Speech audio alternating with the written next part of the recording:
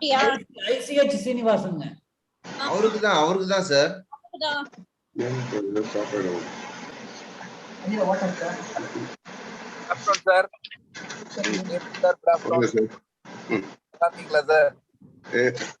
Sir, good afternoon. Sir, good afternoon, sir. Nice, sir. Very busy, sir. Is on the move lurking.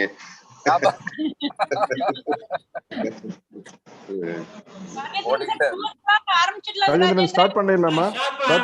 One more minute. வரவங்க அப்படியே join பண்ணட்டும். ஆமாமா, one more minuteங்க. நிறைய YouTubeல join பண்ணிருக்காங்க. We are having a Zoom and YouTubeங்க. YouTubeல எல்லாம் ஸ்டூடண்ட்ஸ்லாம் YouTubeல ஜாயின் பண்ணிடுவாங்க. மேடம் சாருக்கு நான் இமெயிலும் அனுப்பிச்சிட்டேன் மேடம். ஓகே. பெருசா ஜிக்மா ஸ்ரீனிவாசன் சாரால ஜாயின் பண்ண முடியல. He wants you to make him. யாரு? ஜிக்மா ஸ்ரீனிவாசன் சாரால ஜாயின் பண்ண முடியல. He wants you to upgrade him to I mean.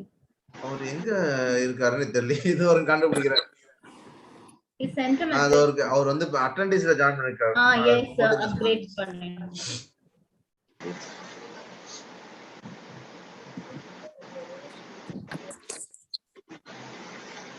அட்டெண்டன்ஸ்ல போட்டுருக்காங்க. Good afternoon sir. Good afternoon sir. நான் ஸ்டூடண்ட் தானே. I am a student, I am learning.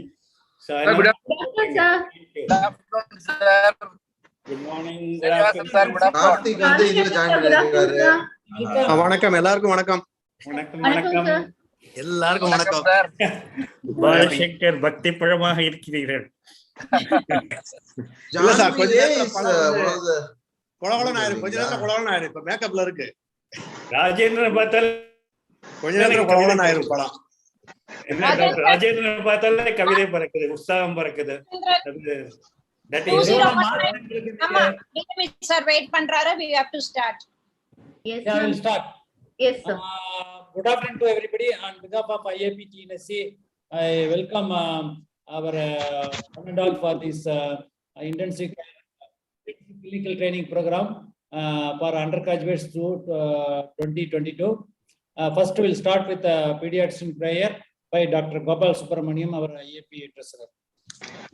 அனைவருக்கும் வணக்கம். குழந்தை மருத்துவனை நிறைஞ்சுதல் எங்களுக்கு முழுமையான குணமளிக்கும் திறனை தாரும். நோயிடம் துன்பத்திற்கும் திறன் நமக்கு வழங்கப்பட்டது எப்படிப்பட்ட சிறப்புரிமை என்பதை பணியுடன் நாம் உணர்வுமாக எல்லா குழந்தைகளுக்கும் அவர்தன் குடும்பத்தினருக்கும் அவர்களின் சமுதாய படிநிலை மற்றும் சாதி மத பிரிவுகளை பாராமல் நலம், கற்றல், ஈகை, அன்பு, அமைதி ஆகியவற்றின் தூதர்களா என்றும் இருப்போமாக. நம்மால் முடிந்தவற்றை மாற்றவும் நல்லவற்றை உள்வாங்கவும் மாற்ற முடியாதவற்றை காரணத்தை ஏற்றுக்கொள்ளவும் போதுமான அறிவும் புரிதலும் எங்களுக்கு வழங்குக. உங்களது வாழ்த்துக்களையும் அருளையும் கருணையும் எல்லா சூழல்களும் நேரங்களிலும் அனைத்து மக்களிடையே கொடுத்து அருளுங்கள். நன்றி. Thank you, Dr. Gopal Subramaniam. Respected our today's guest and always our pediatric family, Dr. Narayana Babu sir, DAB, Tamil Nadu. I welcome sir, and I welcome our IAP TNSC President Dr. Ramesh Babu. I welcome President 2021 Dr. Ismail sir, and I welcome today's program convener Rana Chandramohan, and I welcome President elect Dr. Suresh Balan sir, and I welcome AAA Dr. Thirumurugan, and our President Dr. Gopal Subramaniam, and Vice President Dr. Annamalai Vijayaraman sir, and I welcome all the faculties for the intensive care teaching program, Dr. B. Ramachandran sir, Dr. Balashankar, Dr. Srinivasan sir, Dr. Boma, Dr. Satya Kumar, Dr. M.A. Aravind, Dr. Lakshmi, Dr. Jaykumar, Dr. Anandasri, Dr. Tilagavadi, Dr. Darshani, Dr. K.S. Kumaravel, Dr. Sudhagar, Dr. Kalpana, and Sri Devi Narayanan, and Sendil Kumar, and Dr. Karamat, and Dr. Balaji. I welcome all the... Dr. Chellam has come from Australia all the way. Yeah, I welcome our past President Chellam Kriparan Madam from Australia. I welcome Madam, and I welcome our Senior Professor and Director of Chikmar retired Dr. Srinivasan sir. And I welcome all the undergraduate students and as well as office bearers of IAP TNSC. This is the first of kind we are planning for this intensive clinical training for the undergraduate students.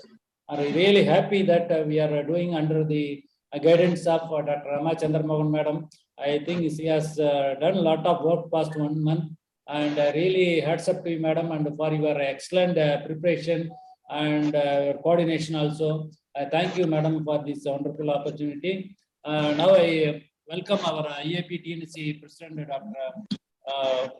Ramesh Babu, to deliver Presidential address.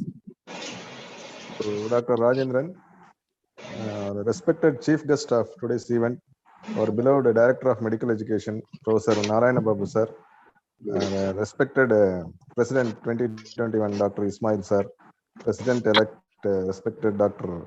Suresh Balan sir, respected Secretary Dr. Rajendran, respected Treasurer of IAP TNSC, Gopal Subramaniam, respected State Office Bearers, and respected Central IAP Office Bearers and EB members, and all the respected faculties for this two-day event, and the convener of today's program, Professor Rama Chandramohan,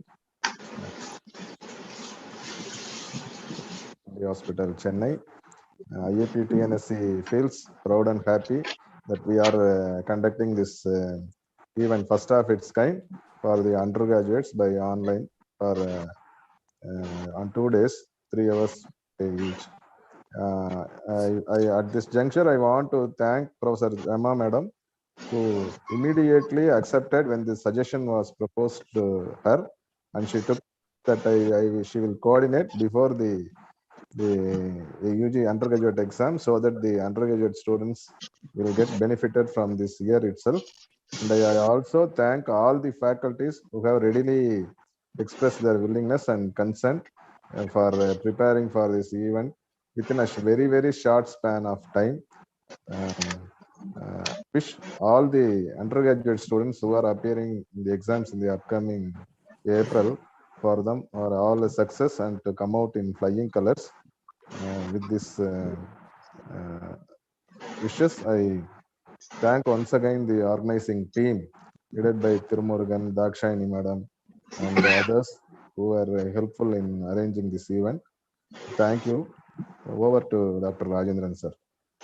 Thank you, Dr. Ramesh Babu sir. And now I request Dr. M. Ismail, President 2021, to deliver your presentation.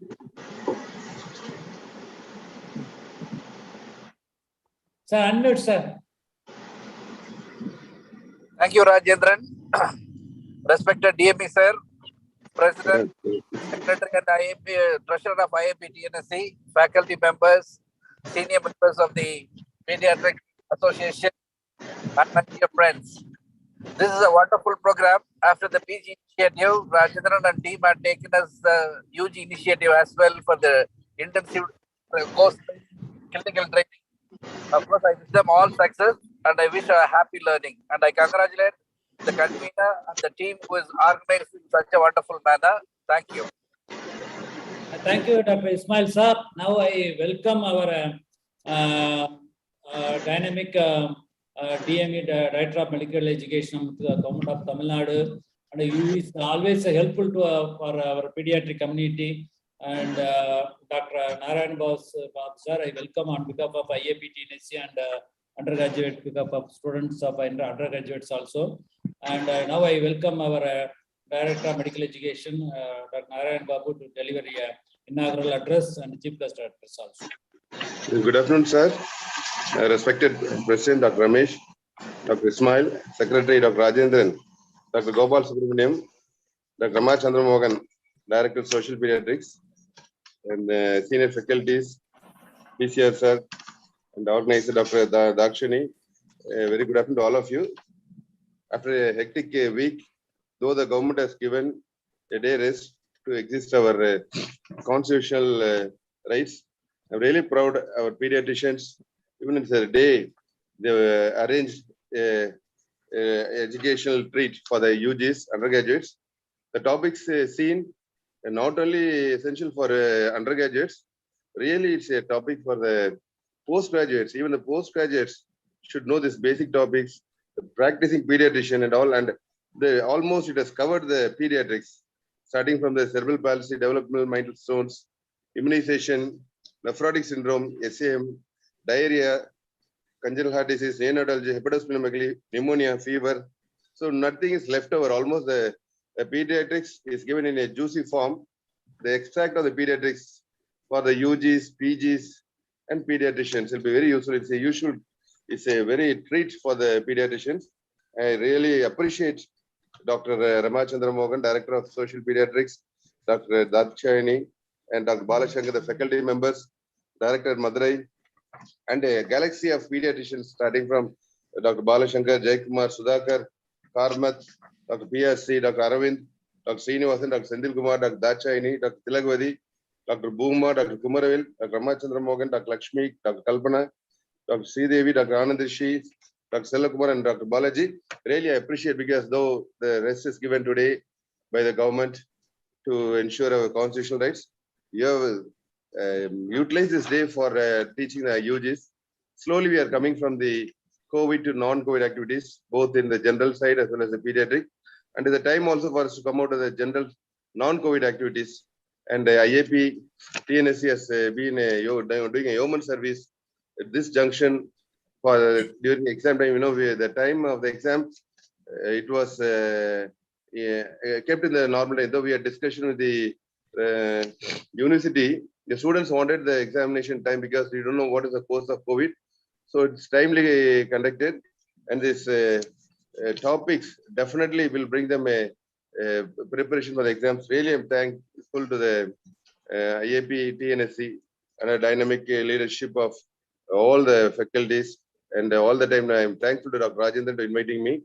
Pediatrics is a part of my life, though I am kept away from this for general work, and pediatricians are doing a yeoman service.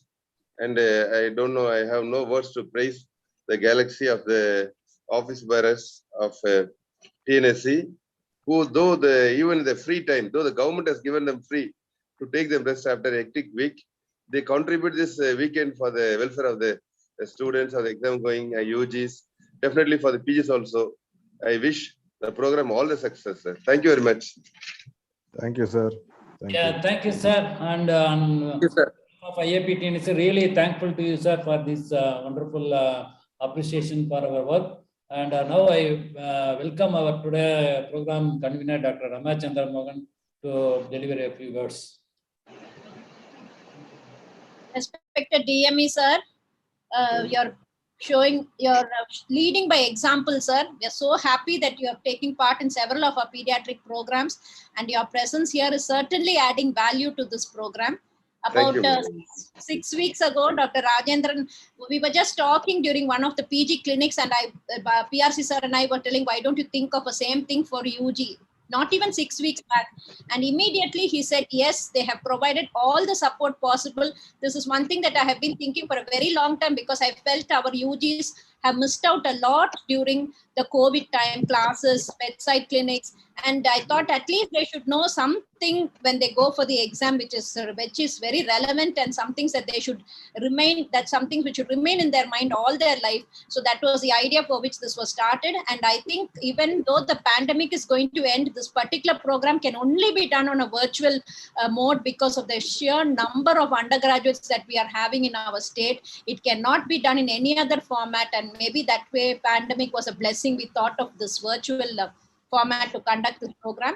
And the faculty from the senior most, I think probably Balashankar is the senior most faculty, to the junior most, I think probably Dakshayani, all of them were so enthusiastic. No one said it is difficult for me, I can't do it. Everybody jumped onto the bandwagon and said, yes, we'll do it. Whatever topic I gave them, they said yes. And there are some people who even did a mock drill yesterday with their co-examiners. So that is the kind of enthusiasm our faculty have shown. Really, really thankful. And Daksh, I'm really thankful to you for all the support.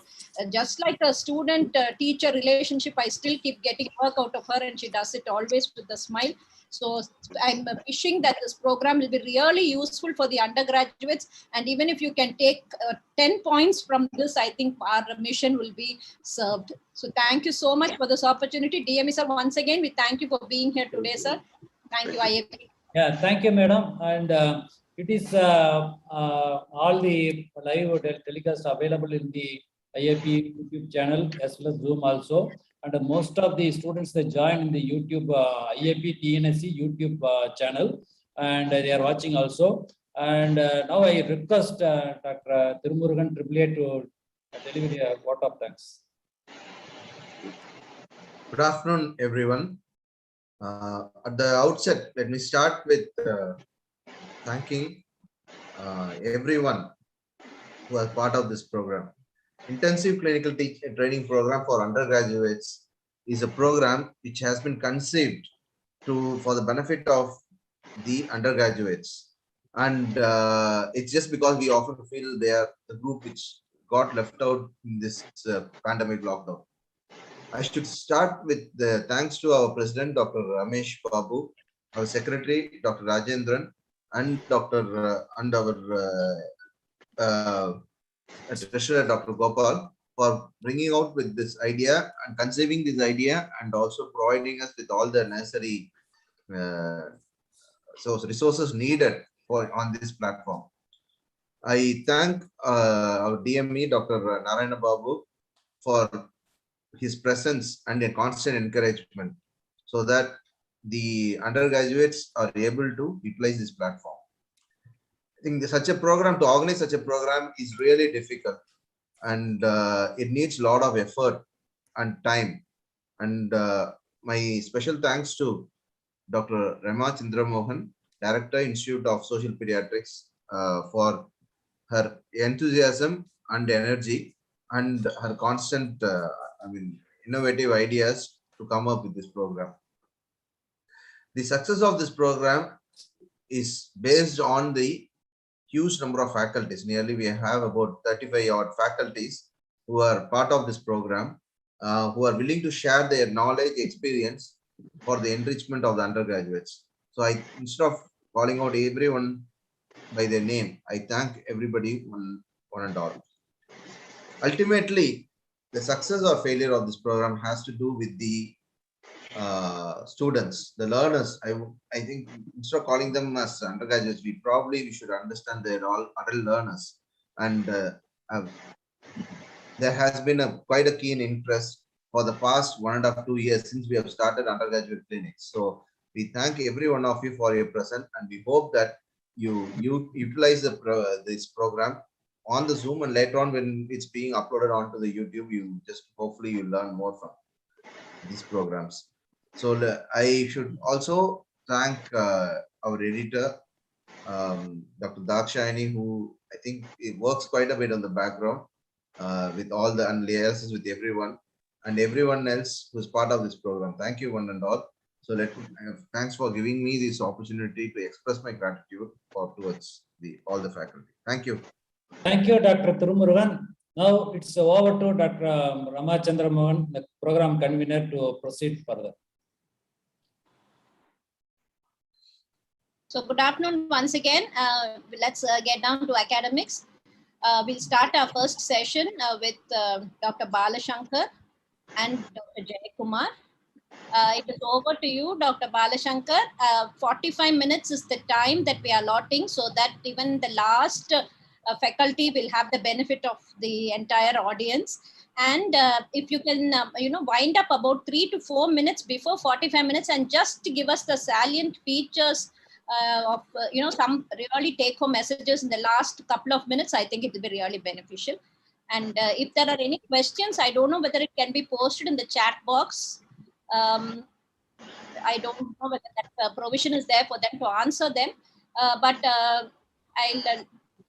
Yeah, madam, they can post a question in the chat box, no problem. Yeah. Okay. So those things can be addressed during your, interaction with the students. Good luck to all the students who are presenting today. I didn't comment about your enthusiasm. You were also equally enthusiastic in taking part in the session. And I hope the messages reach far and wide. Good luck to all of you. So over to Balashankar and Jayakumar.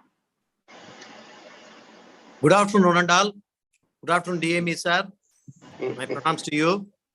And I thank the IAP office bearers and Dr. Rema Chandramohan madam for giving me this opportunity to be one of the faculties for this unique first and prestigious teaching program for undergraduates. And being the first faculty, it is really, I'm proud to be the first faculty in this program. And I also thank Dr. Jayakumar for being with me, and my dear students Supriya and Swati, who accepted eagerly to present the case. And I hope I'll be able to do some justice to the undergraduate students who are listening now. And we all know that it is very difficult to cover the whole cerebral palsy topic in 45 minutes. So I have to be very fast. And I request the students that you can just listen what I am going to tell. And you can in the evening after the sessions are over, you can sit down and rethink and write down the notes, because I will be a little faster. I cannot repeat till you write your notes, because I have to be completing it within 45 minutes. Okay, right. With that, yes, Dr. Supriya. Supriya, can you share your screen, ma? Sir, Jayakumar sir. Jayakumar sir, join team. Yes, sir. Yes, sir. Yes, sir. Good evening, sir. Good evening, sir. Good evening, sir. Yes, sir. Good afternoon, brother. Good afternoon. Good afternoon, sir. Yeah. Vanakkam, sir. Let us proceed, sir. Let's proceed. Yes, Okay. sir. Supriya, slide share பண்ணுங்க. Sure, sir. 2 minutes, sir.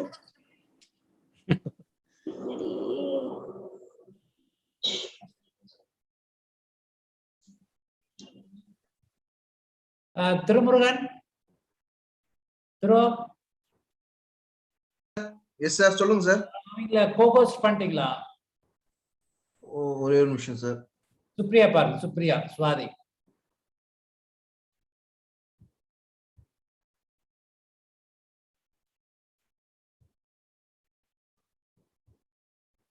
பண்ணியாச்சு sir. கோகோஸ்டா இருக்கணும்னு அவசரம் இல்லை, அவங்க அந்த share ஸ்கிரீனுக்கு போனாங்கனாலே வந்துரும்.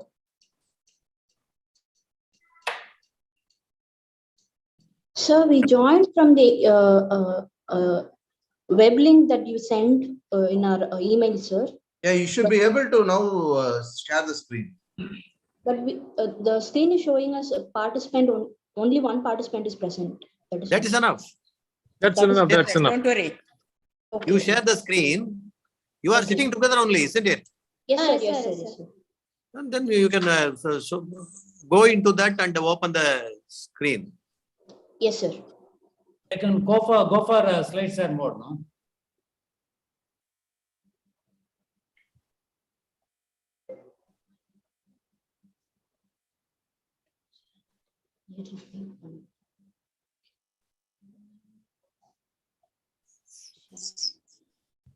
Hello.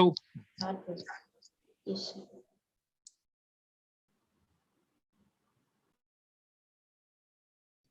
Is the screen visible, sir? No. No, not. You have some difficulty.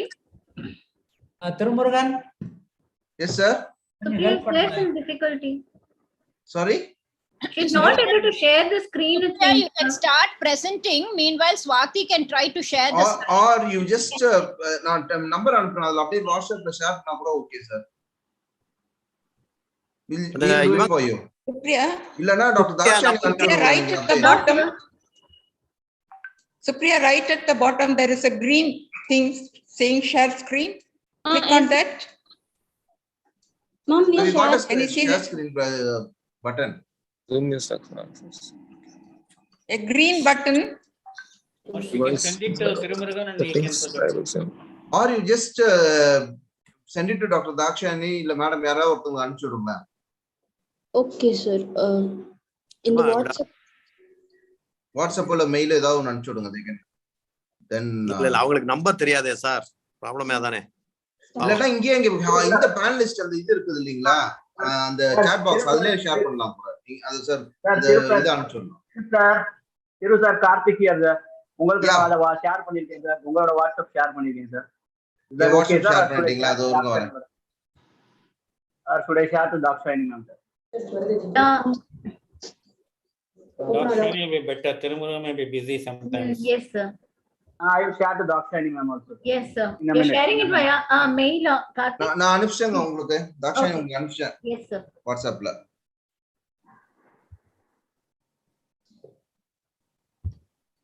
மெயில்ல வேணுமா உங்களுக்கு?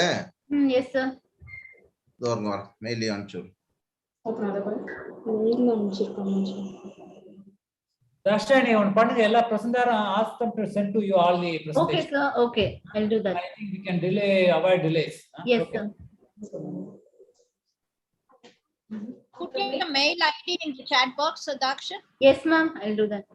Supriya, would you like to just start talking so that you don't waste Swati, time? you can do the sharing. I mean, you can send it. So I Okay. just started sharing it. Just 1 second. Supriya, நீங்க பேச Just ஆரம்பிங்க. tell me. Present பண்ண ஆரம்பிங்க. Okay, sir. Present பண்ண ஆரம்பிங்க Supriya. Good morning, everyone. Here we are Supriya and Swati presenting a CNS case from Madurai Medical College. Now you are seeing the screen? Yes, sir. Yes, sir. Yes. Yes, we are seeing. Shall I start, sir? Yes. A 4 years old male, Tarun, came from Sellur, whose informant being mother with reliability good, came with chief complaints of delayed developmental milestones noticed since birth. As the problem started since birth, I would like to start my history from antenatal period. Antenatal history: married at the age of 21 years, non-consanguineous marriage. It is the first conception of spontaneously. Age of mother at conception is 21 years. Booked and immunized at a private hospital.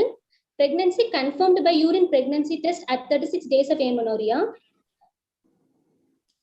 No history of periconceptional intake of folic acid. First trimester. No history of fever with rashes or post-auricular painful swelling. No history of intrauterine procedures. History of folic acid intake present. No history of irradiation. No history of bleeding per vaginum. No history of hyperemesis. First trimester scan done, confirming singleton normal pregnancy. Second trimester, iron and folic acid tablets started from second trimester and taken regularly. Quickening felt at 5th month of gestation and perceived fetal movements throughout pregnancy. Ultrasound done at 5th month and amniotic fluid index is adequate. No history of oligohydramnias or polyhydramnias. No history of drug intake other than iron folic acids. No history of pregnancy-induced hypertension or pre-eclampsia, eclampsia or gestational diabetes. No history of antepartum hemorrhage. Third trimester, no history of gestational diabetes mellitus, pre-eclampsia or eclampsia. No history of lower abdominal pain, fever or foul-smelling discharge per vaginum. No history of UTIs. Bleeding per vagina by around 33 weeks, for which she got admitted at a private hospital in Ramnath for 3 days, following which she delivered a male baby by normal vaginal delivery and said to her meconium stained liquor. No history of any maternal fever during labor. Birth history: it's a preterm male baby with birth weight 1.5 kilogram, cried immediately after birth. Postnatal history: baby admitted in NICU in a private hospital. As per mother's statement, started an expressed breast milk, continued till discharge on 7th day of life. After giving expressed breast milk till 1 month, direct breastfeeding initiated and continued till 1 year. No history of bleeding manifestations, no history of neonatal seizures, no history of neonatal jaundice, and no history of umbilical catheterization. Developmental history: gross motor, partial head control attained at 6 months. Rolling over and further milestones not yet attained. Can stop here. Wait. Developmental history முன்னால கொஞ்சம் நிப்பாட்டுவோமே எல்லாத்தையும் கேட்டு போறதுக்குள்ள. Okay, right? So you done a very good job and given a good history. It's a 4 years male, non-consanguineous marriage. What's the importance of non-consanguineous marriage here? Consanguinity or non-consanguinity? Because hereditary factors are in neurological problems, sir. Like seizures are hereditary. Please remember, CP does not come run in families, but some diseases which mimic like CP, like some metabolic disorders, they run in families. Okay, so in that way, if there is consanguinity and some features are suggestive of some neurodegeneration or metabolic disorder, then we have to think of them. Then cerebral palsy. Okay, that is the importance of consanguinity here. Consanguinity, no, it's not related to CP. Maybe some malformations of the brain, they may run in family. Okay, that is possible. Malformations of the brain that can run in family, and that can be one of the causes for cerebral palsy. Otherwise, the metabolic disorders which are quite common and which mimic something like CP, right? Okay, that is more important here. Okay, folic acid tablet being given. Actually, there is no. Was the mother undergoing checkup in the private hospital? Yes, sir. Yes, sir. Antenatal checkup also, because in government setup they don't give only folic acid. Number one. Number two, there is no. As you clearly pointed out, if at all you want to give folic acid to prevent neural tube defect? Why do you want to give folic acid? To prevent neural tube defects, sir. Okay, very good. If at all, if you want to give, when will you give? Peri-conceptional, sir, before 1 month of conception. That is very good. That's very good. It has to be given before conception. Okay, there's no point in giving after confirming the pregnancy and giving during the first trimester. It is not going to help much. Okay, right. Then you told in the antenatal period, is a spontaneous conception? Yes, sir. Okay, because why I am asking this question? Because if it is assisted fertilization, then there will be twin pregnancies common, sir. Multiple pregnancies are common. If one twin is died, then thrombosis will cause hemiplegic CP, sir. Excellent, very good, excellent. But remember just this one line, that baby is conceived by artificial reproductive techniques. They have got more chance of developing cerebral palsy than children who are conceived spontaneously. That is the point. Okay, yours is a little advanced answer. That's also very good. But remember that the incidence of CP is more in children born with assisted reproductive. Maybe twin pregnancy, triplet. That's also one contributing factor. Otherwise, also there is increased incidence of CP in assisted reproductive technique babies. Okay, right. Okay. Then gestational diabetes mellitus, you told. What's the importance of that here? Because it predisposes to preterm labor, sir. Very good, excellent.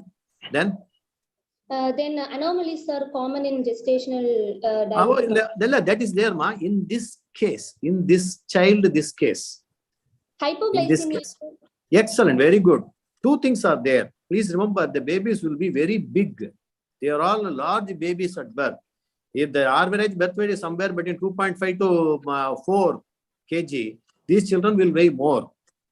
Okay, 4 kg, 4.25 and all. They will all be having macrosomia, high birth weight.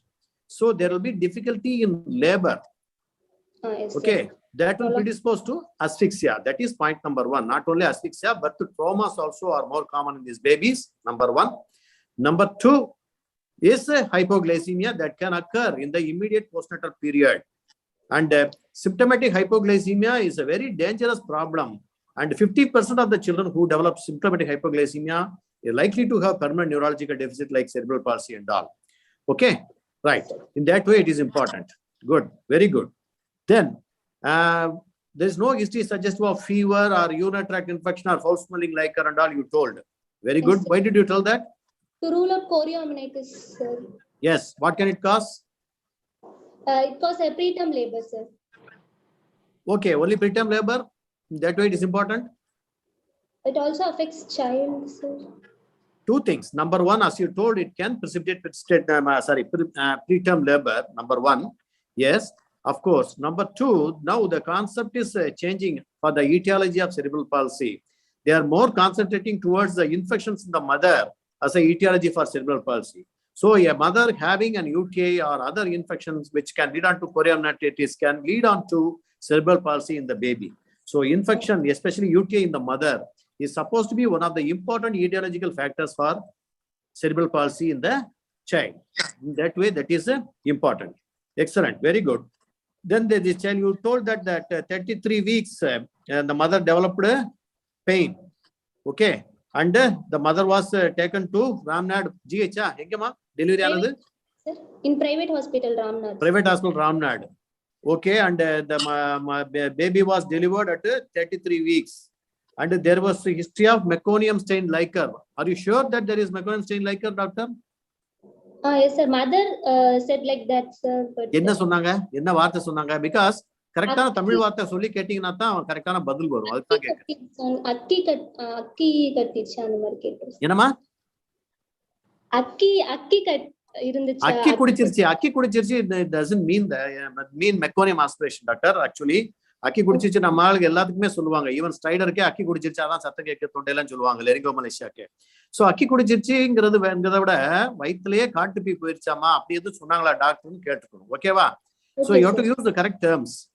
வயிற்றுலயே காட்டுப்பி போச்சுன்னு சொல்லி doctor எதுவும் சொன்னாங்களா அப்படின்னு கேட்டுக்கணும். காட்டுப்பி அப்படிங்கிற வார்த்தை தான் கரெக்டான வார்த்தை தமிழ். அந்த கருப்பா போகும்லமா மோஷன் அது வந்து வயிற்றுலயே போயிடுச்சுன்னு எதுவும் டாக்டர் சொன்னாங்க. Because what is the importance of this meconium stain like? Can you tell me? Respiratory distress in newborns. இல்ல அதுக்கு முன்னால why does liquor become meconium stain? Can you tell me? Due to fetal distress, sir. Yes, yes, excellent. Fetal distress is the one which causes meconium stain liquor. Okay, fetal distress means asphyxia, perinatal asphyxia. Child is being exposed to hypoxia in the peripartum period. So that will compromise the blood and oxygen supply to the brain, and it is one of the important causes. Even though Western countries say asphyxia is one of the rare causes, in a country like India, still asphyxia is one of the #1 cause for cerebral palsy. Okay, so meconium stain liquor means the baby has suffered some form of hypoxia in the perinatal period, and that could be one of the causes for permanent neurological damage to the child in the form of cerebral palsy. Okay, #1. #2, as you told, meconium aspiration syndrome can cause respiratory distress, and that can lead on to hypoxia and further injury to the brain of the child. In that way, it may be important as far as the etiology is concerned. Okay, then the baby's birth weight was 1.5 kg and 33 weeks. I think, what's your comment on that? 33 weeks, 1.5? So low birth weight babies are more predisposed to. Okay, it is a low birth weight baby, less than 2.5 kg. It is a low birth weight baby, yes, and it is preterm, 33 weeks. So the birth weight according to the gestational age is actually correct. 33 weeks, 33 weeks, now 1.5 kg correct. So it is a preterm appropriate for gestational age baby. That's what I can say. Preterm appropriate for gestational age. Okay. Okay. And it cried immediately after birth. What is the importance of that? Because spontaneous respiration attained immediately after. So a child crying at birth means it is a reasonably neurologically normal child. A child who has been exposed to hypoxia or asphyxia, that does not cry normally at birth. Okay. So not crying at birth is one of the important signs of hypoxia to the baby. And as I already told, it's asphyxia is one of the leading causes of cerebral palsy in India, developing country like India. Okay, so it is 1.5 kg, and mother says that child was otherwise normal. Where enna treatment edu kudutanga, oxygen edu vechirundangala edha theriyuma? Nikula admit பண்ணிருந்தாங்க sir, oxygen வச்சிருந்தாங்கன்னு சொன்னாங்க. Oxygen vechangalama? Why I am asking 1.5 kg, 33 weeks. Preterm baby. What are the complications it can have? Apnea of prematurity. Okay, apnea irukattum, but in the case ku sambandhamanada solunga. Okay, apnea ottukalam. Apnea can cause hypoxia and can cause brain injury and cerebral palsy. Yes. Okay, RDS. Okay, respiratory distress syndrome. I expect a baby delivered at 33 weeks weighing 1.5 can have RDS due to surfactant deficiency. So RDS will predispose the baby once again to hypoxia, which can lead on to further brain injury. Okay, right. Now tell me, what are the ways in which a preterm baby is prone to develop cerebral palsy later?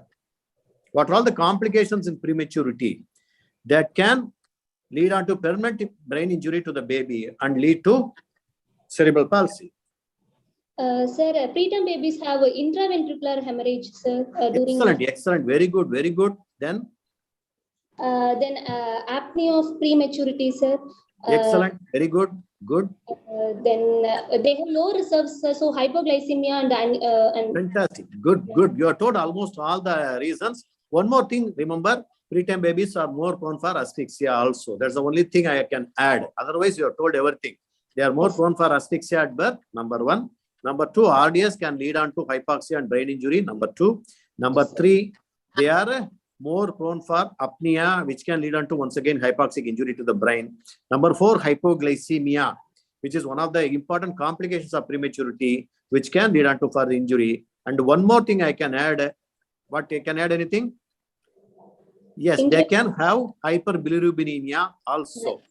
Okay, so they develop bilirubin encephalopathy even at a lower level of bilirubin than a term baby.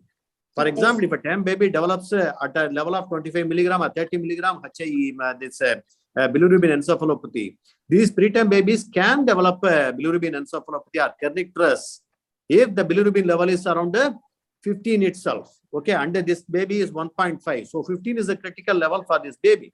Okay, so these are the ways by which a preterm baby can be predisposed to development of a permanent brain injury and development of a CP.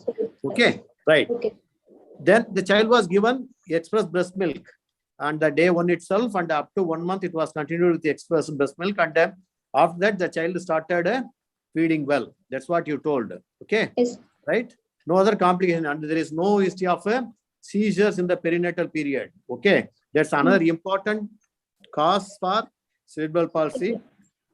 Asphyxia will lead on to the problem of hypoxic ischemic encephalopathy. I think you all know the terminology, HIE, hypoxic ischemic encephalopathy, which presents a seizure on day 1 of life. Fortunately, there is no history of asphyxia in this child. Okay, and there is no history of seizures also in this child. Okay, and most importantly, you told the cause periventricular and intraventricular hemorrhage in the preterm babies, because they have got very flimsy blood vessels in the brain, and the germinal matrix is very flimsy, and they can bleed in the ventricle, inside the ventricle and in the periventricular region. And that is one of the important cause for CP. What type of CP, if they develop periventricular hemorrhage, they develop going for? Dr. Surti? Sir. If there is periventricular hemorrhage, what can it lead on to?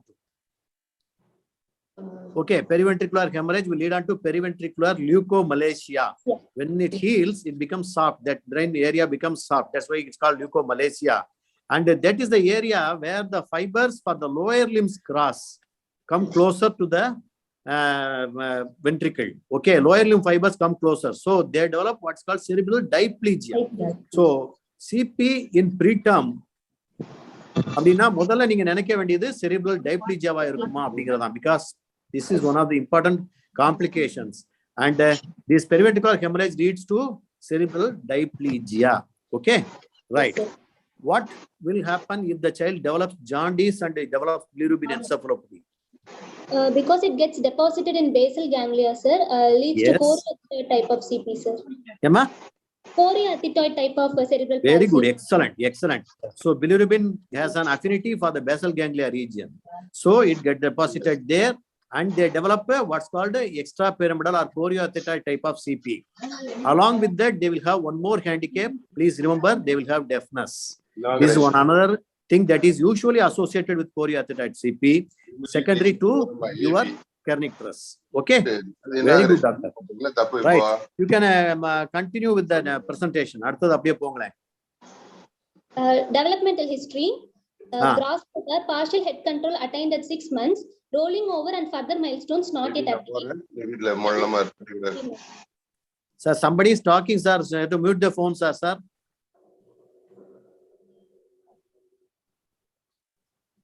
Shall I continue, sir? Pinala ponga slide, please. Okay, நீங்க carry on, doctor. Fine motor can reach out objects but cannot grasp. Developmental age 6 months. Okay, gross motor la only one that is attained is partial head control or full head control? Partial head control only attained, sir. Partial head control. When do you expect the partial head control to be there or full head control to be there? At about 3 months, sir, around 3 months. Okay, by 3 months it will have partial head control or bobbing of head will be there, and by 4 months there will be total head control. Okay, right. Second domain, fine motor, and there is no other milestones that have been developed in this child. Child is not able to roll over, not able to sit or anything. No, sir, no, sir. No other milestone is achieved. Okay, pathetic. Okay, carry on. What about fine motor? Fine motor can reach out objects, sir, but cannot able to grasp them, sir. Okay, that is called actually, that one terminology is there, larval reach. I don't know whether it's necessary for you. It will be just bringing the hand towards the object, but it will not grasp the object. Okay, that usually occurs by 3 months. Okay, and it will be able to grasp the object by 4 months. and transfer the object from one hand to other by 6 months. Okay, but the child is just bringing the hand towards the object, so I can put it as 3 months developmental age. Okay, right. Okay. Any other milestones? Fine motor or No, adaptive? sir. No. No, Okay, the next milestone. Next social. Social smile attained at 6 months, sir. Recognizes mother at 1 year. Stranger anxiety attained at 2 years. Does not wave bye-bye, sir. Developmental age 6 months. Excellent. Very good. Very good. All these things where stranger anxiety and all occurs at 6 months of age, and child will recognize the mother and social smile. But all are delayed. But to some extent, it is attained. It is not that bad as motor, and developmental age here is 6 months. Okay, right. Next, language. Cooing attained at 6 months. Child able to say bisyllable words at 3 years. Can able to say 2 words in a sentence at 3.5 years, sir. Okay, so here we have got a child who has got a severe motor handicap, but the social is fair. Okay, just okay. I can't say good, and language is fairly okay. Yeah. Yes, sir. Yes. So child is able to talk few a sentence with 2-3 words. So which usually occurs by 2 years of age. Sentence la varano appadina 2 vayasa agum. Nalla sentence 2-3 vaartha சேர்த்து பேசலாம். 1 ல 2 வயசு ஆகும். Okay, yes, so it is developmental age. Language only it is around 1.5 to 2 years of age. Okay, right. Yes, so the motor domain is the one which is severely affected, and this social and language are social is moderately affected and language is mildly affected. That's what I can comment on this.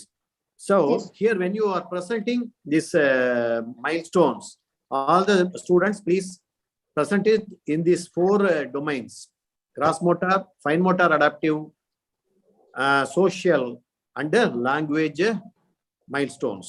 These 4 headings only you have to follow. You have to tell in different headings and tell probably, as he told, what's the developmental age in that domain also. Okay, that is the way of presenting. She has done a wonderful job. Very good. Okay, and please remember something when you are eliciting the milestones. For example, if you are given an infant which is 6 months or 7 months old, and it is going to be a preterm child, what will you do? How will you calculate the milestones? Corrected age, sir. Yes, that is most important. Excellent, doctor. Very good. So 33 weeks nirappa idu 7 varam munala parnanchi. So 7 vaartha nama kadikanum.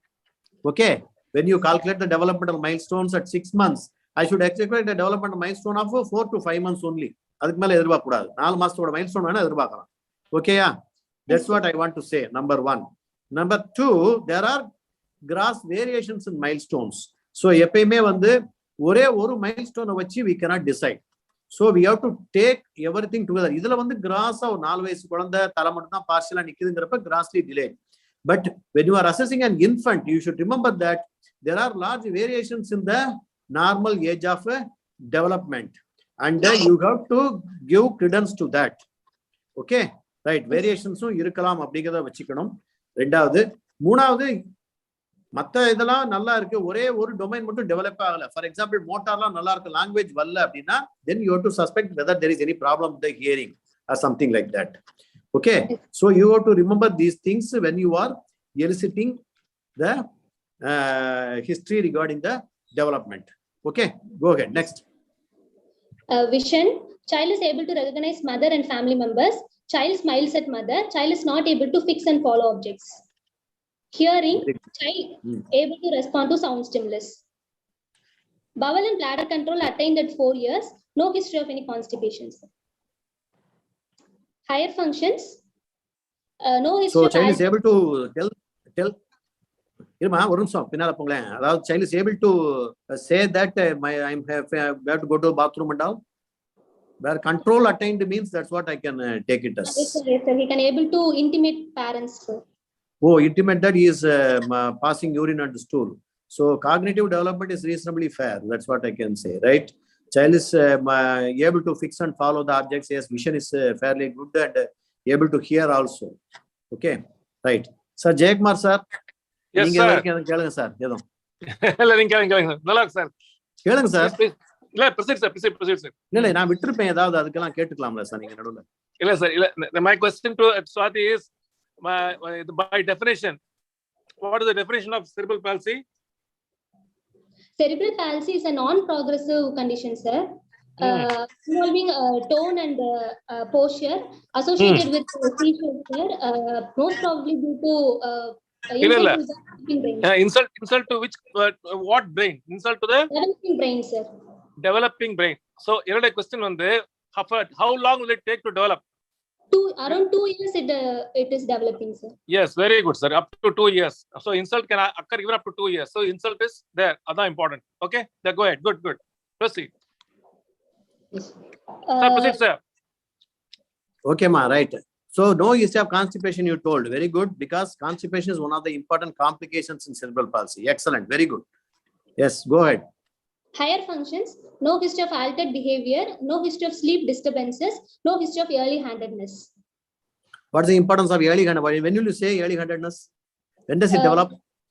Sir, in a hemiplegic CP, the child will... When does it develop? When does handedness develop? When do the child develop handedness? Handedness around 4. 2 வயசாவது ஆகுமா handedness வர்றதுக்கு? 2 வயசுக்கு மேலதான். 2 to 3 வயசாவது ஆகும் handedness எல்லாம் வர்றதுக்கு. அது வரைக்கும் 2 கையும் தான் யூஸ் பண்ணுவோம். Okay, especially if a child less than 1 year says that my parents say that sir என் பையன் ரொம்ப மரியாதையா எது விட்டாலும் வலது கையில தான் சார் வாங்குவான், இடது கையில வாங்க மாட்டான் அப்படின்னு சொல்லிச்சிருவீங்க ஒரு வயசு பிள்ளைக்கு போய், then there is a fault. Okay, so handedness should not develop less than 1 year. ரைட்டா? இட் ஓரளவு மெச்சூர் ஹேண்டட்னஸ் வரணும் அப்படின்னா ரைட் ஹேண்டரா லெஃப்ட் ஹேண்டரா தெரியும்னா அட்லீஸ்ட் 2 years ஆயிருக்கணும். Okay, if the child has hand preference less than 1 year, definitely the other side is at fault. Okay, okay, right ma. அடுத்தது cranial nerves, right? Cranial nerves not able to follow objects but recognizing parents, history of deviation of eyeball but no drooping of eyelids, no history of abnormal involuntary movements of eyeball, able to chew food properly, no history of deviation of mouth or drooling of saliva, able to respond to sound stimulus, no history of nasal regurgitation. Okay, right. இந்த இது இருக்கு இல்லையா, இது முந்தின ஸ்லைட்ல நீங்க போட்டீங்கல்ல, அதாவது able to chew food properly, drooling of saliva, இதெல்லாம் வந்து ப்ராப்ளம் இருக்கும் அப்படின்னு எதிர்பார்க்கறீங்களா சிபில? Yes sir, if pseudobulbar palsy is excellent, present. very good. What is pseudobulbar palsy, by the way? It is an human type of palsy, sir. Yes, upper motor neuron type of palsy of the cranial nerves is called a pseudobulbar palsy. If it involves the 5th nerve and other nerves concerned with deglutition like vagus, 9th nerve and all, then there will be problem in chewing and swallowing. So this is one of the important problems in cerebral palsy, which will predispose them to PEM, protein energy malnutrition, or SAM. Okay, otherwise, so they will have malnutrition because they will have difficulty in feeding, and they will also have regurgitation of the feed also. The 9th and 10th nerve weakness, they can have regurgitation of feeds. So this make the children more prone for develop malnutrition. Okay, right? Yes, okay, next அடுத்த slide போடுங்க. No history of difficulty in swallowing, able to turn head side to side, right. Tongue out and no deviation of tongue, sir. Good. Motor system, history of stiffness of both upper limb and lower limb noticed since birth, history of difficulty in holding the child on hip, history of difficulty in changing and wearing diapers, no history of scissoring of lower limbs, sir. Okay, what does it mean? Difficulty in changing the diaper and not able to put the child in the hip. Why? What is it due to? A spastic type of stiffness it may be, sir. So that will be spasticity na, but in the word use pannunga adductor spasm in the thigh. Okay, that is the word. The adductors of the thigh becomes spastic, stiff. Okay, so that leads on to the child always keeping the legs together. Okay, it will be very difficult to part the legs of the child and put on a diaper or an underwear. Okay, and the child normally nama South Indian mothers sukra mari, they cannot carry the child in the hip because they cannot abduct the hip that easily. Okay, yes. Right. Yes. Scissoring of the lower limbs irkalam illamal irkalam, in the child la illa. Okay, yes sir. Scissoring, when how it is demonstrated, always hold the child under the axilla la pidichu thooki munala neatningana kaal automatically vandu rendu vandu pinnikte pogum. That's how you have to demonstrate the scissoring. Okay, right? If you want to demonstrate scissoring, lift the child with your arms, holding the child below the armpit and lift the child, and automatically the lower limbs will go in for scissoring. Okay, right. Yes, Once again, scissoring is due to adductor spasm and spasm of the Achilles tendon and all those things. Okay, right. Next. History of not able to move arm above head. History of not able to eat with a spoon or mixing food. History of difficulty in turning in bed. History of difficulty in getting up from supine position. History of difficulty in standing from sitting position. No history of involuntary movements. Sensory system able to perceive sensations. Okay, is there any problem in sensation can occur? But it's difficult to say. Actually, it may be able to perceive the pain, heat, and the cold. Okay, right. What can go wrong in this child in sensory system? Actually, it's a motor disease, isn't it? Yes, cerebral sir. palsy. But remember, cortical sensations can be affected in cerebral palsy, Yes, because in CP, cortex is the one which is mainly affected, majority of the things. So cortical sensations like your 2-point discrimination, stereognosis, graphesthesia, and all those things may be affected. But it is very difficult to test, especially in a child with gross developmental delay, I accept. But if you get an older child with good cognition, you can test for this. Okay, right. Yes, sir. Go ahead. Cerebellum, no history of involuntary movements of Okay, eyeball. அடுத்த skip பண்ணிட்டு பாருங்க, ஒண்ணும் இல்ல இல்ல. Right, அடுத்த போங்க, அடுத்த slide போங்க. Past history, no history of. Sir, shall I go for past history, sir, or? என்னது அப்பர் லிம் அதெல்லாம் என்ன சொல்லியாச்சு. அடுத்த ஸ்லைட் போங்க. கேட்லலாம் ஒண்ணும் இல்ல இல்ல. பெட் சோர்ஸ் ஒண்ணும் இல்ல. Okay, so bed sore is one of the important complications. So two things will occur when the child is immobilized for a long time. One is contracture, number 2 is bed sores and callosities. இது மூணுமே வரலாம். Okay, right. Child is gaining adequate weight. I will check it up when you say the anthropometry. Okay, right, go ahead. No contractures. Yes, sir. The child is in regular physiotherapy, sir. So... Okay, I don't know. Okay, go ahead. Examination பார்த்துக்கலாம். Past history ஏதாவது முக்கியமா இருக்காமா? இல்ல இல்ல. No important past history. Oh, child is under physiotherapy since the age of 2 years of age. Okay, only from 2 years it is getting physiotherapy. Okay, yes, I'll come to that later. Okay. Okay, right. Immunization done till date. Family history not significant, sir. Right. Okay, இது general இது examination போங்க. General எக்ஸாமினேஷன்ல ஏதாவது சொல்ல வரீங்களா? Sir, வேணா இதெல்லாம் வேணா விட்டுருங்க. skip it. ஜெனரல் எக்ஸாமினேஷன் வேணா, செம்மறி வேண்டாங்க. ஜெனரல் எக்ஸாமினேஷன் இது இருக்கா? Sleep normal. ஓகே, ரெடிமானா இல்ல. ஓகே, அடுத்தது நெக்ஸ்ட். சரி, வைட்டல்ஸ்ல ஒண்ணும் இல்ல. Okay, next. ஆந்த்ரோபோமெட்ரில ஏதாவது இருக்கா? Squint is head to foot examination. Squint is present, sir. Squint is present. What squint is that? Sir, non-paralytic squint, sir. Non-paralytic type of squint. Always called concomitant. Excellent, very good. Good. It is a concomitant or non-paralytic squint. A squint that occurs in cerebral palsy is almost always 99.9% is a concomitant squint, even though there is motor weakness in CP. Concomitant squint is the one which occurs in CP. Okay, right. Yes. Well, how do you say it is concomitant squint only, not paralytic?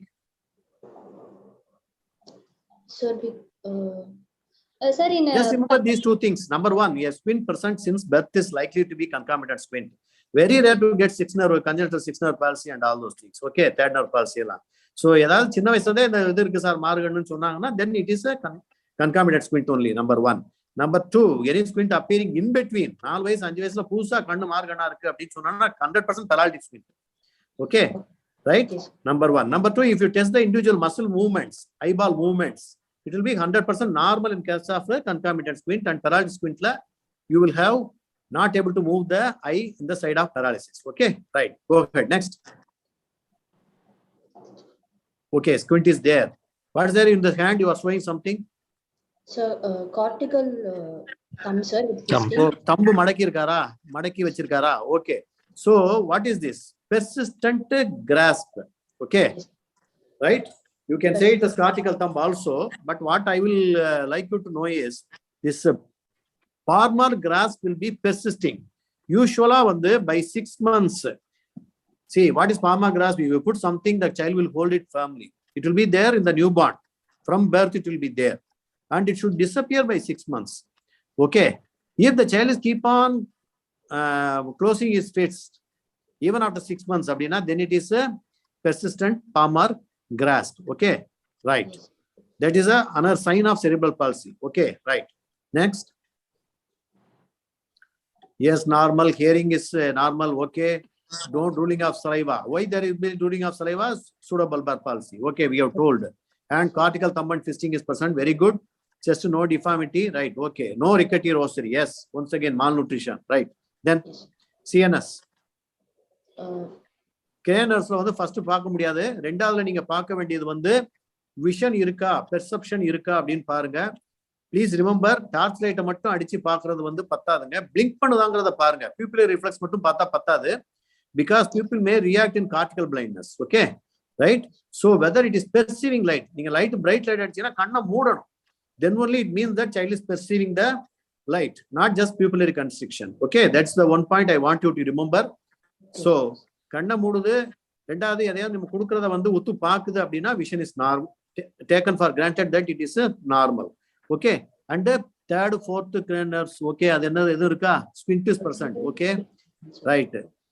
Right. Third, fourth, fifth, seventh usually, even though say angle of deviation இதெல்லாம் பொதுவா CPL இதெல்லாம் வராது. Eighth cranial, ninth cranial. Okay. Eighth cranial is the hearing. Okay. Right. So whether it is standing towards the sound stimulus, it is standing. Yes, sir. It's okay. Next slide. Okay. Gag reflex not elicited. Okay. It may be brisk sometimes in these children. Okay. Deviation of uvula illa. Then okay. Next slide. Motor system. Solunga. Sir. When the child is pulled to sit, head lag is present.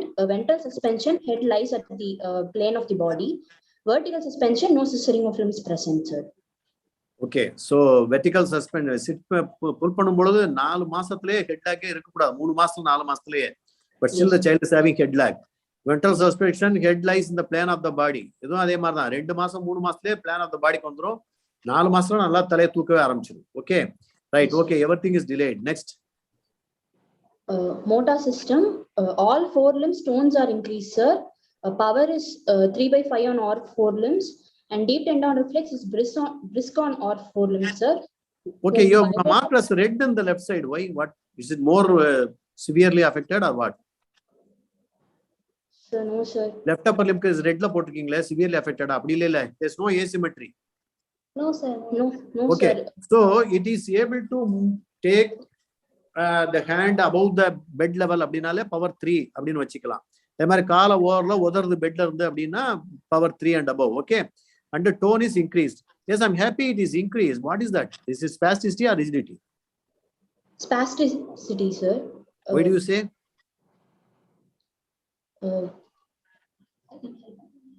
Because so initially it will be resistant and suddenly it will give way. If it is so, it is called spasticity, clasp knife. Okay. Because CP children நிறைய extra pronoun CP வரும் doctor. அதுல they will be rigid. So மடக்கி நீட்டி பாத்தீங்கன்னா throughout the movement there will be resistant. Okay. So it means it is rigidity. If it is throughout, resistance is throughout the flexion and extension வச்சிங்களேன், then it is called rigidity, not spasticity. Okay. Spasticity na மடக்கறப்ப ஆரம்பத்துல resistance சட்டனா டக்கன it will give way. Okay. Right. DTR RR brisk. Okay. Right. Okay. Plantar bilateral extensor. What precaution you will take in eliciting plantar, especially in an infant, small child la?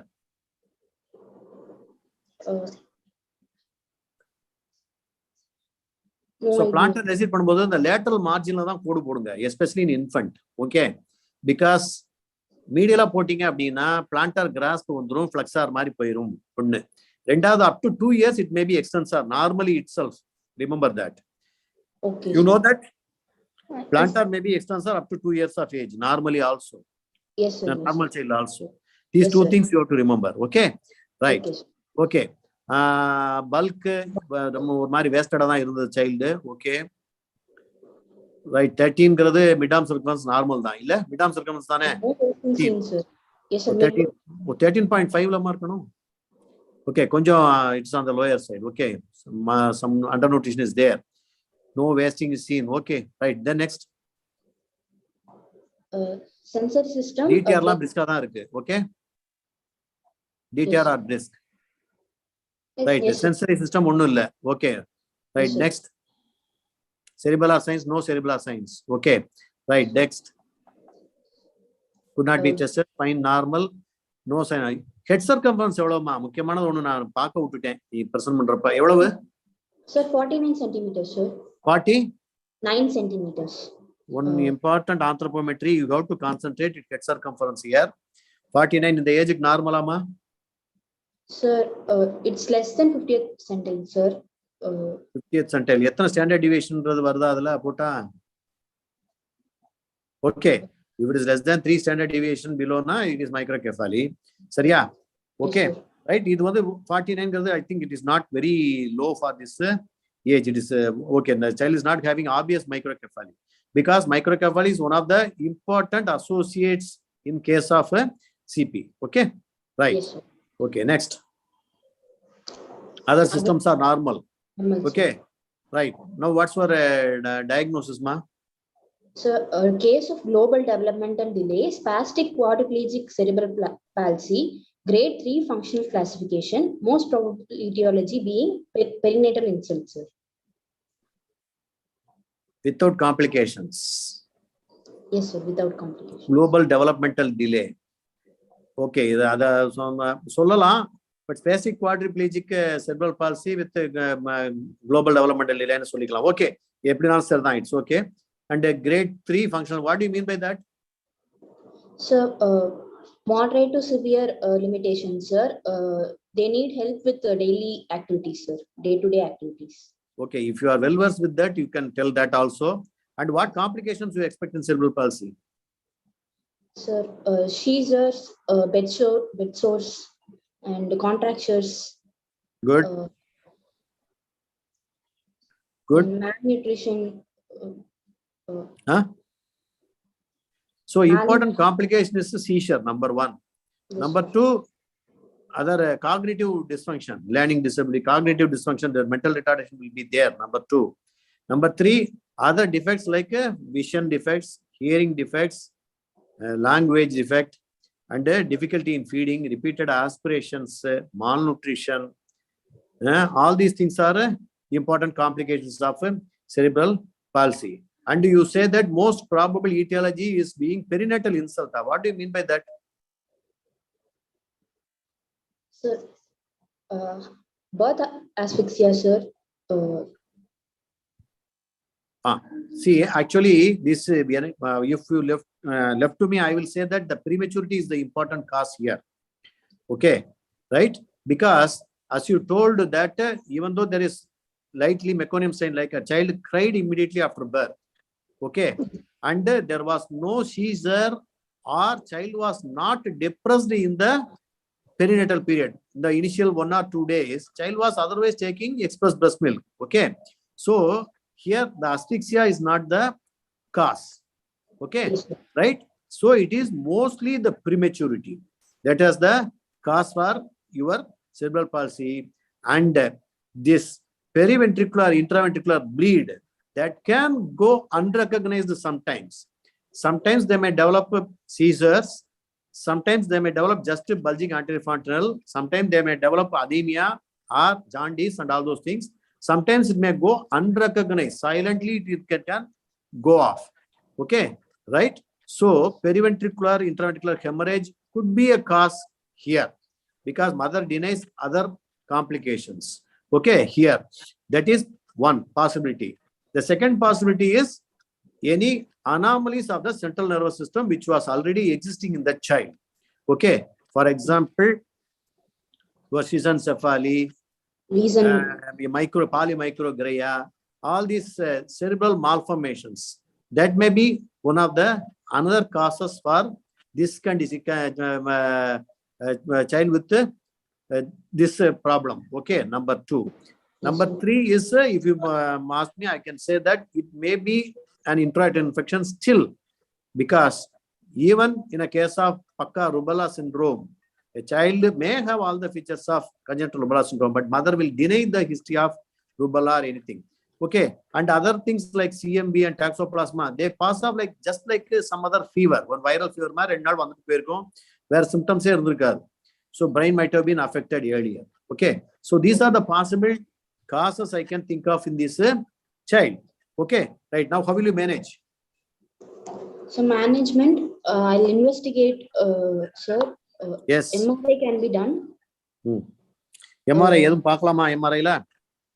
So as I already told, preterm intraventricular periventricular hemorrhage, periventricular leukomalacia.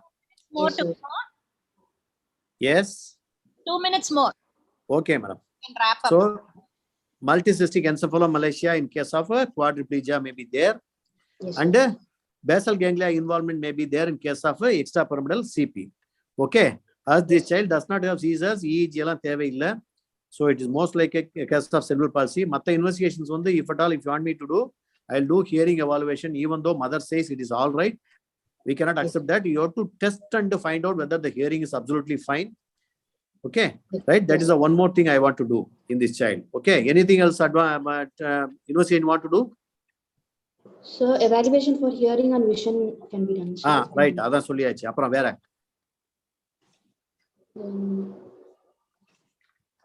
Treatment. Treatment, early intervention is necessary, sir. Multidisciplinary approach. Okay, and the multidisciplinary approach ங்கிற வார்த்தை நீங்க கட்டாயம் சொல்லணும்னா யூஜில எதிர்பார்ப்பாங்க doctor. அந்த வார்த்தையை மனப்பாடம் பண்ணிக்கங்க. Multidisciplinary approach. It involves not only pediatrician, neurologist, an orthopedic surgeon, physiotherapist, மத்த ENT specialist, ophthalmologist, எல்லாருமே. That's what it is meant by multidisciplinary approach. That is a buzzword you have to tell. Number one. Then where in the management? We can give pharmacotherapy, sir. For spastic. Okay, for muscle relaxation, we can give pharmacotherapy. Yes, sir. Right. What muscle relaxants you know of? Diazepam, diclofenac. Very good. Okay. அது வரைக்கும் போதும். 2-3 சொன்னீங்கன்னா போதும். Right. மூணாவது இன்னொரு வார்த்தை சொன்னீங்க. Very important word you told. What's that? You already சொன்னீங்க. Early intervention. Yes, sir. Okay. See, this child has been kept idle for 2 years, which is wrong. Okay. Have you heard of the word DEIC? Yes, sir. District Early Intervention Center. Yes, yes. Every hospital, big hospital, including a district hospital, has this DEIC. The purpose of this DEIC is these children who have the complications during birth, or preterm babies or asphyxiated babies, all these babies should get registered in this place, and they should be followed periodic interval to detect any deviation from the normal development. Early detection, that's what it means. It has to be detected early by periodically, every month or 2 months they have to be brought and looked for any delay in development. And there are so many tests by which we assess the development. By using tone and all those things are there. So many other milestone testing, Trivandrum scale and all these things are there by which we screen, and we have to be detected early. Why should it be detected early? The parent should be informed at the earliest so that they can cooperate for what's called early stimulation of the child. Okay, why should we stimulate early? Because that is the period in which the brain is developing fast. So at that period only you have to stimulate the brain so that it will regain some of the function, because it is a very plastic brain where the child can develop so many axonal branches, and ramification can occur in the axon, and the other areas can take over and help, and the child can improve in every field if it is intervened early. Okay, so that is the principle behind this early detection and intervention. Okay, and what they do is they give stimulation, visual stimulation, auditory stimulation, touch stimulation. All the sensations are stimulated so that the neurons will develop new connections, and the handicap will not progress further, and the child can improve developmentally. Okay, right. That is the important principle in early identification and management. Okay, right. Only one thing what we have not mentioned, which some people may ask, is this neonatal primitive reflux. I am finishing, madam. 1 minute. 1 minute, I'll finish. Neonatal persistent refluxes. Okay. Primitive reflexes. Okay. That's area you have left. You learn 1 or 2 primitive reflexes like what is grasp, what is stepping, placing, sucking and rooting reflex. And what reflex which is important here is this globular tab, which may be persisting, and palmar grasp may be persisting. And one reflex called tonic neck reflex that can be persisting in CP. Okay. So, Jaykumar sir, you can solve. Yes, sir. Yeah, Paul sir. Super. Sir. Yeah, super enough, sir. Really I'm so sorry. to sum up, Wind up 30 this. seconds to sum up. Let us wind up. Yeah, that's done great, sir. To highlight, you have 30 seconds if you want to highlight 30 seconds, madam. So, in case of this cerebral palsy, as she presented, you start either from birth or even from the antenatal period itself. That is important when you start presenting.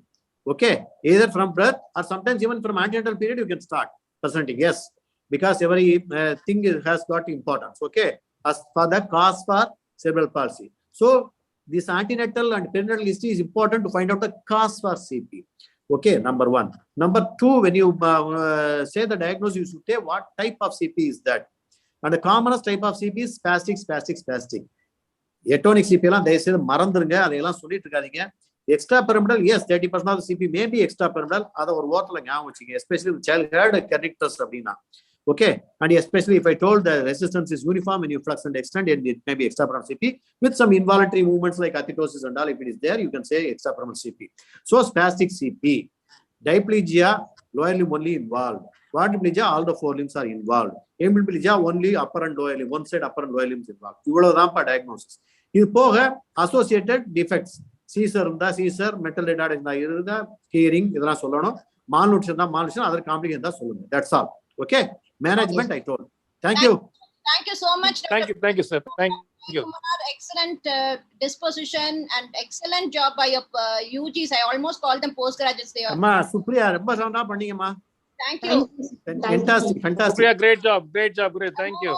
The next talk by Dr. Sudhakar. It's on developmental milestones. It is just going to be a presentation for 15 minutes, but very, very important session for undergraduates. As you know, from this class on CP, the knowledge of developmental milestones is very important when you have to tell what is the developmental age of the child in each domain. So you should know, and I think he's only going to highlight the important milestones. It's over to Dr. Sudhakar, who's the Associate Professor of Pediatrics in ICH. Over to you, Sudhakar. Yeah. Good afternoon, madam. I thank you for giving me the opportunity. Considering the time restraint, I'm going to the topic directly. Developmental milestones. This is the most important, very cute picture I have taken actually from a patient. You already presented in the last case. So what is this? It is called cortical thumb. So coming to the principles of development, we have to consider 8 points in that.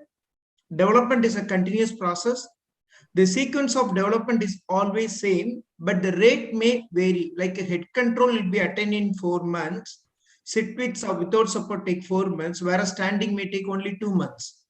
So in like the rate may vary, but the sequence of order is always the same. And the development process is related to the CNS maturation. Otherwise, we call this a myelination of our. So then next thing is the generalized mass movements are converted into individual responses. Then it is always cephalocaudal, that is from head to foot. Then proximal muscles to distal muscles. Then comes our primitive reflexes are going to disappear by appearing as an voluntary movements. So every movement, every process have a important value in our body. So never forget the principles of development. So I already told it's a maturation. So what is the maturation of CNS? It is from the synapse formation and myelin sheath formations. So the synapse, it is called synaptogenesis. It occurs between 8 months to 2 years in the maximum speed. Okay. Then after 2 years, if you are not using it by the mechanism of apoptosis, it is going to disappear. When it is going to disappear, by the age of 16 years, we have to disappear. It will disappear. So we call it as use it or lose it. So that is the reason we always encourage stimulation since birth, even in intrauterine also.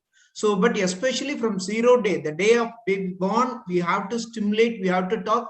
Don't underestimate the baby is not understanding or anything. These processes are going to happen even between 0 to 3 months in a very rapid speed. That is why cognitive development is the first development to appear based on this myelination and synaptogenesis. So I already said most activity into individual responses. Cephalocaudal order. So head control, then sit with support, back trunk control, then your hip control. So that's head control. Then baby is going to sit. Then only baby can stand. Then only baby can jump. Same thing proximal to. So proximal is big muscles and fine motor, that is by the distal muscle. So proximal to distal. So all primitive reflexes disappear, becoming voluntary actions and disappear by. It may differ, but the undergraduate keep it like a 6 months of 6 months after birth. There are almost 73 reflexes being described, but the most important stepping reflex, Moro, palmar grasp, tonic neck reflex, sucking, rooting, it keeps on going. But you should not forget stepping, Moro, palmar, tonic neck reflex. Why I put stepping as that is the first one to disappear by 3 months itself. So as already the last case presentation, you have clearly mentioned corrected age for that. Just simply I put for other PG undergraduates, always corrected age is calculated from the expected date of delivery, not from the date of birth. So we have to put in the calendar a reverse way, year, month, and day. Say today is the 2022, month 2 and 19, expected date of delivery. So this comes 6 months. So the whatever may be the date of birth, always consider from the ED. Corrected age up to 2 years. Certain textbooks say 3 years, but yes, you can give an allowance up to 3 years for premature, especially for premature.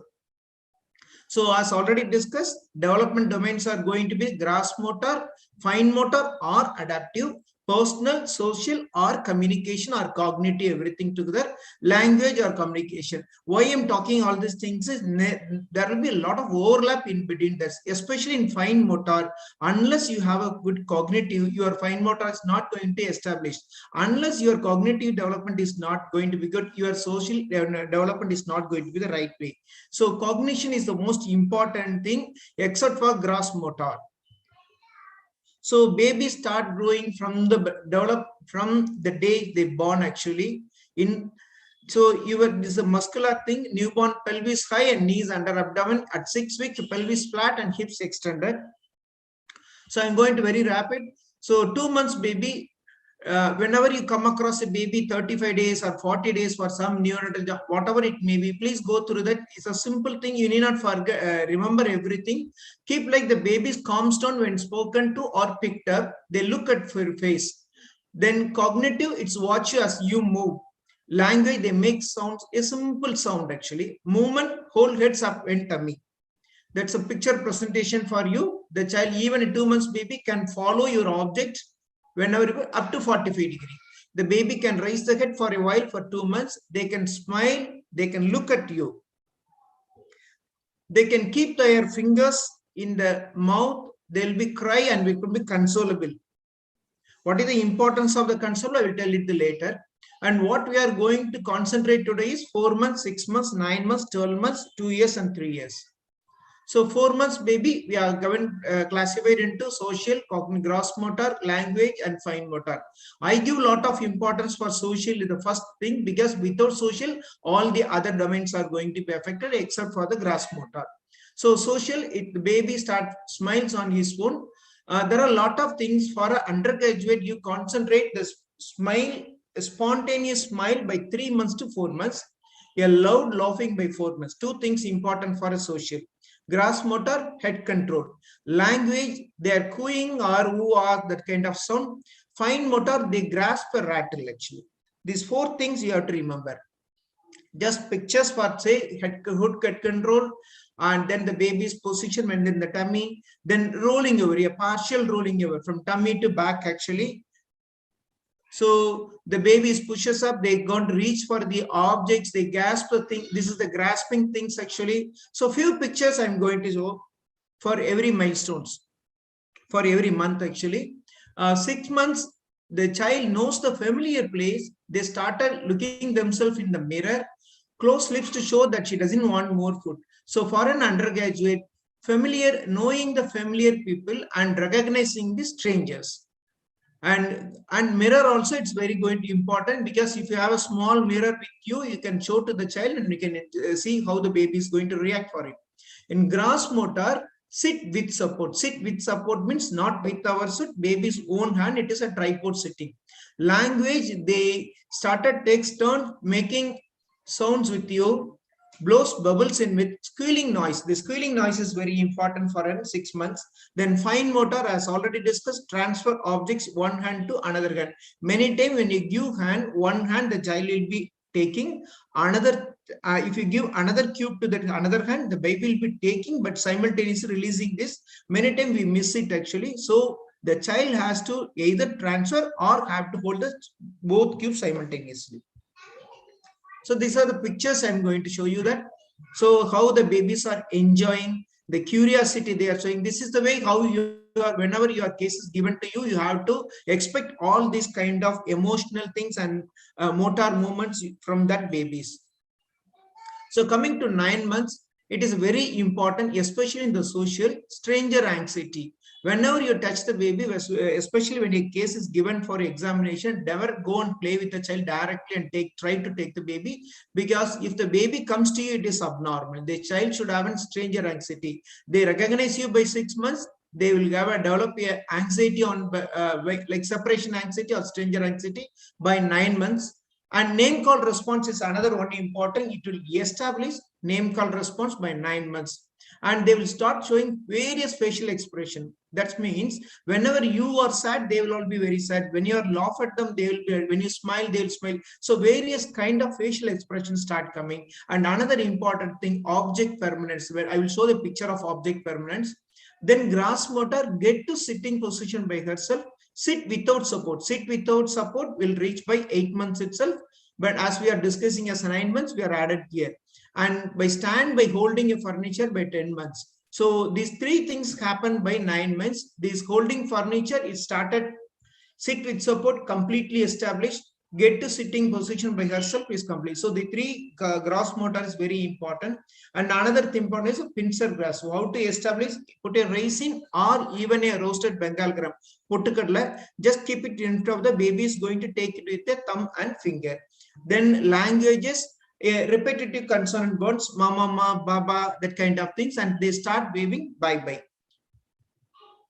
So this sit without support, their pincer grasp. Okay, they will copy your activities, or your imitation starts actually. So the baby slowly starts standing. Okay, then they stand without holding and doing some, they are able to do some activity. This is called object permanence. This examiner is putting the ball inside. My arrow is same. I'm able to, are you able to see it, madam?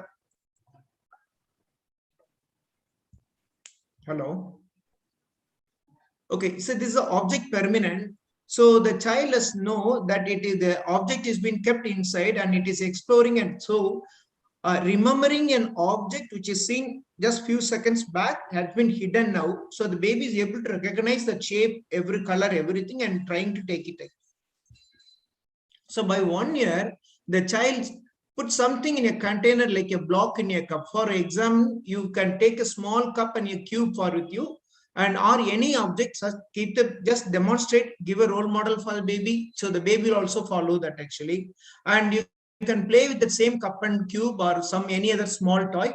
Look for things he sees, you hide like a toy under a blanket or a cup or something, the child will explore. This is very easy for you to do in the examination. Gross motor, that stand for a few minutes without support, walks holding onto your furniture. And language, he calls a parent mama or dada or another special name for them.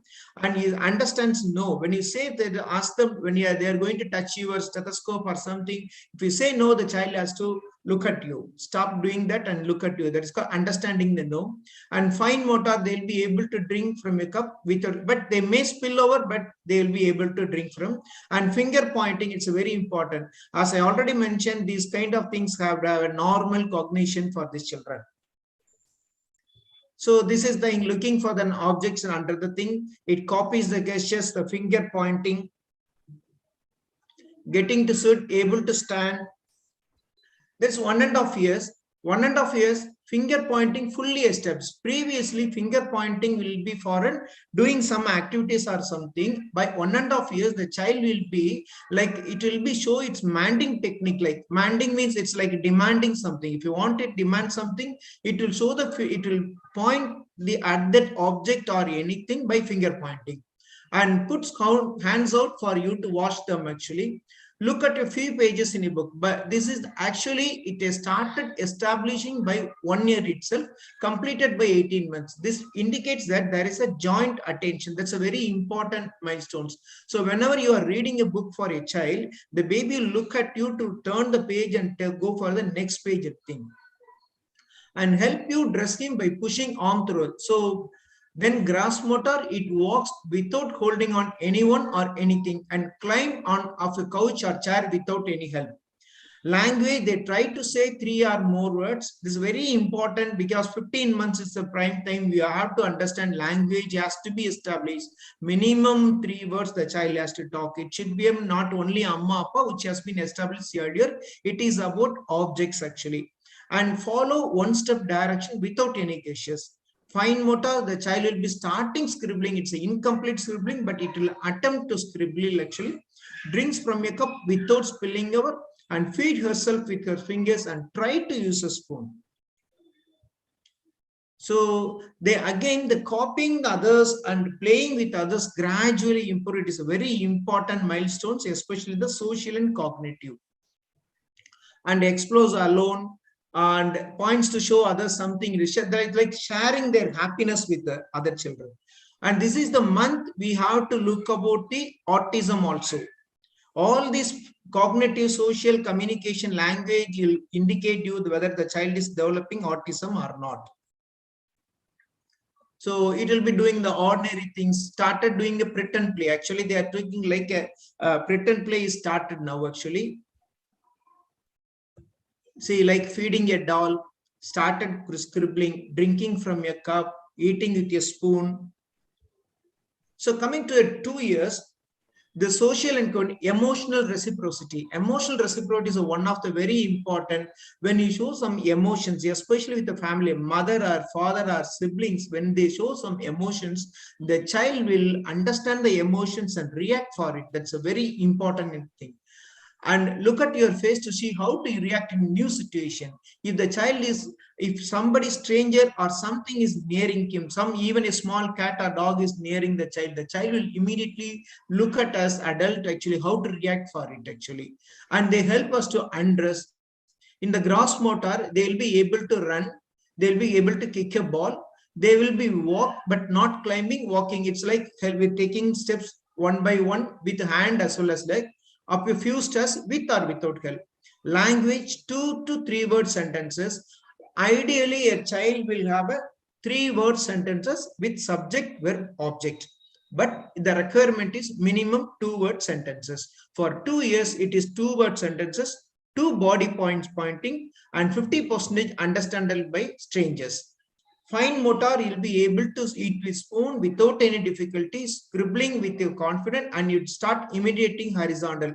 In an examination, when you go through a child, you need not remember everything. Simply react, play with the child, whether the child is reacting, giving back the emotions to you, and whether you, when you say something, talk to something, show something, whether the baby is looking at the mother, and look whether the baby is able to run or walk without any difficulty or run in that examination room, and ask the mother what are the sentences, what are the things they will. Usually these 2 word sentences is mainly for an need base. Actually, they whatever they want, like give me milk or something like that. It is more of need based sentences. Then you can say where is your head, where is your eye. They are supposed to say 2 body partings. And the imitation of horizontal soak, we can put it in your own examination sheet, keep a pencil or something, give the baby and ask her to imitate the horizontal. So it is very simple to know whether child is age appropriate at 2 years in the examination hall without any much tools. So this 2 years copies others, like emotions, it's just simply not copy. It is copying along with the emotions, getting excited on seeing other children, and they'll be begin the stacking the cups, blocks or something. Okay, see, again, the feeding, this will be starting by 1.5 years, will be slowly, gradually maturing in more and more better way. The child will be able to climb on without any difficulty. They will never fall for it. They will start turning over the pages, throwing the, kicking the balls without any difficulty, climbing up, or walking up the stairs.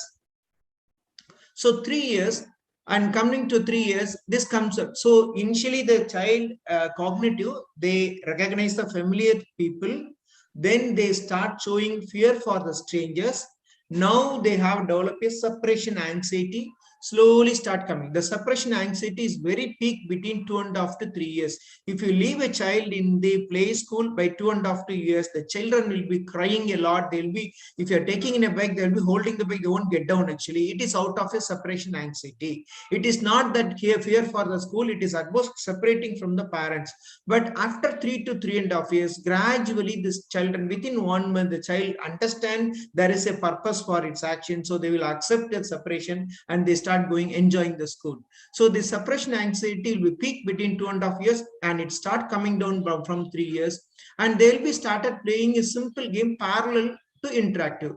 Parallel game means if 2 children are there, there'll be 2 balls, there won't be any fighting or anything. The interactive play, 2 children, 1 ball is enough actually. That will be slowly. So 3 years, the parallel play started and gradually it is going to an interactive play.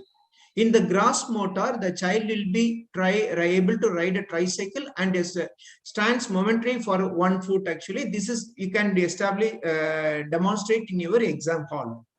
The language, 3-word sentence. By 3 years, the child is supposed to say minimum 3-word sentences, even though they can talk 4-word sentences. And they should be able to say, ask WHO. What is WHO? Who, why, when, what? And the talk should be 75% understandable by strangers. And fine motor, they copy a circle. If you put a circle and make the child to copy it, the child should be able to copy a circle by the age of 3 years. There is no allowance for it. And they should be able to make a tower of 10 cubes. So in examiner, you yourself feel a tension. I don't know if it's possible, but copying a circle is a very easy. Standing momentarily for 1 foot for grass, 1 foot for grass motor, 3-word sentences, but languages, and simple game by social. So it is once again, it is very easy to establish in a development age appropriate examination hall. So these are the things concerned for crying faith. A lot of emotions start coming out by the 3 years. So you can even give a small bottle and ask the child to screw and unscrew. To give a small book to make them to turn books actually, pages. So simply put a copy. This is one of the very easiest thing actually. And you can examine how the child is, how is helping, the child is helping you by when your mother is removing the dresses or when they're putting the dress actually.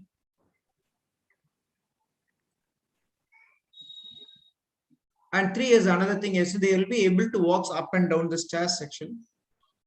And many examination hall, the playthings will be there, actually slide, everything will be there. So you can make the child to go to the slide and climb up actually.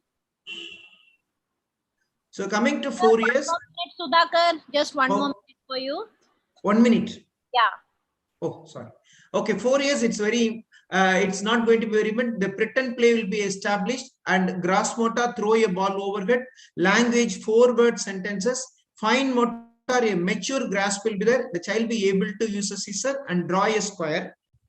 5 years, it is follow the rules of game and take turns. Hops 1, it is like skipping, and fine motor, copy a triangle. Language, the child will be able to tell a story. So these are the head control, the most important 3 milestones: head control, sitting and standing. Then comes your running by 2 years, 3 years tricycling and balancing. Then comes your fine motor. I will be skipping, I'll go to the red flag signs. So this important social smile by 2 months, 3 months, the child should recognize the mother. 4 months, loud laughing. 6 months, response to name. Bladder bowel control has to be established because it is indicative of cognition. 2 years the child should have even though it started established by 1.5 years, 2 years the cutoff to have a bowel control, and bladder control 2.5 years dry by day, 3 years dry by night. Language already told, 2 years 2-word sentence, 3 year 3-word sentence, 4 year 4-word sentence or a tell story.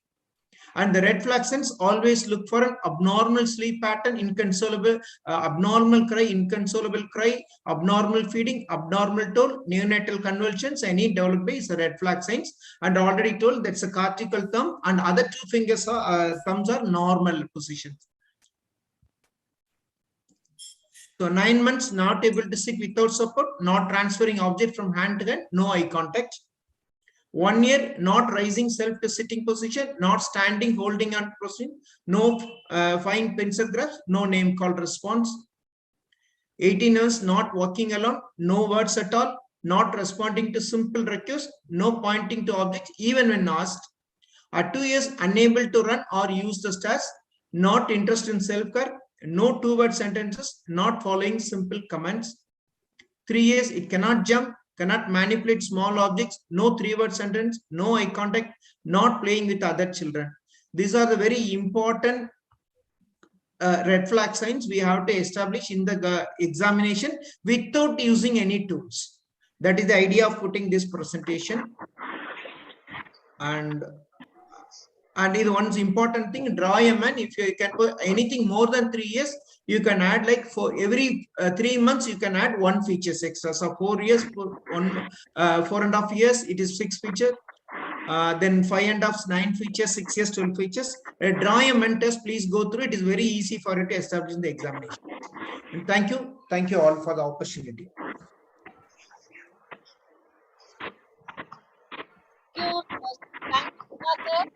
Thank you, madam. Your passion is showing in your presentation. You have done a fantastic job. I'm very sorry that I have to limit the presentation. Yeah, okay, madam. Thank you, madam. But I think whatever you can do, not only for exam, but even for future, you have been able to. Thank you, madam. Thank you very much for being part. Thank you, madam. It's over to the immunization schedule, yet another very important topic for undergraduates. Of course, all of them are expected to know the basic immunization schedule. And in addition, Dr. Karamat, who's the associate professor in Kallakurichi Medical College, is also going to tell you some tips by which you can remember certain important. Over to you, Dr. Karamat. Thank you, madam. I utilize this opportunity to thank Dr. Rama, madam, and the IAP office bearers. Without wasting time, we'll go to the session because we want to finish on time. Why is immunization important? In fact, I often tell my UGs and PGs, a pediatrician differs from a physician with 3 aspects. No, we differ from them with growth and development, nutrition, and immunization. So these 3 aspects, you can expect a pediatrician to ask you questions in the exam. So growth and development, nutrition, immunization. Whether the topic is a complex heart disease with hemodynamics described in detail, probably the examiner will still want to question you on growth and development, nutrition, and immunization. In fact, when I see the theory questions for the last 10 years, so you can see a question on vaccination, an individual vaccine or a cold chain or an adolescent vaccine, newer vaccines, these type of questions, every examination question paper. So for theory, it is important.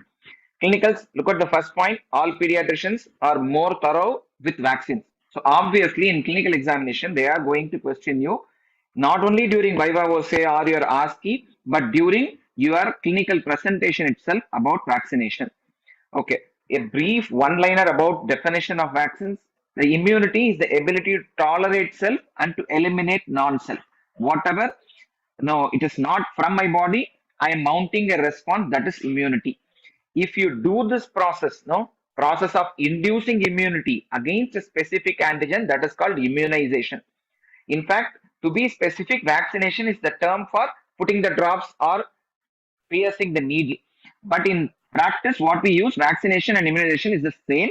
So whenever we ask a question about vaccination or immunization schedule, it is the same. These are the types of vaccine. I am not going into detail, but we should understand there are live vaccines, killed vaccines. Among live, you can have viral or bacterial. Among inactivated or killed vaccine, you can have whole protein-based, toxoid, polysaccharides, conjugate polysaccharide. So there are so many types of vaccines. In fact, when I looked at the UG question paper, I have realized that no, the questions are asked about newer vaccines which are not there in the UIP schedule: pneumococcal vaccine, hepatitis A vaccine, rabies vaccine, influenza vaccine. So even an undergraduate is supposed to know about all these vaccines. So a brief history of a brief word about history, because these are again important from the whenever a clinical presentation is done. So even though immunization program was started way back in 1950s in India, it was now expanded for universal coverage in 1978 in India. 1983 the TT was added. When it was started in 1978, it was only BCG, DPT, okay, and then you had typhoid in urban areas. When Universal Immunization Program UIP came into being in 1985, measles was added, typhoid was removed. Okay. Subsequently, each vaccination has come into being. When was it added? Pulse polio in 1995, hepatitis B from 2011 in all states. JE was added to the schedule in 2006. Pentavalent vaccine 2011 in a phased manner. Polio switch. Why is this important? From April 2016, we are giving bivalent OPV. Whenever we say OPV, it is bivalent OPV. And as a subject, mission Indradhanush to intensify the vaccination campaign was started in 2014, intensified in 2017. From measles, we have moved to MR from 2017. Pneumococcal vaccine was started from few states in 2017. We know from 2021 it has started in Tamil Nadu also. So these are the presently the vaccines covered in Universal Immunization Program. Okay, the VPDs, the diseases covered in UIP, from diphtheria, pertussis, tetanus, polio, measles, tuberculosis, hepatitis B, Hib, JE, rotavirus, rubella, and pneumococcus, the latest entrant. This is in UIP. Coming to the schedule itself, this is the antenatal immunization schedule. Whenever it comes to national immunization schedule, we should also write about what is given for the pregnant mothers. This is TT, 2 doses. If within 3 years, 1 dose as a booster. Concentrate on the schedule, the timing part alone. This is for the children. Okay, BCG is given at birth. Maximum you can give till 1 year of age. Hepatitis B, birth dose is given at birth. The birth dose should be given in 24 hours time. 0 dose OPV should be given at least within 15 days. OPV 1 and 2, pentavalent 1 and 2 goes together. That is 6, 10 and 14 weeks of age. Fractional IPV. UIP follows fractional intradermal inactivated polio vaccine, which is given at 6 and 14 weeks of age. Rotavirus at 6, 10 and 14 weeks along with OPV and pentavalent. Pneumococcal conjugate vaccine, slightly different schedule from IAP schedule, that is 6 and 14 weeks of age, and a booster at 9 completed months. That is the schedule, 6 and 14 weeks with a booster at 9 months of completed age. MR vaccine at 9 completed months of age. Okay, a JE vaccine that is given at similar age. DPT booster, the first booster is 18 months of age. MR booster again at 18 months of age. OPV booster again at 18 months of age. So you can remember DPT, MR, OPV at 18 months of age along with JE. A DPT second booster at 5 years of age. See the maximum age for DPT second booster. The second 7 years of age is important because beyond 7 years of age, we are going to give not DPT. Okay, we are going to give the reduced dose of diphtheria, T small d. Okay, in fact, this TT is taken from the handbook. This has been now recently changed to T small d. That is, the whole of TT will be now replaced by T small d with the reduced dose diphtheria. Okay, even for adults, it will be given. The standard TT will be replaced by T small d. So these are the schedules. Okay, so these are the schedules. That means when should it be given as per Universal Immunization Program. What about another schedule, IAP immunization schedule? So as IAP is conducting this program, Indian Academy of Pediatrics, being the nodal body among pediatricians in India, gives out a schedule. This is the schedule. Here you have color codes, so you can see the recommended age and you can see these green lines. That is up to which age Now, beyond the recommended age, you can give this vaccine, and the vaccines which are given below, those are in blue, no? Those denote vaccines which are given in special situation. A simple special situation to make you understand is rabies. Okay, tomorrow you get a question on vaccines in special situations. You need not worry. That is, which are not there in the regular schedule, either in the UIP or in the IAP. They are given in special situations, like rabies. No, rabies is routinely given to children who have been bitten by dog, not before that. So that's why these are vaccines in special situations. Whenever, why there are two schedules, you can have an examiner asking you, why is there a UIP schedule and an IAP schedule? A UIP schedule looks at the public health. Now here the prime importance is the nation, not the person. But IAP schedule focuses on best individual practice schedule. That is, what is most apt for the child in front of you. That's why there are many more vaccines in IAP than UIP, and the schedule is little different from UIP. Okay, coming to the most important part, the principles of immunization. Okay, we have to understand this to understand.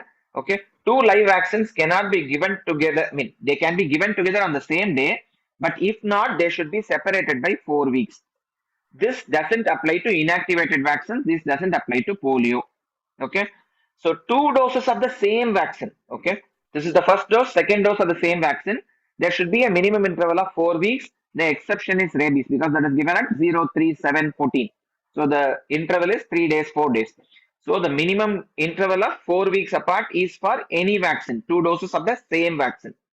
Whenever a schedule is missed, whenever a dose of a schedule is missed, there is no need to restart the schedule. You can pick up from the place where you started missing. So for example, a child received vaccines till 3.5 months of age. 9 months MR was missed. The child is coming at 2 years of age. You start from MR vaccine. You don't suddenly jump to 1.5 years, or you don't now skip those vaccines. You don't skip, you restart. Whenever there is a minor illness like a low-grade fever or a respiratory infection, a cold, a mild diarrhea, these are not contraindications to any vaccine. Similarly, preterm is not a contraindication to any vaccine. Allergies are again not contraindication to vaccines. And a general contraindication is live vaccines. We will not go into the exceptions. Live vaccines are generally contraindicated in immunodeficiency states. And vaccine, now as such, is for prevention. But it is possible even after the exposure. That is, exposure has occurred, but still prevention is possible in these diseases. That is, post-exposure vaccine prophylaxis is possible in rabies, measles, varicella, tetanus, and hepatitis B. So that means after a dog bite also, after getting exposed to a measles or a varicella child also, you can still be vaccinated. I'm not asking about other chemo prophylaxis. You can give vaccines in these instances. Coming to the individual vaccines, whenever you are asked about a question in a theory exam or even for a viva voce or in clinical, what are they now expecting when a question about an individual vaccine is asked? Okay, say about pneumococcal vaccine. What is the examiner expecting? He is expecting these many points. If you are able to say these points, it is okay. Even if you didn't write like hints, no, these points, you will probably get the full marks. So that's the idea. You need to know the dose. You need to know the route of administration for some vaccines, the site of administration. You need to know the routine schedule as well as the catch-up schedule. You need to know what is the specific adverse reaction, what are the contraindications, how to store that specific vaccine, and probably a little bit about the diseases it protects. That's not any vaccine for you. Okay, if you understand and able to write answers for these 6 headings, your 4 mark questions or your clinical examination by oversight is complete for each and individual vaccine. Can I complete for each vaccine before next 5 to 7 minutes? I will not be able to. So we will employ a cheat sheet. So no majority of vaccines will follow a certain pattern. We will have exceptions. So what we will try to learn over the next few slides is the cheat sheet. Okay, the dose of all vaccines is only 0.5 ml, except BCG, it is 0.1 ml. IPV, especially in UIP, It is a fractional dose, so it is again 0.1 ml. Rabies, depending upon manufacturer, the type of vaccine can vary between 0.5 or 1 ml. The oral vaccines, obviously, because it is oral, it is not 0.5 ml. So rotavaccine is 5 drops, OPV is 2 drops. So all other vaccines you can boldly write the dose 0.5 ml. Simple. Route of administration. All vaccines are intramuscular, deep intramuscular, except these live vaccines like measles and measles containing vaccine, MR, MMR, varicella and live hepatitis A are given via subcutaneous route. BCG is given via intradermal route, and another intradermal is the fractional IPV given in UIP, fractional intradermal IPV. So that is intradermal. As I said already, OPV and rotavirus are oral vaccines. You have a nice, or you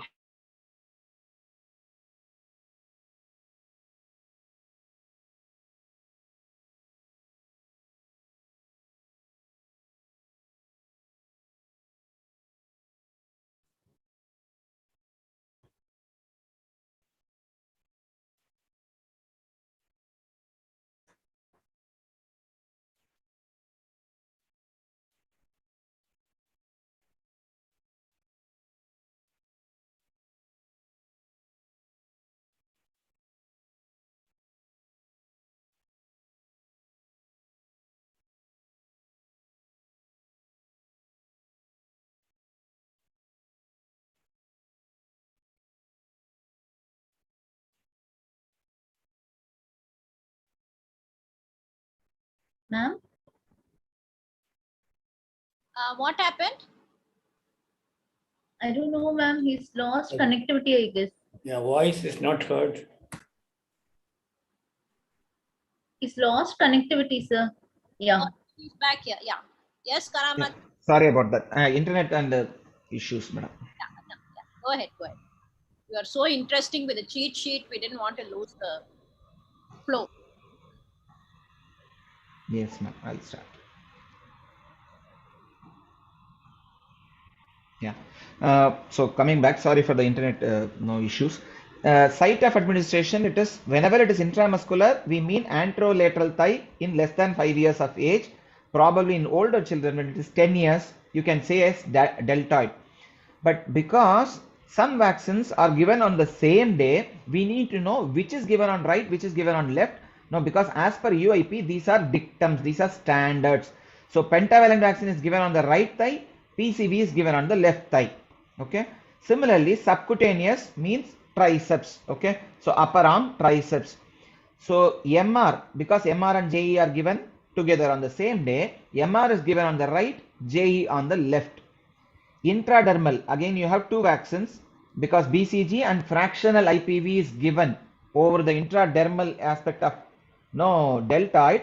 To avoid confusion, BCG is given on the left, that's the standard, and FIPV, fractional intradermal IPV, is given on the right. So even with the site of administration, you can score 1 point. So whenever there is adverse reaction, you always split up into local reaction, systemic reactions. The cheat is right for local reaction, pain, swelling and redness. Practically every vaccine will have this lesser or more. Okay, probably a DTWP will have more pain, more swelling, more redness. But even a pneumococcal or a influenza vaccine will have a local reaction of pain, swelling and redness. Similarly, a systemic reaction of fever. So these are like universal. What can be specific is for BCG, a BCG osteitis, a disseminated BCGosis can be a specific adverse reaction. Similarly, for DPT or DPT containing pentavalent vaccine, persistent screaming, seizures, HHE, hypotonic, hyporesponsive episode, encephalopathy, these can be specific adverse reaction for pertussis containing vaccine. For again measles containing vaccine, you can have febrile seizures and thrombocytopenia as a specific adverse reaction. For rotavirus, we remember intussusception. So with these specific reaction knowledge and with our idea of local, systemic and specific reaction, you can write adverse reaction for any vaccine. And contraindication, generally I say, if you don't know also, the absolute contraindication for any vaccine is the previous history of anaphylaxis. So if you developed anaphylaxis to for the first dose for any vaccine, the second dose becomes contraindicated. For all live vaccines, immunodeficiency, including high-dose steroid therapy, will be a contraindication. So even if you don't know, okay, for the specific vaccine, just understand, okay, pneumococcal vaccine is a inactivated, comes as a conjugate vaccine. So it is not a live vaccine. So immunodeficiency is not a contraindicated. So you need not write. For a varicella vaccine, you can write as a immunodeficiency high-dose steroid therapy as contraindication. So use this cheat sheet to write for any vaccine those 6 points. Coming to the last point, storage. Okay, storage is always 2 to 8 degrees centigrade at a PHC level, at a storage level, at the hospital level. No, only in where you store for subnational or state level, okay, you will have differently. Okay, you can see this. Okay, -15 to -25, it is only for OPV and it is acceptable for lyophilase. We will leave that. For every vaccine, the storage is 2 to 8 degrees centigrade. So this is, again, you can score 1 point. You can write storage. This vaccine needs to be stored at +2 to +8 degrees centigrade. So because we have discussed about temperature, we will go into cold chain, which is a often asked question. This has been asked in the last 4 years 2 times. What is cold chain? Cold chain is a system of storing and transporting vaccines at the recommended temperature from the point of manufacture to the final user level till it is given to the patient. Okay, so that's cold chain. System of storing and transporting vaccines. Okay, why is it done? To ensure potency. What are the key elements? You may have personnel, you may have equipment, you may have written procedures. So these are the elements of cold chain. So this is a depiction of cold chain, to the final point where the vaccine is given. So that's cold chain. So it may include from aircrafts to your vaccine boxes or vaccine carriers. Okay, these are, some vaccines are heat sensitive and light sensitive. So BCG, OPV, measles, these are the only these are the only sensitive vaccines to heat. Others are all relatively heat stable. You can see, you can see this vaccine, okay, which are sensitive, which are less sensitive to heat. But the most important is BCG, OPV, measles, these are heat sensitive. All other vaccines, especially the T group vaccine, DPT, DT, TT, all these are freeze sensitive. So if they are frozen, they lose their potency. BCG, OPV, measles, if they are exposed to heat or light, they lose their potency. How to know that the vaccines have lost potency? Again, indicator is vaccine vial monitor, which will be usually, invariably asked during viva. Okay, so they can give you a vial. They can ask you, can you use this vaccine with these 4 color points? Okay, this is just a strip, which is pasted on. This is a temperature sensitive. Depending upon the exposure to temperature, the color of the inner square will change. The color of the inner square will never be white. No, it will be pale. It will be darker, but not darker to the level of outer circle. Till that stage, you can use. When the inner square matches the outer circle, the color matches, this is the discard point. You should not use. When the inner square is even darker than the outer circle. Most often the vaccine kept for viva will be like this, because those will be used vaccine, older vaccine, the VVM will be older. So you should say, you should discard. At this stage, you should discard. Okay, finally 2 words about AEFI. What is AEFI? Adverse events following vaccination. These can be categorized into 5 types. Vaccine product related, matlab pertussis vaccine causing a HHE. No, that is a known side effect. So it is product related. A quality defect related. No, this batch had some contaminants. There was a issue with the fever or abscesses developing. That's a quality defect related. What is an immunization error related? No, unknowingly you gave a vaccine which is to be given as subcutaneous into intramuscular. That is a error related reaction. What is anxiety related reaction? What happens in mass vaccination campaigns? You go to a school, you give vaccine, and an adolescent girl sees other people getting vaccine, she faints. This is a anxiety related reaction. She hasn't even started receiving the vaccine. That's anxiety related reaction. Coincidental is often what is blown up in the media. So every day children will get sick, but on the day of pulse polio something happens, no, this can be reported related to the pulse polio. That is called coincidental. But depending upon the seriousness of the reaction, again it can be classified into serious, severe and minor AEFIs. Minor is what we have usually told, pain, fever, other things. If the AEFI leads to death, hospitalization, disability or community concern, it becomes a serious AEFI. This is just for writing this question. Severe is a minor AEFI with increased intensity. Your time is up, Karamat. Yes, ma'am. Last slide. Last slide. Minor AFI with increased intensity, like a fever which lasting for 5 days or 7 days could be classified as a severe AFI. Word about adolescent vaccines. Okay, vaccines given during adolescent period because of waning immunity or a newer vaccine which is approved. So that is called adolescent vaccine. All these HPV, Tdap, TD, rubella, MMR, varicella, typhoid, all these can be given in adolescent period. Thanks for listening. Hope there are no questions. Okay. So this is the law of conservation of knowledge. No matter how long the lecture is, whether it is 15 or 20 minutes or 2 hours, the knowledge before and after remains constant. Thank you. Thank you. Thanks for the opportunity again.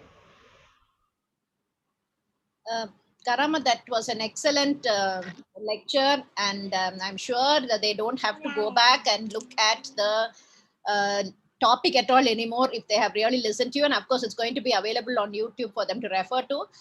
Excellent job done. And I think we'll move on to the next topic. And I welcome PRC sir and my colleague, Dr. Arvind, for this session on nephrotic syndrome.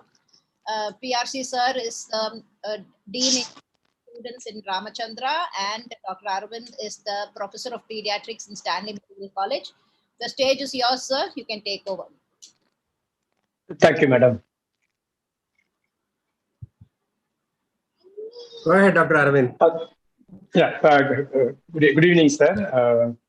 This teaching program is very thoughtful of TNIAP, Dr. Rama madam and Rajendran sir. Hope these classes will be useful. I think we'll move on to the session directly. Go over to you, sir. Dr. Aishwarya, you can start presenting. So we'll be discussing a child with a renal problem. Dr. Aishwarya, who is actually a 6th-year student.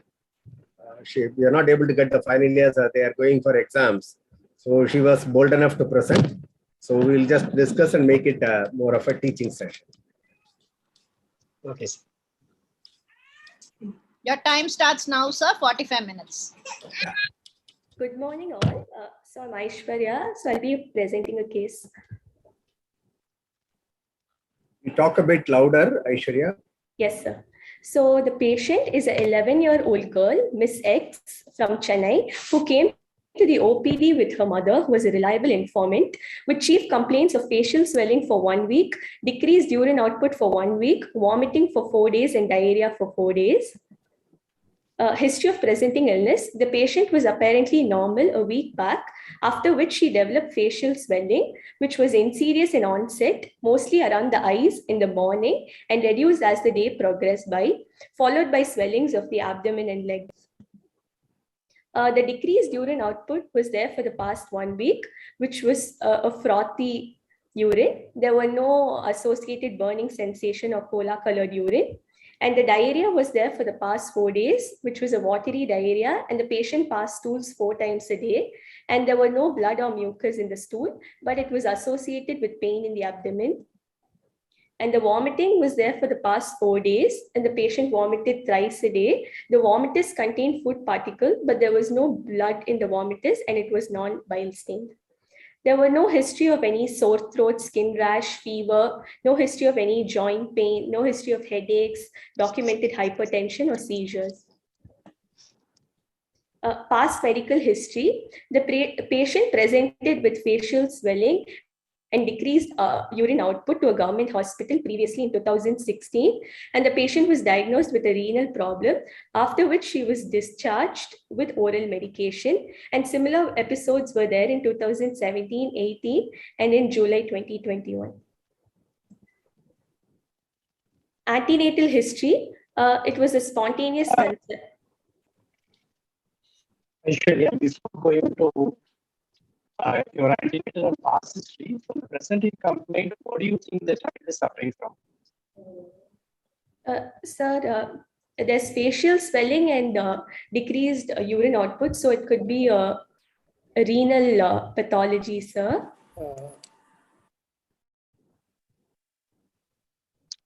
So which are the renal pathologies which are present with this type of problem? Can you tell some conditions? Sir, nephrotic syndrome. Okay, what else? Sir, in nephritic syndrome, there can be Nephritic syndrome. Yes, sir. Okay. Are you getting any clues from your history which is more likely? If so, what are the clues from your history? Sir, it could most likely be a nephrotic syndrome because one is the age of the patient. What is the age? The patient is 11 years, but there were previous. So you mean to say 11 years nephrotic syndrome is common? No, sir. The first episode was there almost 6 years back, sir. So the age was 5 years, and there are a lot of relapses also. Okay, so point number 1 is the age of onset. Yes, sir. So in nephrotic syndrome, you commonly get in which age group? Sir, around 2 to 6 years of age, sir. Okay, in nephritic syndrome, which is more common age group? Sir, more around 7 to 15 years, sir. That is point number 1. Yes, sir. What is the point number 2? Then the frothy urine.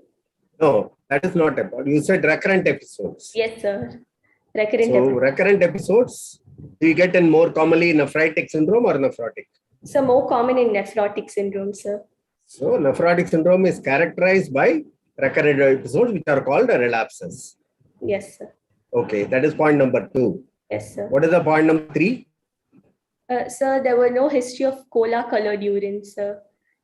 So, history-wise, there was nothing like a hematuria. Yes, sir. No hematuria. Okay, not necessary in all the cases, but if it are a first episode, you have to consider both the possibilities. But there is no history of hematuria. Okay. Yes, sir. 3. What is the next point? And edema, sir. Periorbital edema. Does it clinch it? Is it seen only in nephrotic syndrome or it can be seen in both? It can be seen in both, sir. Both the conditions. Okay. Any other point you are having? What else, if it is there, will point towards nephritic syndrome? If you got something else in the history. Nephritic syndrome, sir. Yeah. Hypertension, sir. Okay, that is history may not be available. Sometimes the parents may be able to say it was documented in some hospital. Yes, sir. What other symptom usually is seen in nephritic syndrome other than this facial swelling, cola-colored urine, decreased urine output? What else may be seen?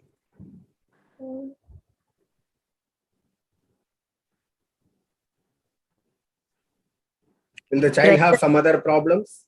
Like difficulty in breathing, something? Yes, sir. Other constitutional symptoms. Like what?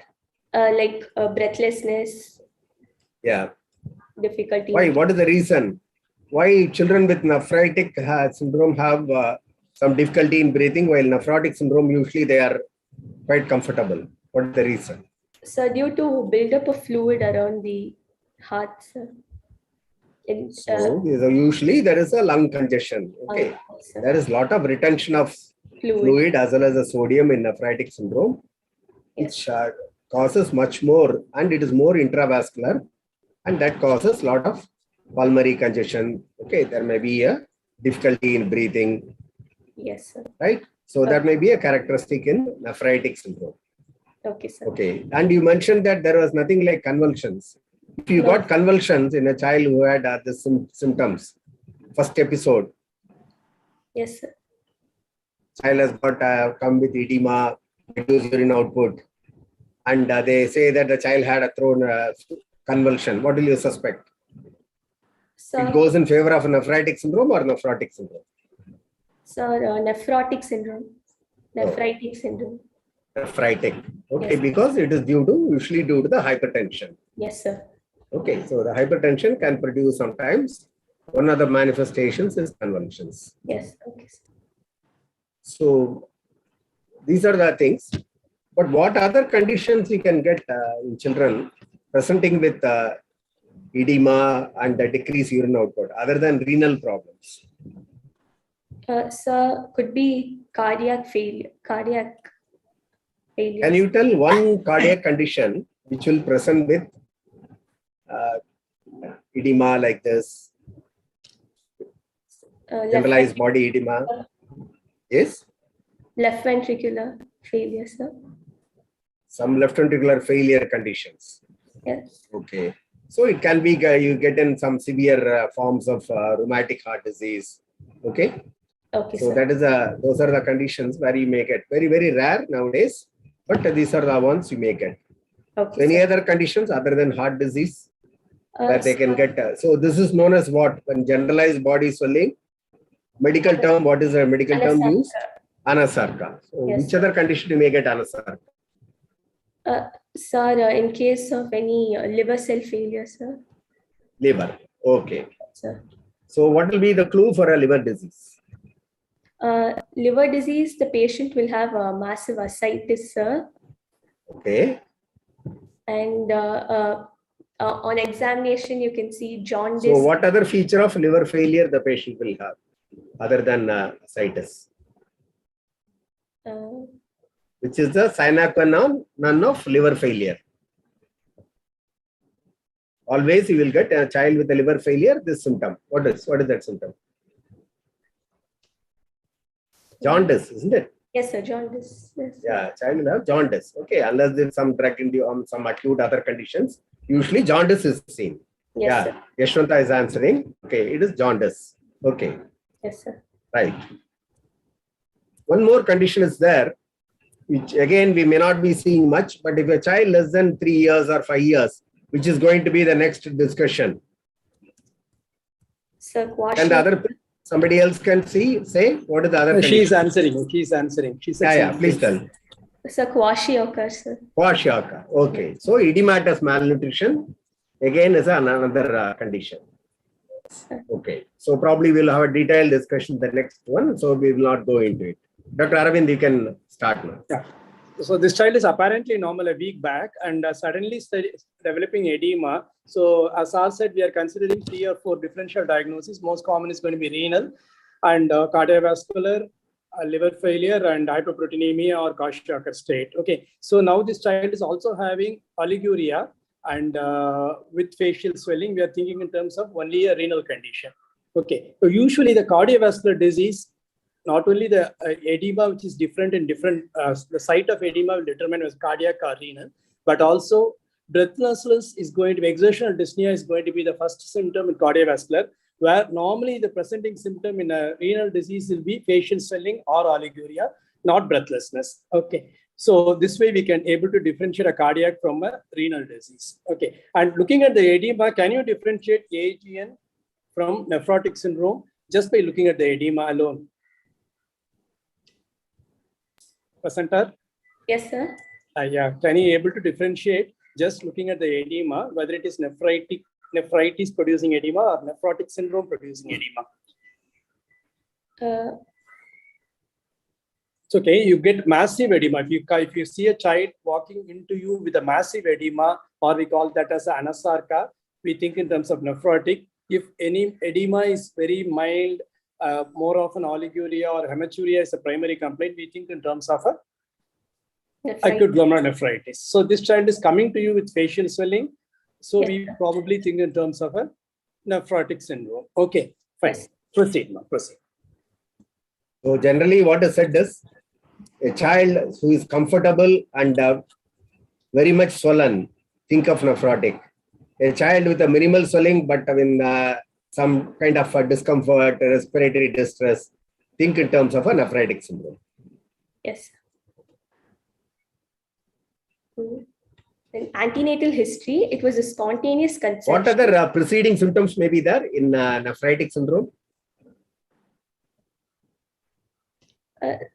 Sir, patient. Is there anything which predisposes to nephritic syndrome commonly in children? Others also can answer. If Alakia or Yashwanta, if you want, anybody else wants to answer.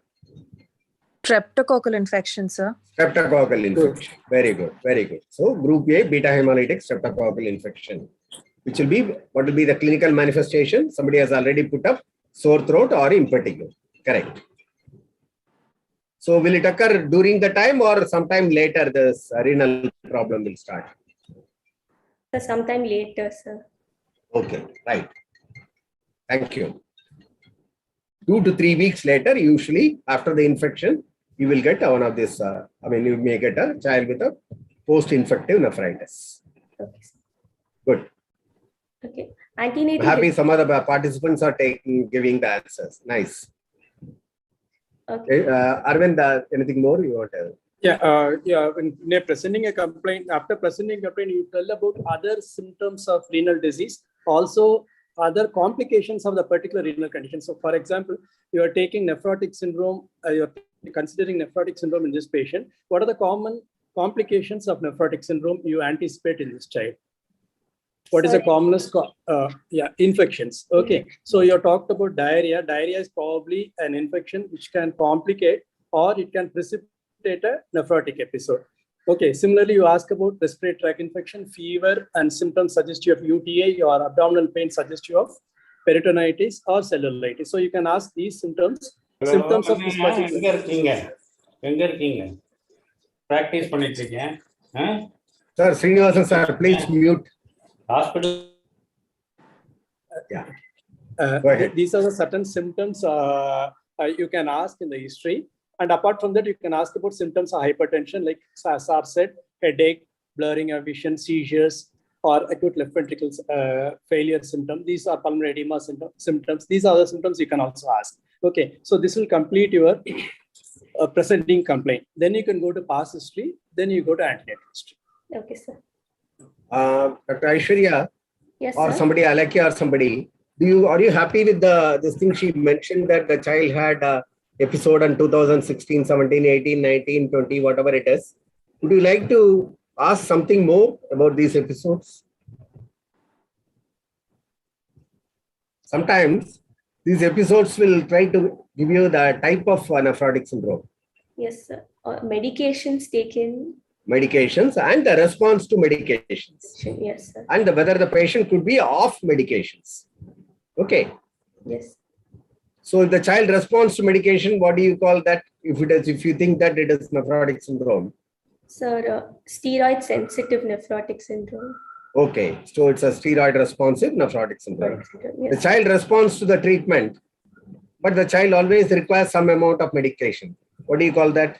Steroid dependent nephrotic syndrome. Probably it is steroid dependent. Okay. Child does not respond at all. Steroid resistant, sir. Resistant. Okay. So in between, if the child is off medications, that very clearly says that it is each episode is a relapse. Okay.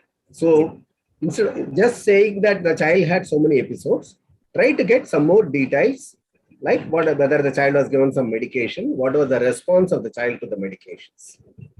Yes, sir. So there is one person, Yashwanta has put a question, whether this child can, you should think of deep vein thrombosis in nephrotic syndrome.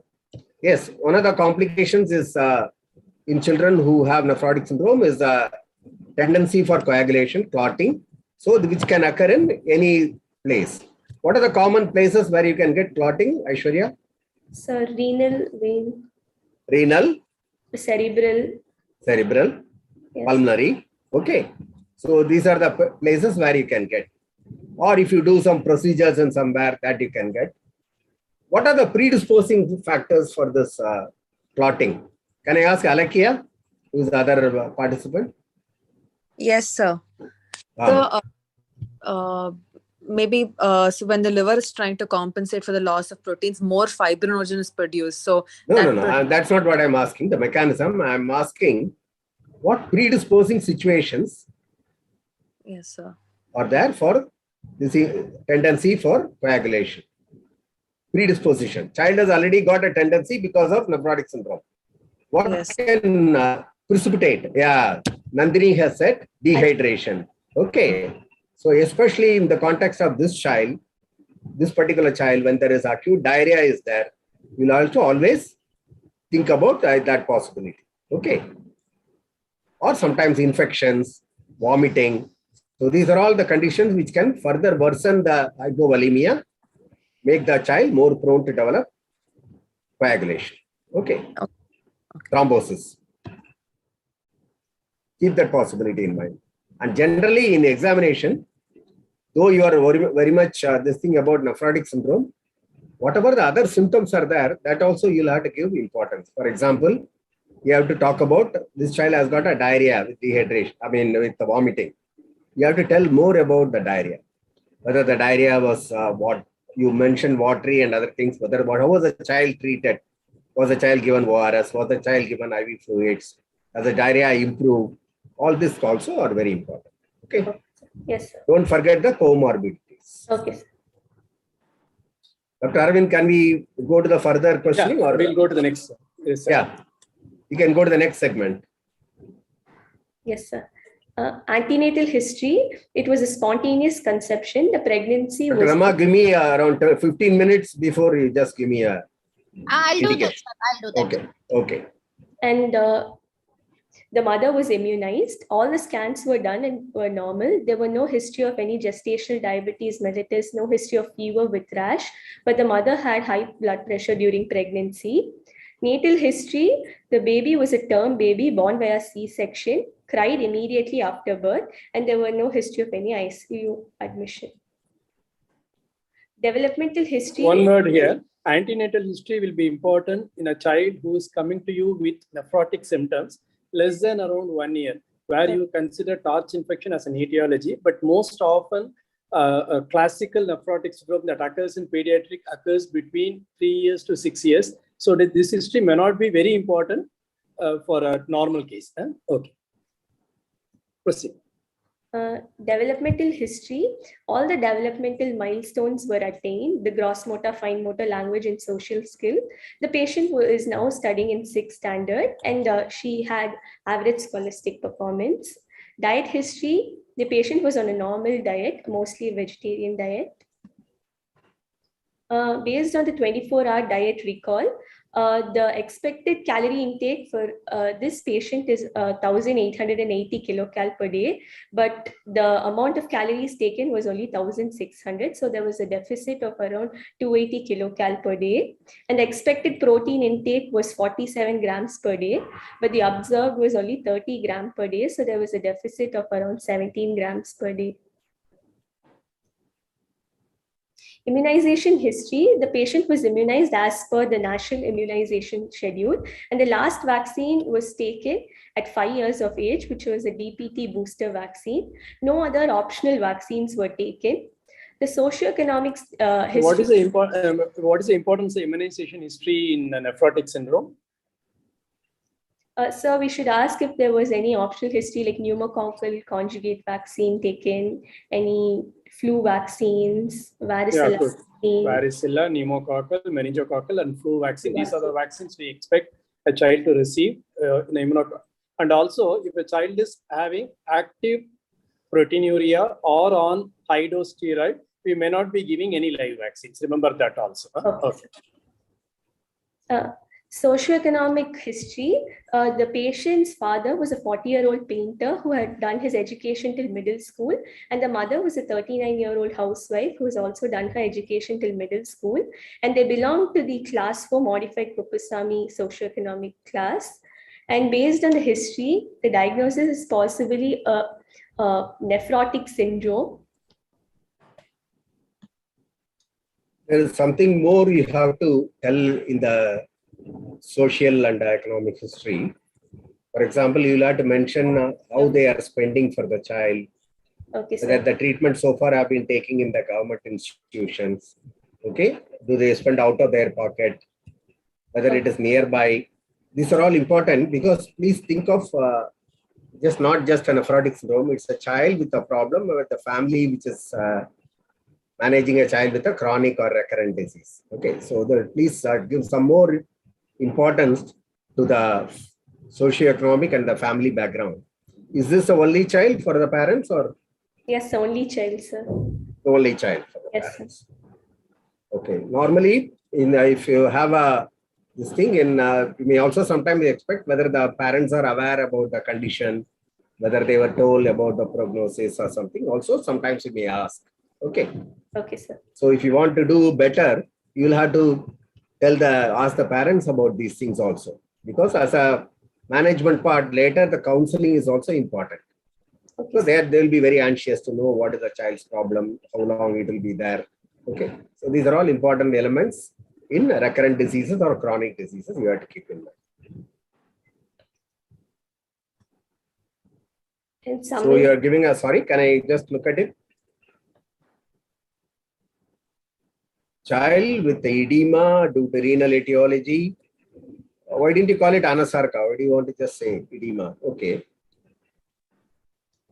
Likely to be, you can probably refine it still further. Can you give much more from this history?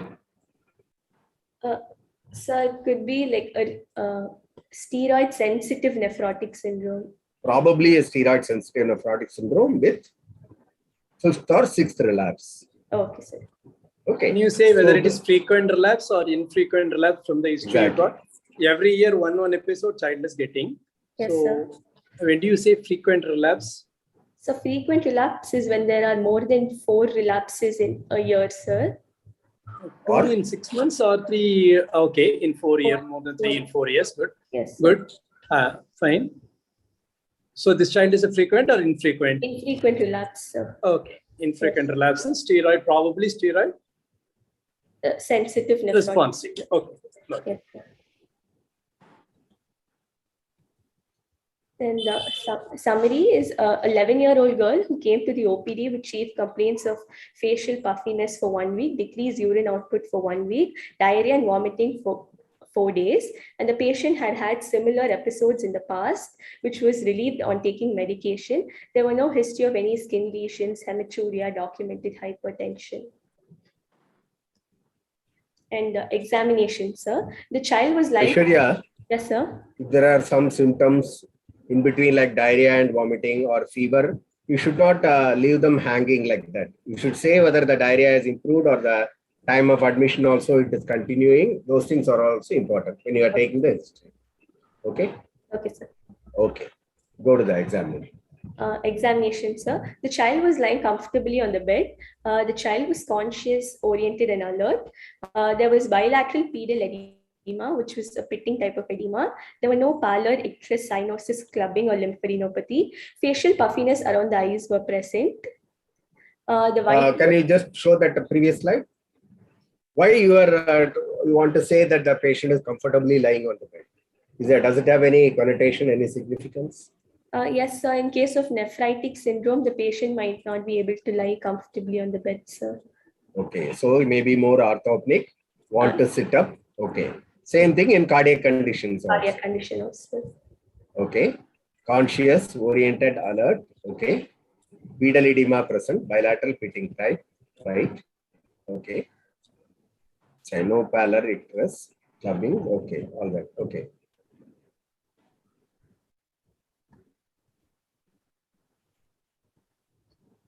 Proceed. Yes, sir. Vitals, the temperature was 98 degrees per axilla. The pulse was 98 beats per minute, irregular in rate, rhythm, and volume. The blood pressure was 100/70 mmHg, taken in the right upper limb in supine position, and the respiratory rate was 24 breaths per minute. And the patient belonged to the Tanner stage 3.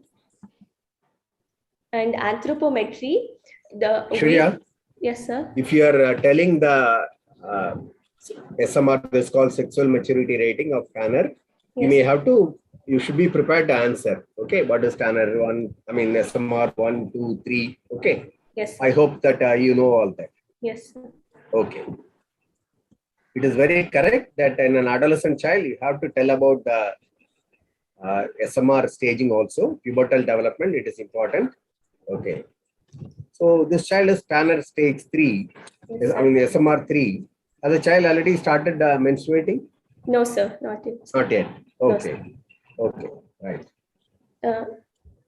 Anthropometry, the weight of the patient was 47 kg and the height was 146 centimeter, and the weight fell into the percentile 75th to 90th percentile, and the height was between 50th to 75th percentile, sir. What is the importance of anthropometry in this child?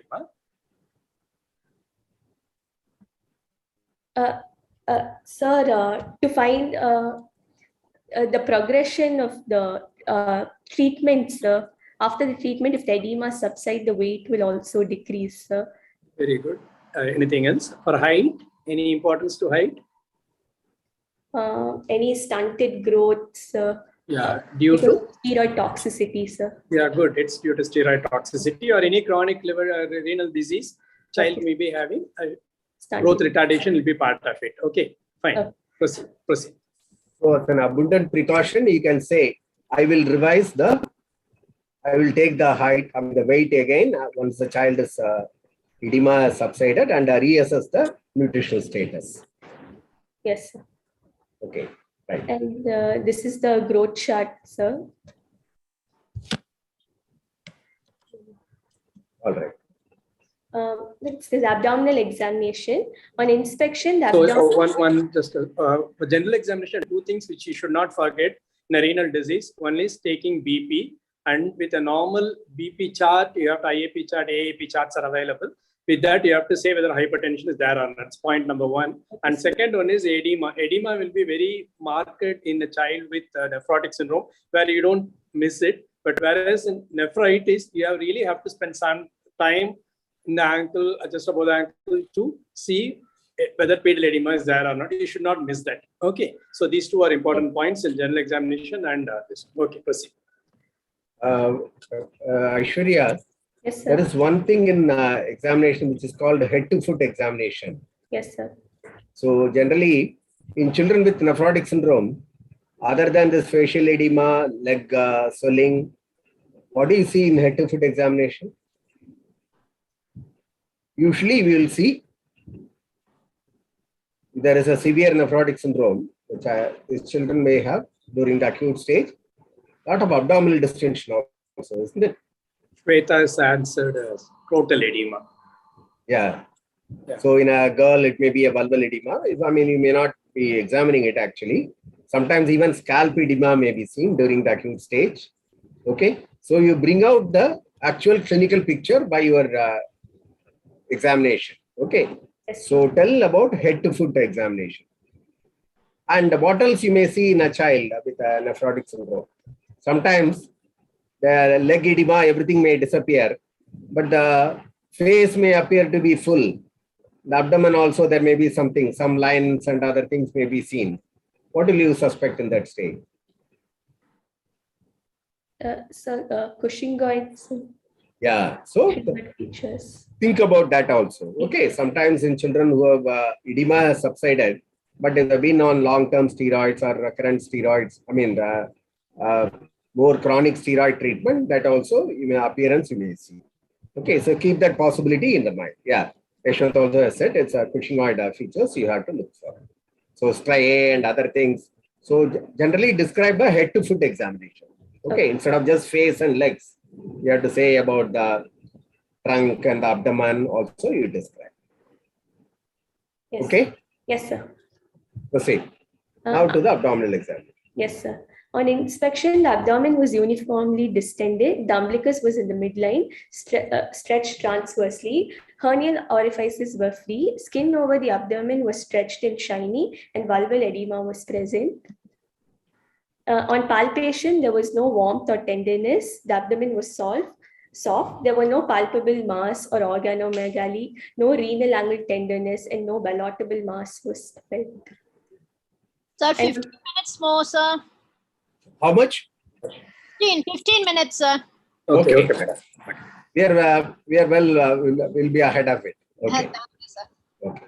On percussion, shifting dullness was present, fluid thrill was absent, and on auscultation, normal bowel sounds were heard. There was no renal bruit. So this is a video on shifting dullness. Let's demonstrate the shifting dullness. Make sure that the child is lying comfortably on the couch. Start percussing from below the xiphisternum.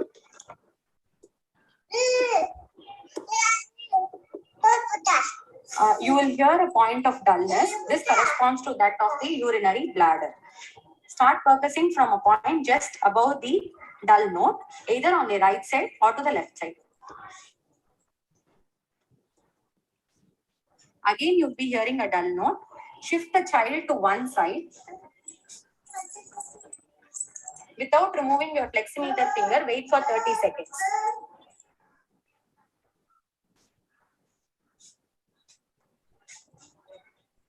Now on focusing again, you will be hearing a resonant note. This means that the fluid has shifted and demonstrates the shifting dullness. Thank you. Is this a patient or some other child? No, sir, it's on a different patient, sir. Okay, right. Let's see. Good. And this one is on fluid thrill, sir. Make sure that the child is lying comfortably on the couch. Let's demonstrate the fluid thrill. Ask one person to place finger on the midline to stabilize the abdominal fat wall and also prevent the transabdominal transmission of the impulse. Hold one side of the abdomen with one of your palms. Flick the other side of the abdomen with one of the fingers. In case there is massive ascites, the fluid thrill can be elicited. The impulse can be perceived on the opposite side of the abdomen.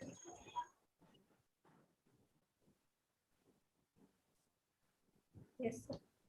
And on examination of the other system, CVS, S1 and S2 were heard. There were no murmurs heard. Respiratory system, bilateral air entry was present. Normal vesicular breath sounds were heard. There were no rales or crackles. On CNS examination, there was no focal neurological deficit present. And diagnosis based on the exam. Aishwarya, Yes, sir. I want to know whether this child was dehydrated. You said that diarrhea and vomiting. Yes, sir. So why I am telling this is never forget the primary symptoms also. Okay. Don't think of only nephrotic syndrome. Children with nephrotic syndrome can have fever, can have respiratory infection, can have diarrhea. If it is there, you include if it is still present, you include the clinical features related to those problems also. Okay. Yes, sir. So probably you'll have to mention whether that any tongue dryness, anything like that. Okay. Whether the child has more increased thirst, like this, you may have to mention. Okay. When they have edema like this, the dehydration sometimes is very difficult to make out. All right. Yes, sir. Okay. So don't forget the context. Each individual case, there may be something different. Okay.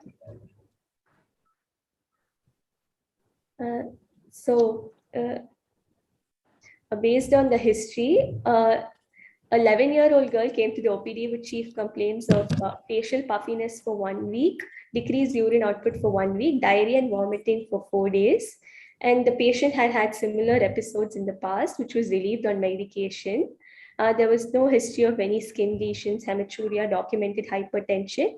On examination, the patient was of normal height, of Tanner stage 3, with bilateral pitting edema, shifting dullness present, with no other significant findings.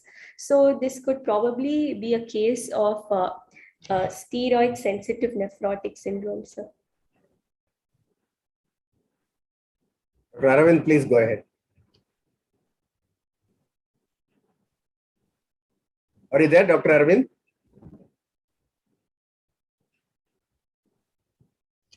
Okay. Now, how do you proceed? Yes, sir. Dr. Aravind? Yeah, yes, sir. Join. Some problem. Yeah, please go ahead. So she has given the diagnosis. Now you can go ahead. Yeah, history and examination is fine. Only thing, general examination, try to include BCG scar. You have to look for BCG scar because one of the things we'll be considering in a patient with nephrotic syndrome is tuberculosis. So you have to look for BCG scar, and most of the patient in the hospital would have received manto also. So just look for any, let's say, forearm, any injection being given. Just look for those things. And when you're seeing CVS and RS, just instead of saying normal vesicular breath sounds, you can look for evidence of effusion as a complication in nephrotic syndrome, and also heart disease, muffling of heart sounds, or acute left ventricle enlargement. These are the symptoms. These are other signs you can look for. Okay, so that's fine. And how do you want to proceed with the case? You have a diagnosis of nephrotic syndrome. Yes, with probably diarrhea complicating. And how do you want to go ahead with the investigations? Yes, investigation. First, we will have to do a urine analysis, sir, and 24-hour protein excretion. Please tell what are the things you are going to look in the urine. Yes, sir. In the urine analysis, we'll check for the amount of proteinuria, check for any other RBC casts or any other casts in the urine. 24-hour protein secretion to check the amount of protein. So urine analysis, you are going to see for microscopy, where you expect a renal disease. What do you expect in microscopy? One is you said RBC, and other one is, what did you say? What are the things you look for under microscope? Sir, You said RBC. Apart from that? So one is RBC, other one is RBC cast, and WBC, and pus cell cast, and hyaline cast, and granular cast. Okay. So the hyaline cast can occur in nephrotic syndrome, and granular cast usually occurs in non-specific renal disease, and WBCs and pus cell cast will suggest there's a urinary tract infection, especially upper urinary tract infection like pyelonephritis. RBC and RBC cast we expect in glomerular hematuria that occurs in the glomerular nephritis. Okay, yes, fine. And what is the next investigation? Sir, urine protein. Okay, what are the ways you can check urine protein in a child? Sir, dipstick test. We can do the dipstick test. Yes. And heat coagulation test. Sir. Good. And the other two you have mentioned, 24-hour urine protein and protein creatinine ratio. Okay, when do you say nephrotic range proteinuria based on your urine protein test? Sir, on dipstick, it will be 3+ or 4+. Sir. Good. And the 24-hour protein excretion will be more than 3.5 grams per day. Okay, now in pediatric, we use 50 milligram per kg per day. Okay, sir. Okay, so for every kg, 50 milligram. Okay, maybe adults, we can use that 3.5. This older child is fine. Okay, then PCR, protein creatinine ratio. It will be more than 2 in case of nephrotic syndrome, sir. Good. Up to 0.2 is normal. 0.2 to 2 is nephritic range. More than 2 is nephrotic range. Yes, sir. Okay, fine. Okay, these are the ways you can check proteinuria. Okay, then what else you do in the urine? Urine cultures in case of any infections to rule out urinary tract infections. Sir. Okay, fine. Oh, fine. Proceed. Then blood, we'll do a lipid profile, serum albumin, and we'll do a renal function test and check for serum electrolytes as well, sir. Okay. And so what is a triad of nephrotic syndrome? Nephrotic syndrome is proteinuria, hyperlipidemia, hypoalbuminemia. Yeah. Okay. So usually it's a proteinuria is a primary pathology. It produces one symptom like edema and two more investigation like hyperlipidemia and hypoalbuminemia. When do you say hypoalbuminemia and when do you say hyperlipidemia? So hypoalbuminemia is when less than 2 grams per deciliter. 2.5 grams. Okay. And when do you say hyperlipidemia? So more than 200 mg. Yes, very good.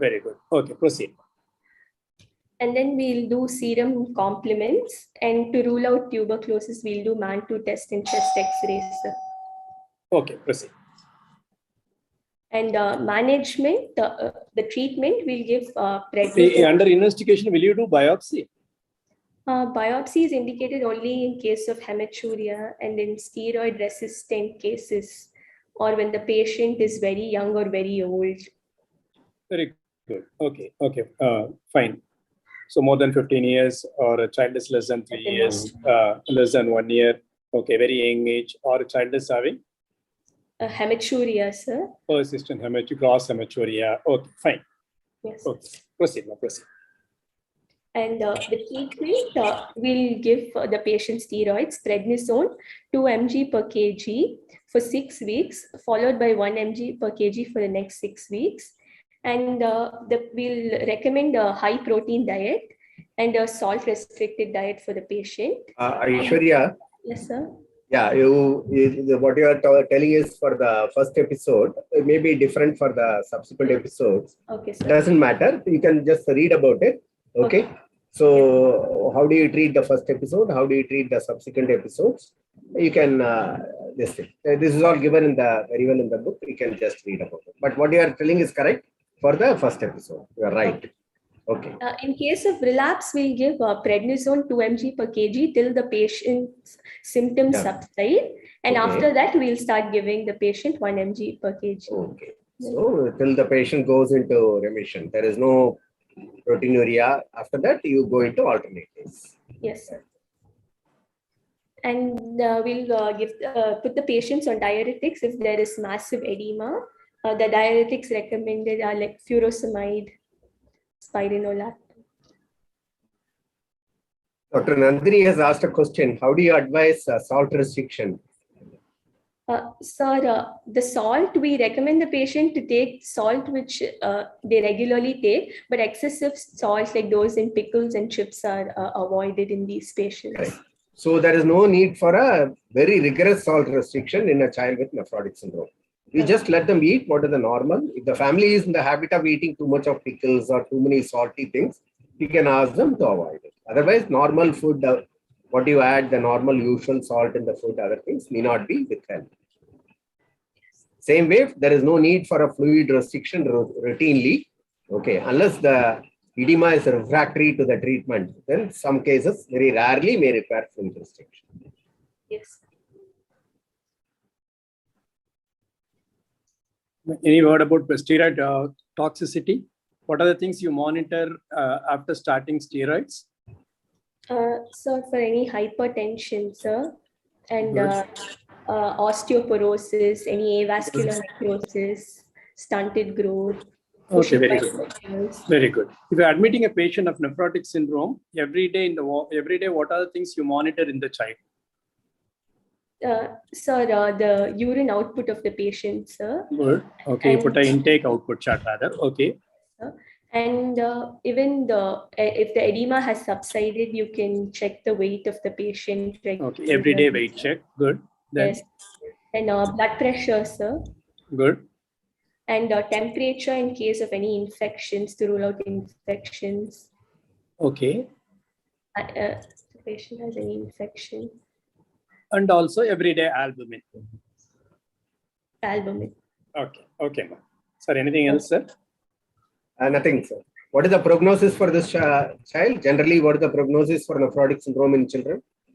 Sir, a steroid-sensitive case of nephrotic syndrome has a good prognosis, sir. Good means what? Will it stop after some time? Sir, after the patient reaches adolescent, like 15, 16 years. Okay, then most of them actually fade out after adolescent. You're right. Sir. Okay. It is mainly the steroid resistant or steroid dependent. Some of them may be having a continuous lingering problems. Yes, sir. So we can read about some of the other drugs which are given in addition for steroid dependent patients and some of the escalated treatment. You may just know for the sake of your interest. Yes. Sir, can we wind up? I think the time is up. Dr. Arvind? Yes, sir. We'll wind up, sir. Okay. So thank you, Aishwarya. Thank you, Alakya. And thank you, Yashwan, for and all the others. Okay. People like Nandini and others who are asking a lot of probing questions. Thank you so much. Okay. I hope you enjoyed our session as much as we did. All the very best for your exams. We enjoyed. Sir, thank you, sir. Your blessing. Thank you. Thank you very much, sir. Excellent discussion, sir. A very good coordination between the two examiners, because you knew when to stop and the other person to take over. And students are, I think, ready for their final year exams. They prepared really well. And glad that this session went off really well. Thank you, sir, PRC sir and Arvind. Thank you. It was a very good session. And my thanks to Dr. Sangeeta, our assistant professor in Ramchandra, for helping the students with the case. Thank you, sir. Thank you. என்னுடைய இன்னொரு சீனிவாசன் வந்துட்டார். வணக்கம் sir. Sir வணக்கம் Srinivasan. I'm foregoing this break for 15 minutes because we are already delayed, and so we'll just go on with the next session. Srini and Dr. Senthil, you're ready? Yes, madam. Yeah. So your postgraduates can start sharing the screen. Dr. Srinivasan doesn't require any introduction to any group of pediatricians or other group of doctors also. He is involved in many activities around the state, and right now he is the state child health, what shall I say, lead in Tamil Nadu. And Dr. Senthil Kumar is from Chingalpet Association. Trichy Medical College, madam. Trichy Medical. Our PG in madam. ICH, madam. 2005-2008. Okay. Senthil, right now I am in Trichy Medical College, madam. Okay, so you are representation from all medical colleges. Okay. And it's over to you both to have the session. Your time is for 45 minutes. So I'm sorry, I'm a little strict with the time because so far you are not strict. No, we'll be very strict. So we are towards the end, and you can tell your PGs to start. I think my Stanley UGs are ready with the presentation. Dr. Preeti and Priyanka can start sharing.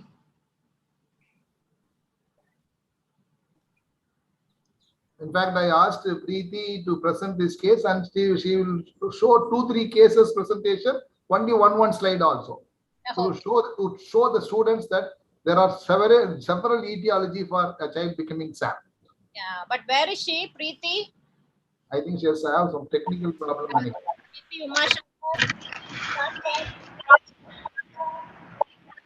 Ma'am, am I audible now? Yeah, you're audible, not visible as yet. Yes, am I visible now, ma'am? Yeah. Can you share your slides? Both are visible.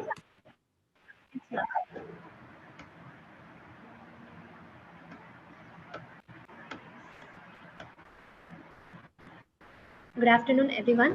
I am Preeti Uma Shankar, and this is Priyanka A, and we're now going to present a case on malnutrition. Shall I start, ma'am? Yes, yeah. Yeah, can you make it full screen, please, Preeti? Sorry, ma'am. Yeah, no problem. You go on. I can see. Yeah, go ahead. So, patient, he's Ashwin Shankar, who is a 1-year-old boy coming from Mannarkudi, first born out of non-consanguineous marriage, whose informant is a mother with good reliability, came with chief complaints of not gaining weight for the past 3 months and refusal to feed for the past 3 months. So, history of presenting illness. The infant is a known case of heart disease diagnosed at 5th day of life and treated surgically at 1 month of life. He was feeding normally 3 months back, after which his mother noticed that he had refusal to feed while taking solid foods, but had normal breastfeeds with good appetite. He has a history of failure to gain weight, as noticed by the mother for the past 3 months, and the last recorded weight is 6 kg at 9 months of age when he went to his immunization visit. So he has a history of reduced playful activity, no history of fever or altered bowel habits and vomiting, no history of respiratory tract infections and ear discharge to rule out any septic foci, no history of crying while micturition, increased frequency or facial puffiness to rule out UTI, no history of lethargy or seizures. This is to rule out any the medical complication or any electrolyte imbalance. No history.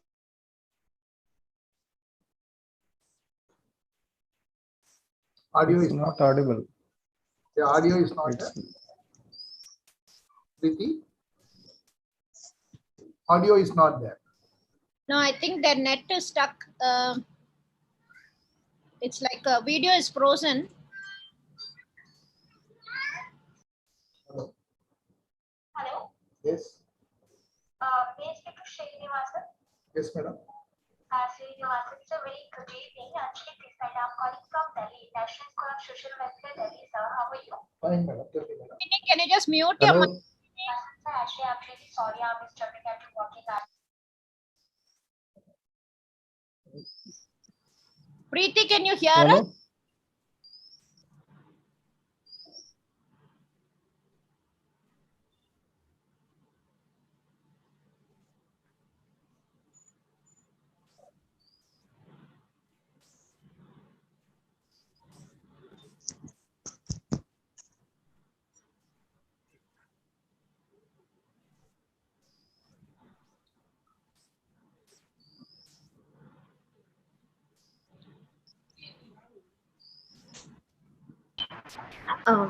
Sorry for the internet interruption, ma'am. Yeah. Shall I continue now? Yes, ma'am. Yeah, please continue, Preeti. Continue. Yes, ma'am.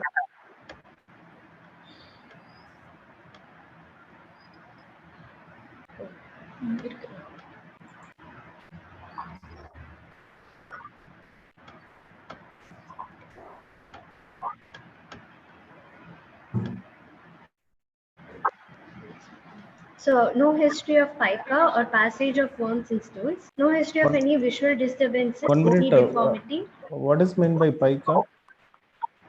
Pica is it's a condition where the baby tends to eat inedible objects like chalk, sand. This is maybe due to iron deficiency anemia, which predisposes a child to have inedible objects. But- This can lead. Yes, sir. But for this child, better we can avoid this because 1-year-old child usually there will be mouthing, so it should be appropriate for the age. So to say it's pica, it should be more than a year. Preeti, Yes, sir. this is a case of SAM. You have diagnosed at 1 year, right? Yes, sir. What are the 3-4 possibilities of child becoming SAM? Starting from newborn period to 1 year. Possibilities. Possibilities. Sir, if the baby has any congenital anomalies, Very good. that can, and then a low birth weight. Congenital malformation can lead to tissue hypoxia. Child may not grow, right? Yes. One more. Any more? A low birth weight, sir. Excellent. Very common in India. Do you know the percentage of low birth weight in India? Is 20 to 25%. 20 to 25% of the babies are low birth weight babies here. Okay. Right. Now then Preterm the infections. Preterm comes under a low birth weight only. What is the third one? Infection. Any recurrent infection in the form of diarrhea or in the form of respiratory tract infection. One more. Good. One inadequate feeding. Faulty feeding techniques. So these are the 4 reasons we attribute for becoming a SAM. It may be a faulty feeding technique, maybe a recurrent infection, maybe malformation, maybe low birth weight or preterm baby. These are the 4 cardinal causes for most of our Indian children to become a SAM. Okay, good. Carry on. Good. Yes, sir. So, history of any visual disturbances, bony deformity. Your case comes under out of 4 which category? Your case. Both congenital anomaly and faulty feeding techniques, sir. Faulty feeding technique. Yes, sir. Did you test faulty feeding technique? Sir, I've elaborated it in nutritional history, sir. Okay, right. Okay. Yes. So this is to rule out any vitamin deficiencies. Past history, known case of heart disease. He was surgically. Vitamins. What are the vitamins? You are very particular. Sir, sir. Be specific. What vitamins? Vitamin A, vitamin D, E, K, C, and vitamin B, sir. Okay, B complex also. Yeah, most of the yeah. So right. one more thing regarding the vitamin D, the clinical manifestation of rickets will not be there during the period of protein energy malnutrition. It usually involves the growing bones. Only during the recovery phase, we might be able to identify. Yes. Okay, proceed. So past history, he is a known case of heart disease. He was diagnosed with transposition of great arteries, surgically treated at 1 month of life at MGM Hospital, and he was on regular follow-up. He has no history of exanthematous fever. He's not a known case of chronic cough, jaundice, or diarrhea, and not on any long-term medication for his heart disease. You can very, antenatal history. very specifically Yes, say that there is no history of any occurrence of measles, because measles and whooping cough are always linked with the severe acute malnutrition. severe malnutrition. Yes. So said about the deficiencies, apart from vitamins, any other deficiency now the whole India is talking about? And iron deficiency, sir. Yes. Any more? Zinc. You can say broadly micronutrient deficiency. Now lot of talks is going on about micronutrient deficiency. Lot of guidelines are going to come. Okay, you can think of manganese, you can think of copper, zinc, iodine, iron. All micronutrients are playing a major role now, right? Yes. Antenatal history. The mother was 29 years old when she conceived. She had irregular antenatal checkups. She was booked and immunized. What do you mean by regular antenatal checkup? So she did not have. What is the minimum antenatal checkup government expects from a mother? 4 antenatal visits, sir. 1 in first trimester, 1 in second trimester, and 2 in third trimester, sir. Excellent. I mean, sorry, third trimester. Yes. So she anomaly scan was done in the second trimester and detected a cardiac anomaly, but no intervention was advised. And she was also diagnosed with gestational diabetes, but she was not on any treatment. She had her IFA tablets in second and third trimesters regularly. She perceived her fetal movements at fifth month and normal movements throughout the pregnancy. And she had a normal weight gain of 10 kg. Do you accept that 10 kg is fine for the mother? Sir? Do you accept 10 kg is fine? It's a norm? Or 10 kg or 12 kg or 13 kg or 15 kg? Usual weight gain, if her BMI is normal, falling between 18.5 to 22.5. Based on the mother's weight. Suppose the mother is 80 kg, I will not be satisfied with 10 kg.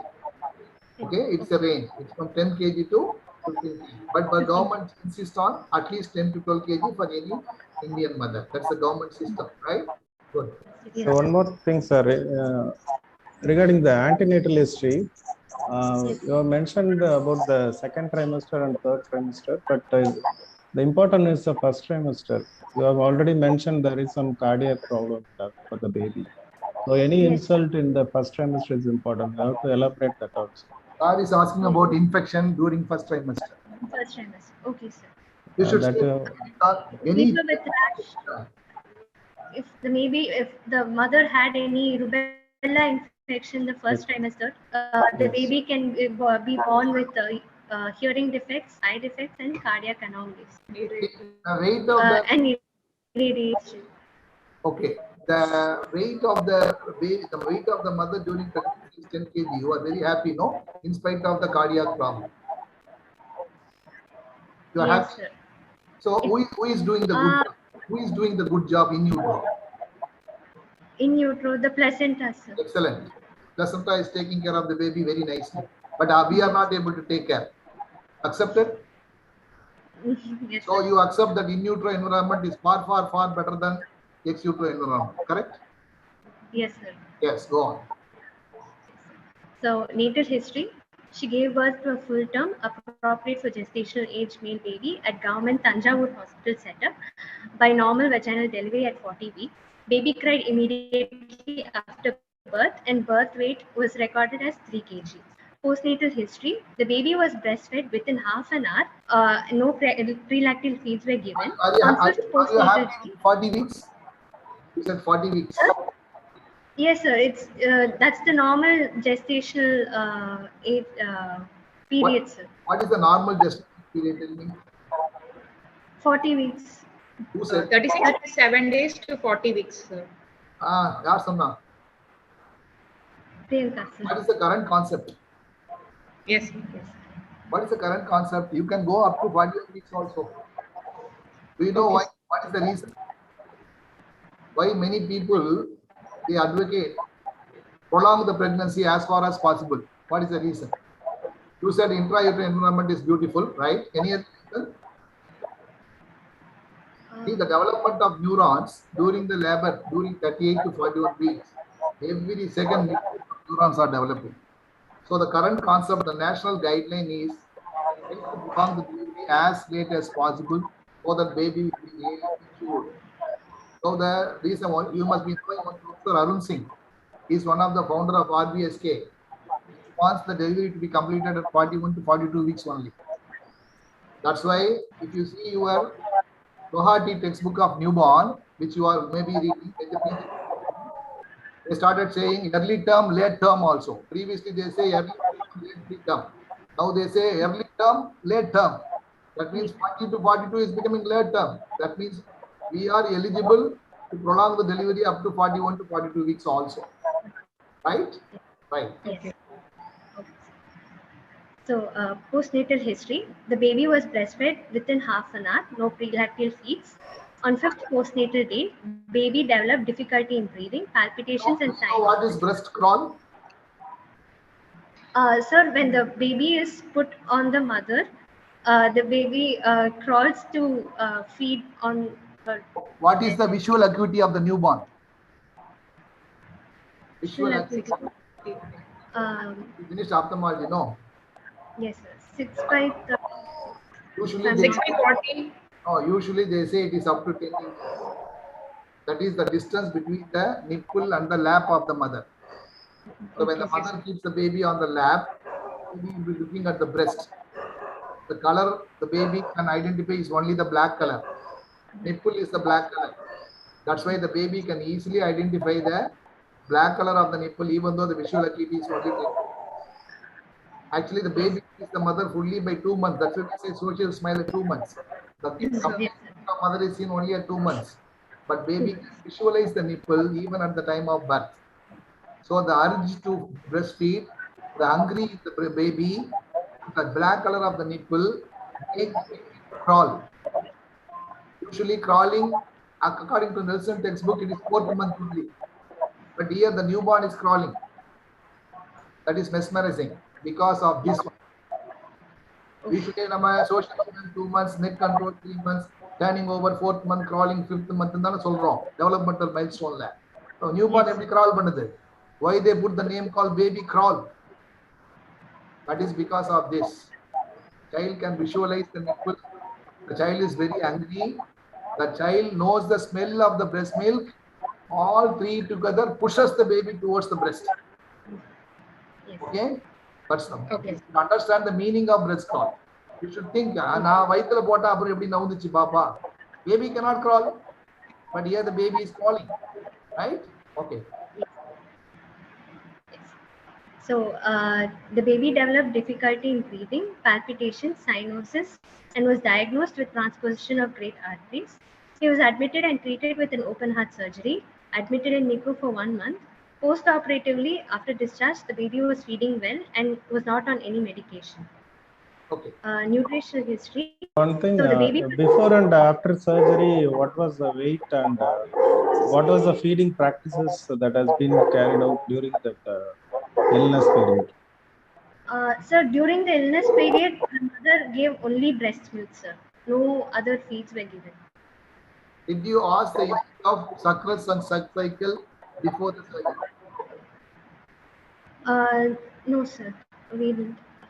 It is not a cardiovascular case, but still, since we are talking about the feeding, yes, Senthil was asking, what is the feeding pattern before surgery? What is the feeding pattern after surgery? Maybe after surgery, baby would not have sucked very well. Mother would have gone for express breast milk. Before surgery, child would have got some forehead sweating, sucking, taking rest, again sucking. Some sort of maneuvers may be there. So whenever you are talking about cardiac cases, you should ask what type of feeding, how many minutes of feeding. That is also very important. Mother will say, my koanda 20 vaati kudikudu. That means the child is feeding only for 10 minutes only because of the cardiac problem. So that's why he is asking what sort of feeding pattern child is having before surgery, what sort of feeding pattern after surgery, right? That is very, very important. Okay, right. And moreover, and the weight is around 3 kg at the time of birth, and after surgery around 1 month, what was the weight? That is also important. If it is very low, then that is an important aspect of Actually, Senthil, it is not the fault of Preeta because she took the case in ICH. Okay, sir. Admitted now only. So the mother did not know the weight and other history in the past one. That's why she okay, sir. Weight gain. But she said 6 months, up to 6-9 months, baby was then last 3 months only, the baby was not gaining weight. Correct, Preeta? Yes. Yeah. Yes, sir. Okay, sir. So the baby was exclusive breastfed till 6 months on demand with 5 to 6 feeds per day, and she fed each breast for 30 minutes. Complementary feeds was started at 7th month with cooked rice, dal, and smashed and boiled carrots with no other feeds included for the past 6 months. So according to 24-hour recall method, I calculated the deficit of 450 kilocalories per day and the protein deficit of 9.05 grams per day. Development Here history. in the nutrition that is in the diet history, Yes, you have mentioned that the calorie deficit is more than 50%. So Yes, usually it's very difficult to calculate while the child is on breastfeeding, but still it should be more than 50%, as the basic metabolic rate itself will be utilizing around 50%. Usually it will be more than 50. And it's better to have a detailed diet chart in this particular case, so that it's a very important for calculation of the. Preeta, what is can you measure the breast milk?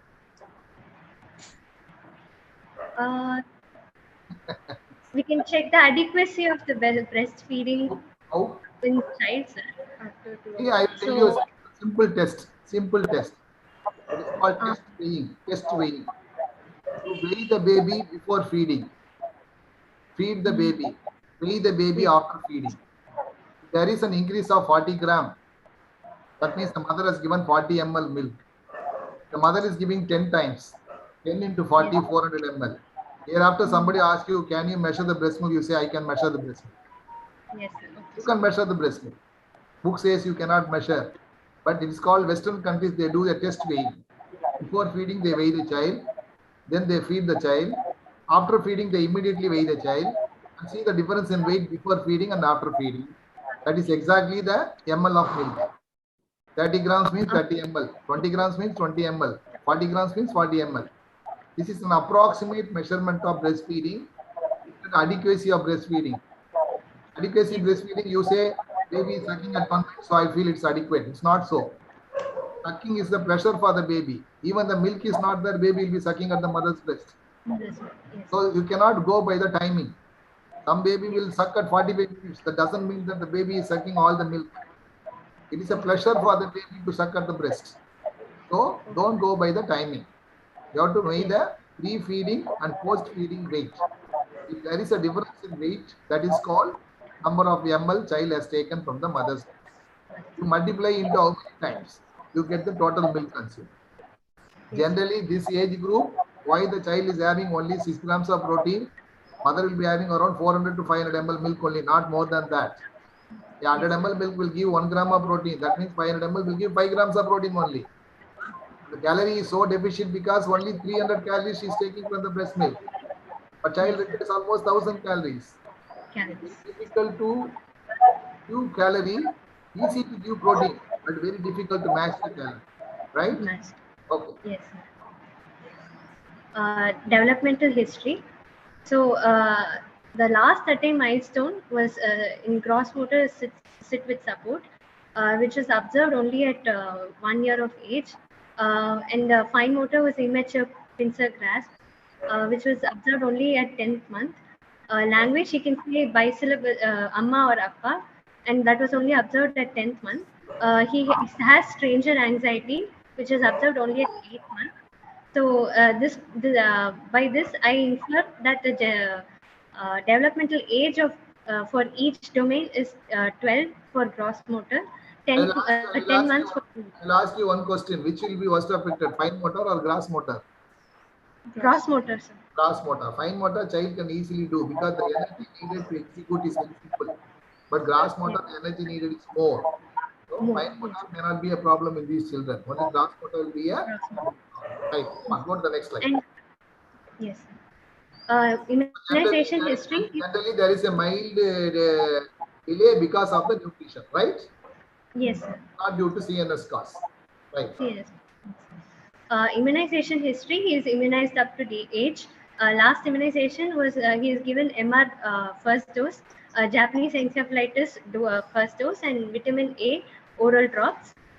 Family history. What immunization is very important regarding SAM? One immunization. Measles, sir. Excellent. Good. Good. Any other immunization? Any other? Pneumococcal vaccines. No. Pneumococcal panakaram போடுறது ஏழை குழந்தைக்கு. BCG, sir. Pertussis also. Pertussis. Pentavac also. Right? Measles is a good answer. Pentavac, of course, BCG, and of course pneumococcal, because most of the children, the number one killer in India under 5 mortality is pneumonia. Next is diarrhea. Right. Okay. In this child, we have to ask any other vaccine has been given apart from the universal immunization schedule, and pulse polio immunization should also be mentioned in any immunization history. Okay. Can you give me a national vitamin A program? National vitamin A program. Yes, sir. So below 6 months of age, we'll give 50,000 international units. Between 6 months to 12 months, we'll give 1 lakh international units oral dosage, which is 1 ml, and more than 1 year of age, we'll give 2 lakh international units in the form of oral 2 ml. This is continued till 5 years of age with every 6 months interval. Now I will ask you one question. A 5-year-old child comes to you. Weight is 7.8 kg. Yes. How much vitamin A you give? I'll give to 2 lakh international. No. The current guideline, the latest guideline is whatever be the age, the weight is not above 8 kg, you should give 1 lakh.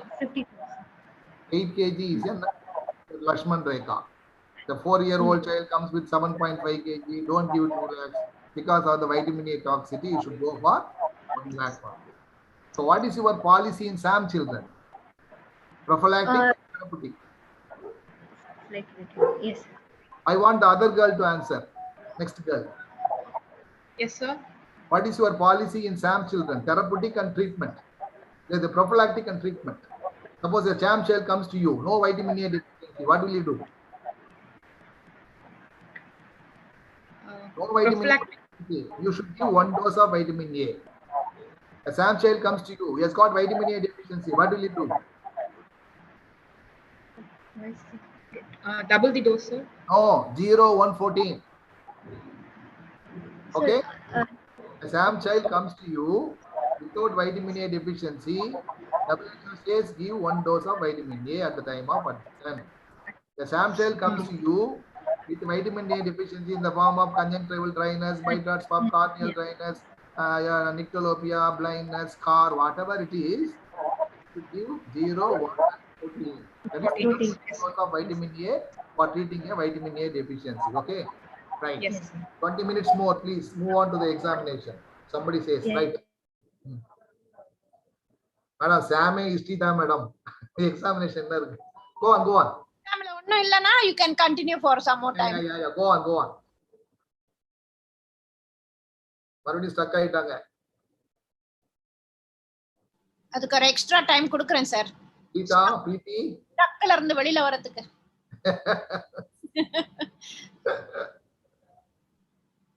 பிரீத்தி இருக்காங்க தெரியல. ஹாஸ்டலா?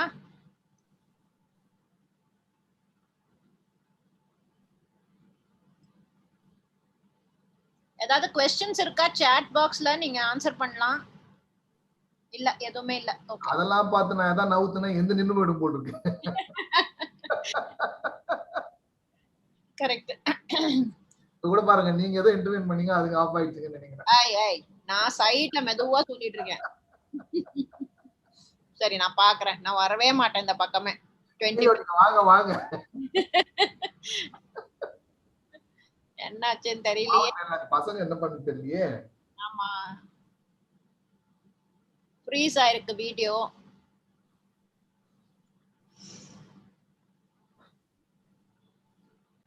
Senthil freeze ஆயிட்டாரா? Senthil freeze ஆயிட்டானா இல்லையா? செந்தில் இருக்காரு, தெம்பா இருக்காரு. இருக்கேன் sir. இல்லப்பா அவங்க தான் ஃப்ரீஸ் ஆயிட்டாங்களா நம்மளும் ஃப்ரீஸ் ஆயிட்டோமா? இருக்காங்களா? வந்துட்டாங்க. What is happening? Where are you in the hospital? வந்துட்டாங்க. Go ahead. I won't interrupt anymore. You have 20 minutes to go. Yes, sir. Yes. Vitals, the temperature was recorded at axilla with 99 degree Fahrenheit. Pulse rate was 100 per minute. Respiratory rate is 42 per minute. Abdominal thoracic type. And BP was 90/60 millimeter mercury measured at right upper arm. Anthropometry, the weight, length, and weight for length were all plotted on the growth chart, and it was found to be below -3 standard deviation. Even the head circumference was found to be below the 3rd standard deviation, and the mid upper. Yes, sir. There is one thing called Levin's classification. LEVINV. That is for mainly you are dealing with a chronic malnutrition, correct? You are dealing with a chronic. So here your scenario is the weight for age is -3, height for age is -3, weight for length is also -3. That means this is chronic malnutrition of recent onset. Recent onset because of the cardiac surgery. Suppose weight for height is -3, height for length for age is -3, and your weight for length is normal. That is a very bad scenario. That means this is a chronic malnutrition of chronicity. ஏன்னா பாப்பா எவ்வளவு குள்ளமாயிடுச்சு அதுக்காக wait இருக்கு அதுக்கு damage chronic mal. So this is called Levin's classification for chronic malnutrition. வழக்கமா நம்ம வந்து IAP classification படிச்சிருப்பீங்க, கோமஸ் கிளாசிஃபிகேஷன் அதெல்லாம் இப்ப டிஸ்கஸ் பண்ணவரோட டைம் ஃபேக்டர்னால அதே மாதிரி வெல்கம் கிளாசிஃபிகேஷன் உங்களுக்கு தெரியும் இல்லையா? 60 to 80% with edema, kwashiorkor. Okay. ஏன் சில பாப்பா kwashiorkor வந்து சில பாப்பா marasmus போகுது? It depends upon the insulin secreted and the corticosteroid and the pathogen. Excellent answer. Insulin and insulin growth factors plays a major role, which increases the peripheral utilization, which increases the fatty acid oxidation, which makes the liver to produce more proteins. When it is deficient, hypoalbuminemia, fatty deposition in the fatty liver, and there will not be any hypoglycemia. A single etiology gives two spectrum, one marasmus, one kwashiorkor. That is funny. No other disease has got two spectrum like that. But here, because of presence of one substance producing one spectrum, absence of one substance producing the other spectrum in the form of hypoalbuminemia, edema, fatty liver, moon phase, everything. Good. Right. Go on. Regarding the mid-arm circumference, at what age it should be measured? 6 months to 5 years. Why that age group is preferred? It's constant during that age group, sir. But now the guidelines are changing. I am doing one study. I am doing mid-arm circumference for newborn also. Very soon we are going to publish why from newborn to 6 months also, what is the difference? Because we don't know the mid-arm circumference of newborn. We don't know the mid-arm circumference of 1 year. So we are doing, let us see what is happening in newborn. But generally WHO says you take it from 1 year, 11.5 centimeter below. Do you know what is Shakir tape? Yes, sir. It's community color coded. Yes, sir. Color coded. It is used in community setting to check the malnutrition status. That is a muscle wasting. So there's a red, yellow. How do you measure triceps pole thickness? Using Harpendence calipers. Have you seen Harpendence caliper? Whether it is available in Stanley? Ask Rama madam to buy and keep it there. It's available in Amazon. You can buy it also. Harpendence caliper. Before going to the examination, see the caliper and go to the examination. Right? Yes. Go to the growth chart. Go to the growth chart. Yes, sir. So this is a weight for length growth chart, sir. I've plotted and I've seen that the this one lies at the -3 standard deviation for his length and weight. This is the arm circumference that was about 11.5 or 11. 11. Sorry. Go on. Yes, sir. This is also, I found it was -3 standard deviation. So my question now is, are you dealing with the asymmetrical? See, there are symmetrical IUGR, asymmetrical IUGR. This child did not have IUGR at all by birth 3 kg. But you are saying the head circumference also is affected. Nutrition should not affect the head circumference. How do you infer in this child? Why there is a head circumference below? The Karamat or picture. Okay. Hello? Yes, Yes, sir. Yes, sir. I'm not sure, sir. Putting Even I found it. why head is affected? Other than நம்ம செந்தில் சொன்னார் என்ன கேட்டாரு? Do you have an history of torch infection in the first trimester period? Whether the child has got an associated viral infection with microcephaly, with cardiac. So you have to take like that only. Because the head should be normal. Why the head is below -3 standard deviation? That means there is a problem from birth regarding the head. So Sendil was asking, no?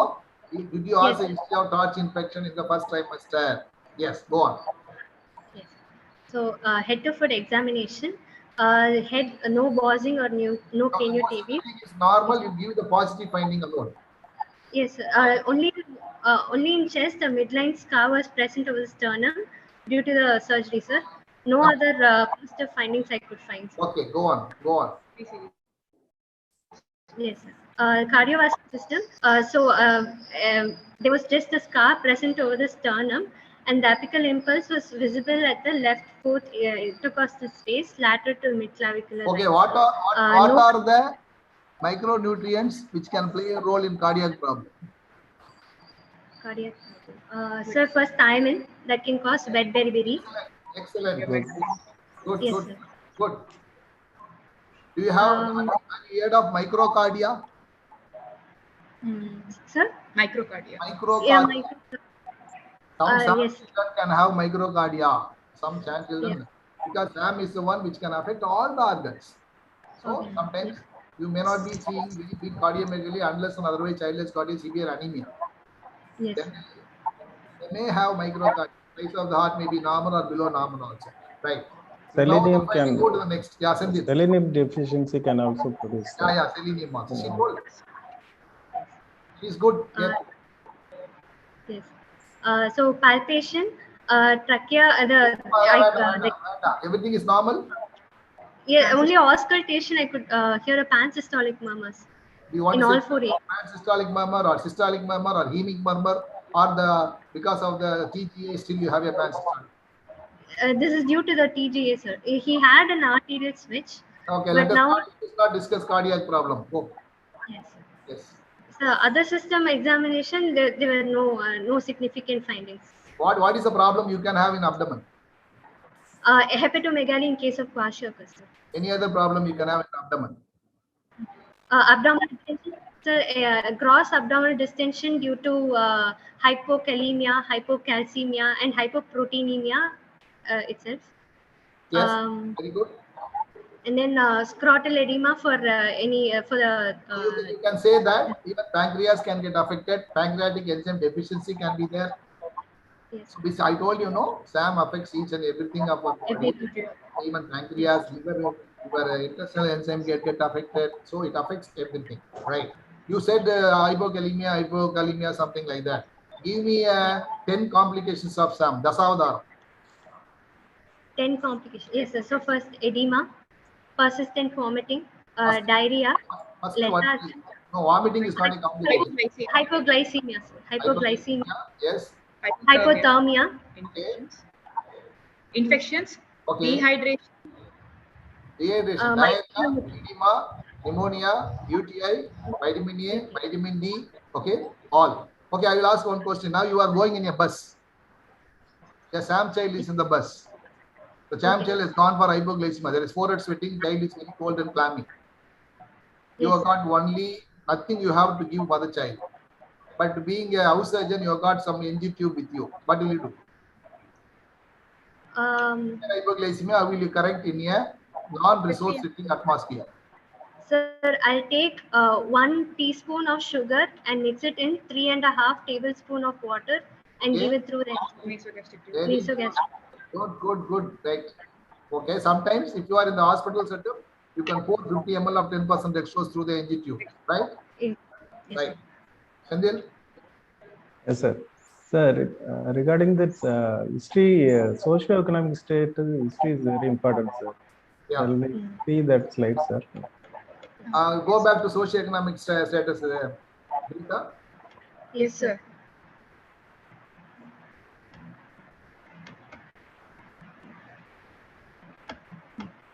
Yes, sir. So the socioeconomic status, he belongs to an upper lower class according to modified Kuppuswamy scale. Environmental history, he lives in a semi-paka house. He's in the town area with one room and separate kitchen is present, two windows, no overcrowding. Inadequate ventilation and lighting was present. Okay, this child, for this child, the surgery has been done. Whether it has been done free of cost or any amount has been paid, because that is very important for this financial aspect.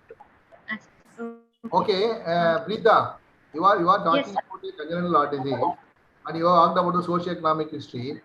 What history I am interested, which is not typed here? Sorry, sir. What history you are not typed here? What is the history? So when you write all this water supply, hand washing, house, and everything, but to ask how they are doing the cooking, because 40% of the pneumonias are mainly due to the pollution. Pollution. So, you know, Prime Minister Ujala scheme. Ujala scheme. This is one of the schemes to bring down the pneumonia in children, giving free gas stove to the mothers. So when you write socioeconomics, always try to what sort of cooking they are making also. That is also very important. Okay, go to the next slide. One more thing, sir, regarding that modified Kuppuswamy scale, upper lower class they have written. Yeah. Yes. That is class 3. They have written as class 3. It's class 4, I think so, sir. Oh, sorry, sir. Yes, sir. Okay. Because yes, sorry. Right, Mark. Go to that slide. Next slide. Okay. We went to the diagnosis. Okay, diagnosis. Diagnosis. Okay. You people know what Gopalan theory of adaptation. You know, I don't want to explain.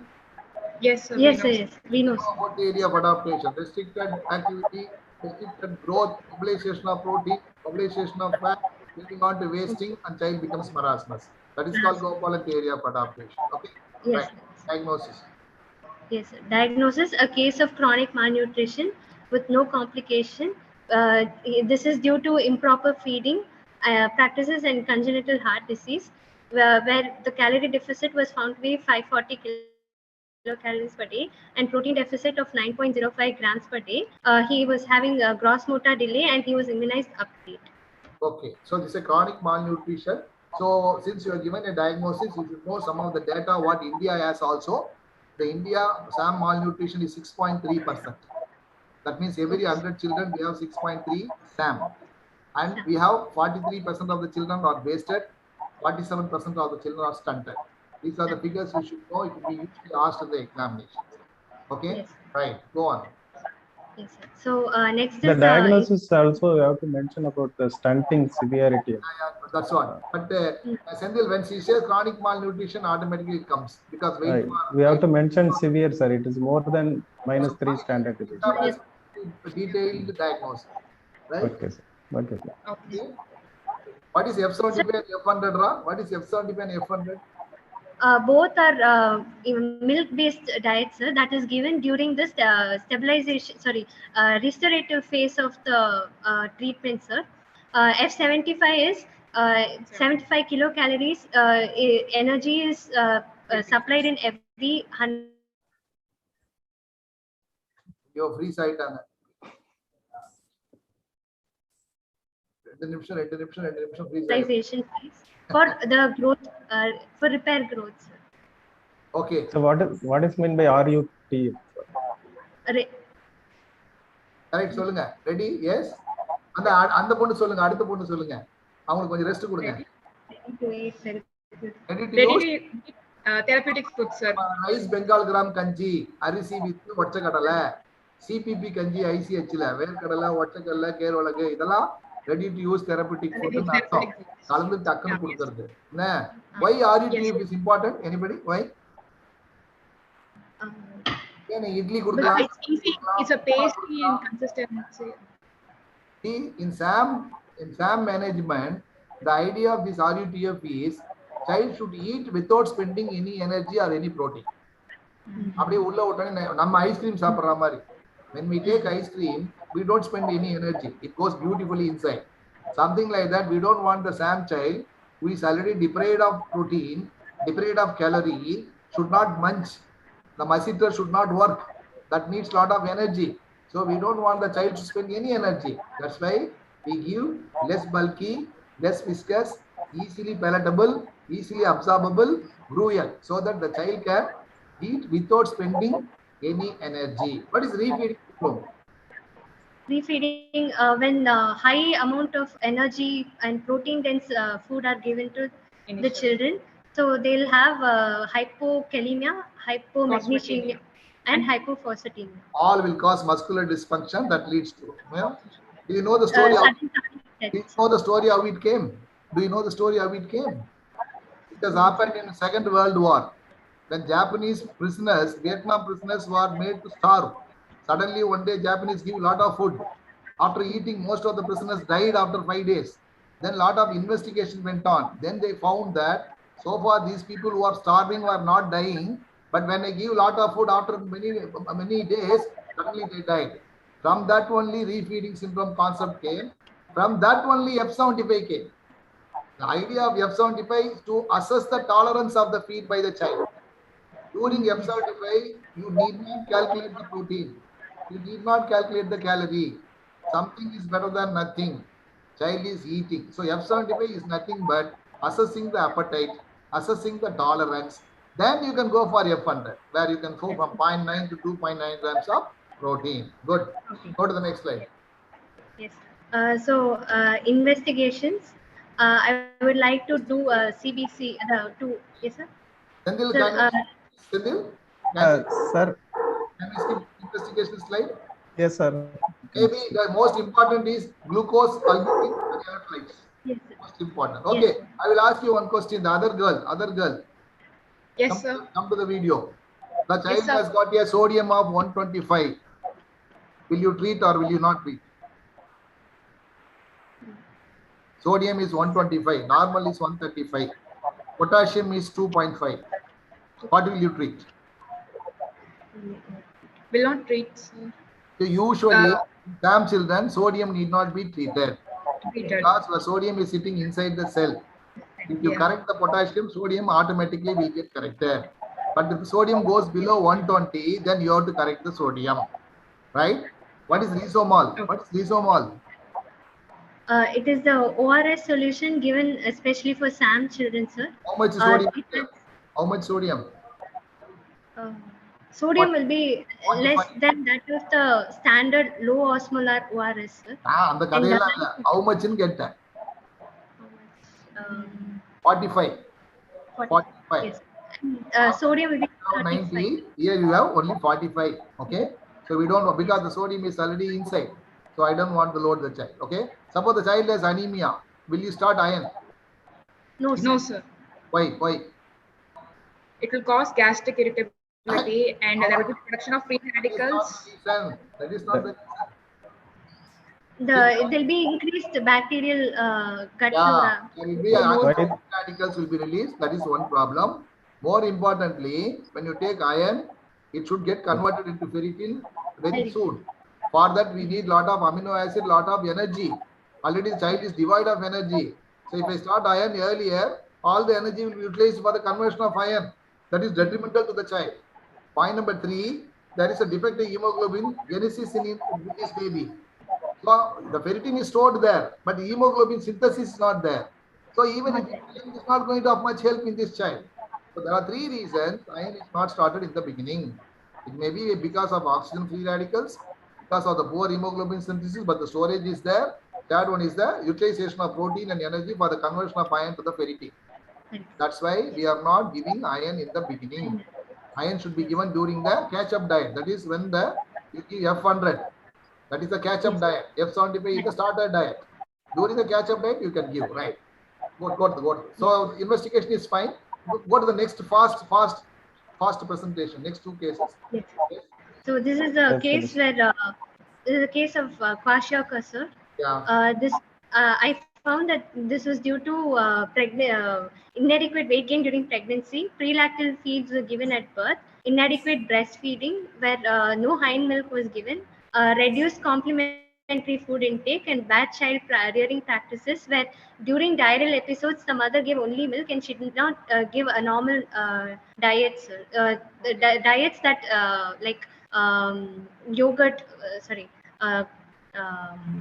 complementary foods such as javarisi pal, high energy dense feeds were not given during diarrheal episode. So in due to the poor feeding techniques, Good. fertility is normal, but child rapidly went for malnutrition. That's why it's called acute malnutrition. Kwashiorkor is acute, where you can see, put the figure, show the picture.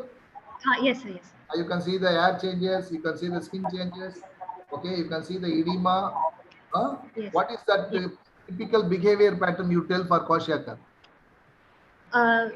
Irritability, apathy. No, mental apathy.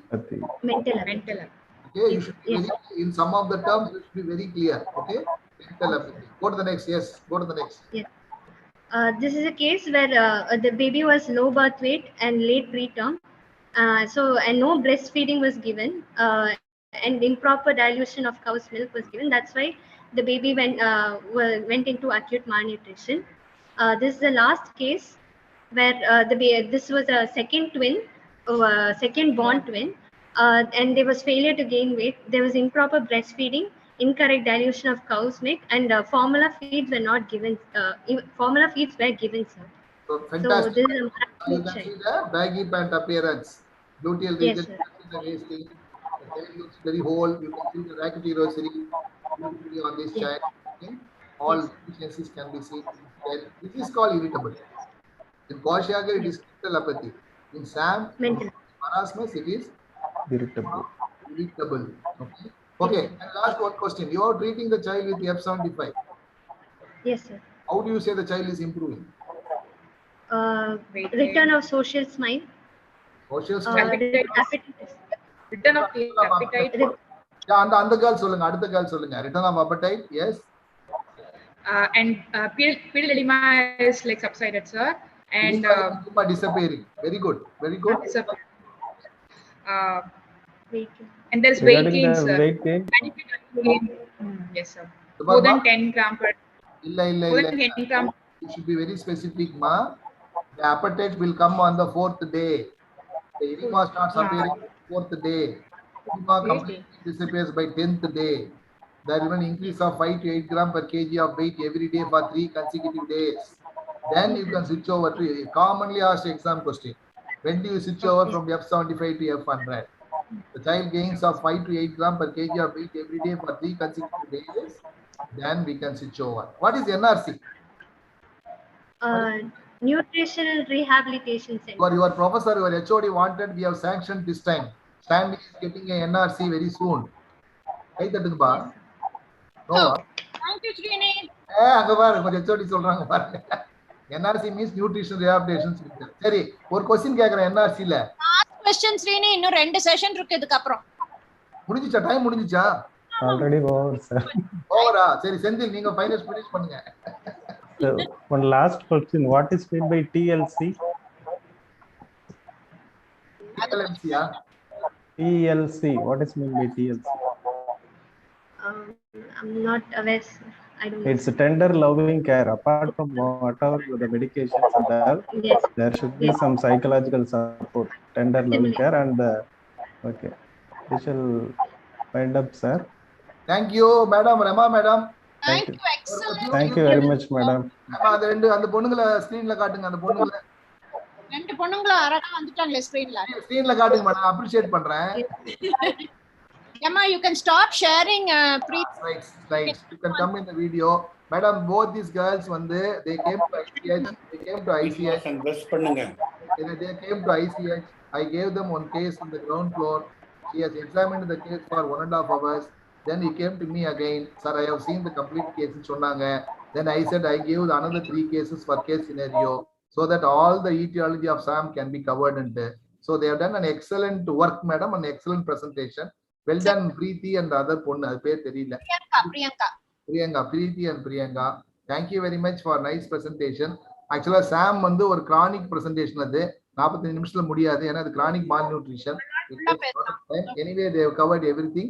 Thank you very much for this opportunity. Thank you, Srini and Dr. Senthil Kumar. Thank you very much.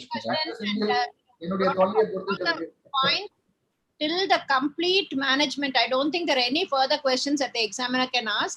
Thank you very much for being part of the team and today's session. Thank you. And I thank my UGs. They presented like PGs. They did an excellent job also. Thank you. Madam. All the best.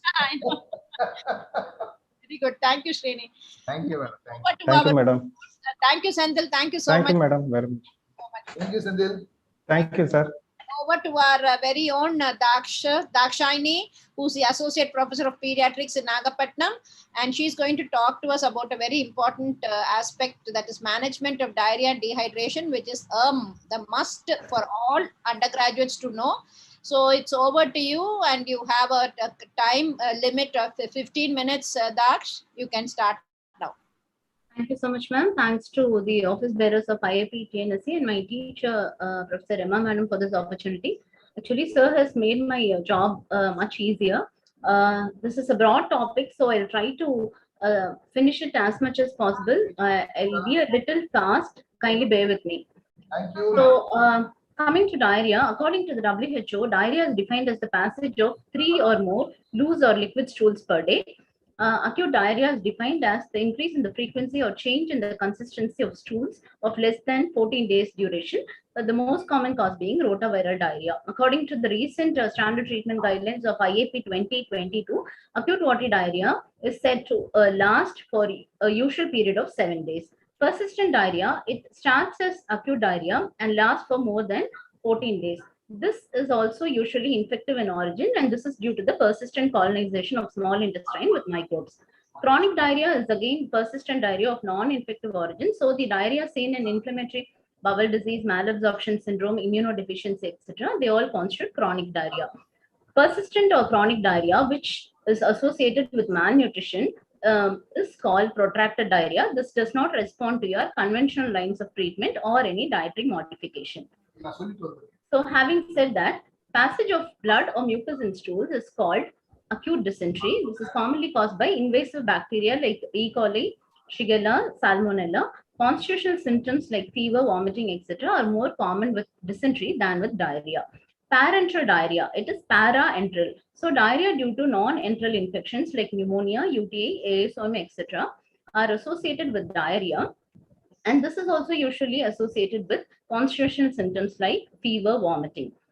Functional diarrhea is again non-organic diarrhea, which is associated with recurrent abdominal pain. And this is not associated with the weight loss. And this is commonly a diagnosis of exclusion. So though AGE and ADD, acute gastroenteritis and acute diarrheal disorders, are interchangeably used, AGE is itis, acute gastroenteritis. So this refers to infection and inflammation of the gastrointestinal tract, which is caused by bacterial, viral, or parasitic pathogens. So this grossly refers to diarrhea caused by infectious causes. Acute diarrheal disorders is a broader terminology. This encompasses both infectious and non-infectious causes. So AGE is also a part of ADD. So why are we bothered about this diarrhea? Diarrheal diseases of childhood account for 9% of deaths in children under 5 years of age. According to WHO in 2015, about 0.5 million of deaths per year globally happen due to diarrhea, and that too in children under 5 years of age, out of which rotaviral infections constitute 35% of severe and fatal watery diarrheal episodes. In India alone, about 2.5 lakh deaths in children under 5 years of age happen due to diarrhea. Next slide.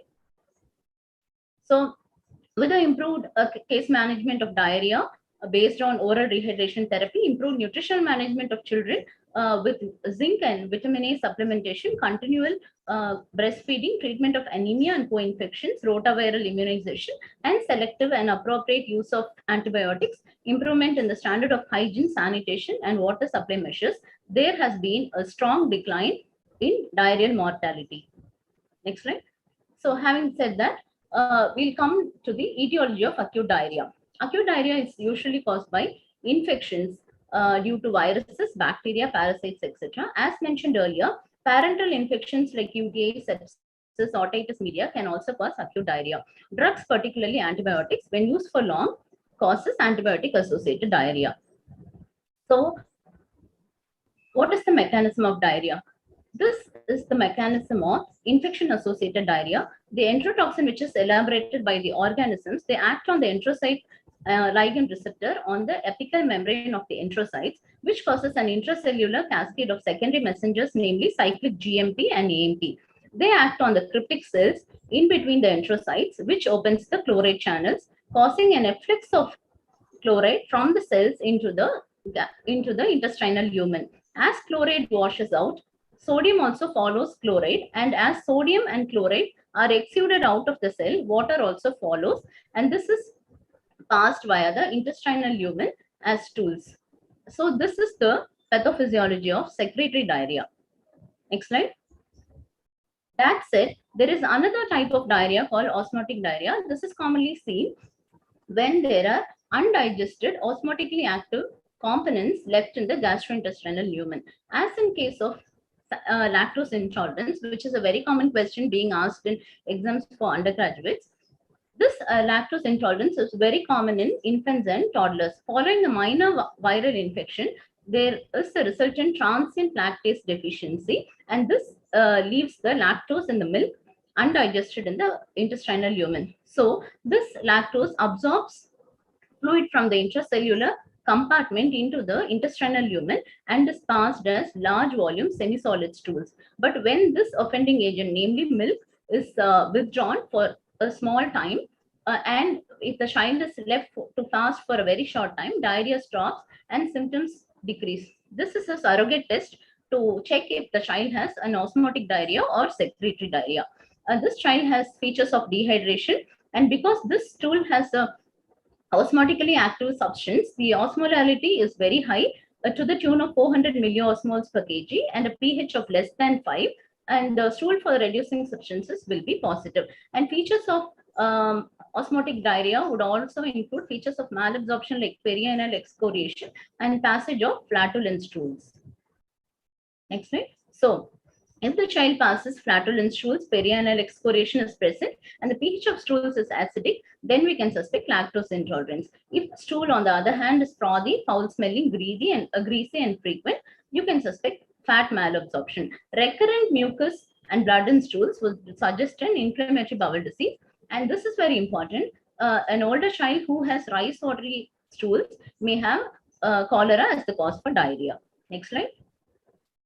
So, what are the complications of diarrhea? The most important dreaded complication of diarrhea is dehydration, and because of poor feeding during the diarrheal episodes and during recovery, this may result in malnutrition, and intestinal damage may also cause malabsorption, protein energy malnutrition, micronutrient and trace element deficiency, also causes dyselectrolytemia, acid-base disturbances, sepsis, eventually death.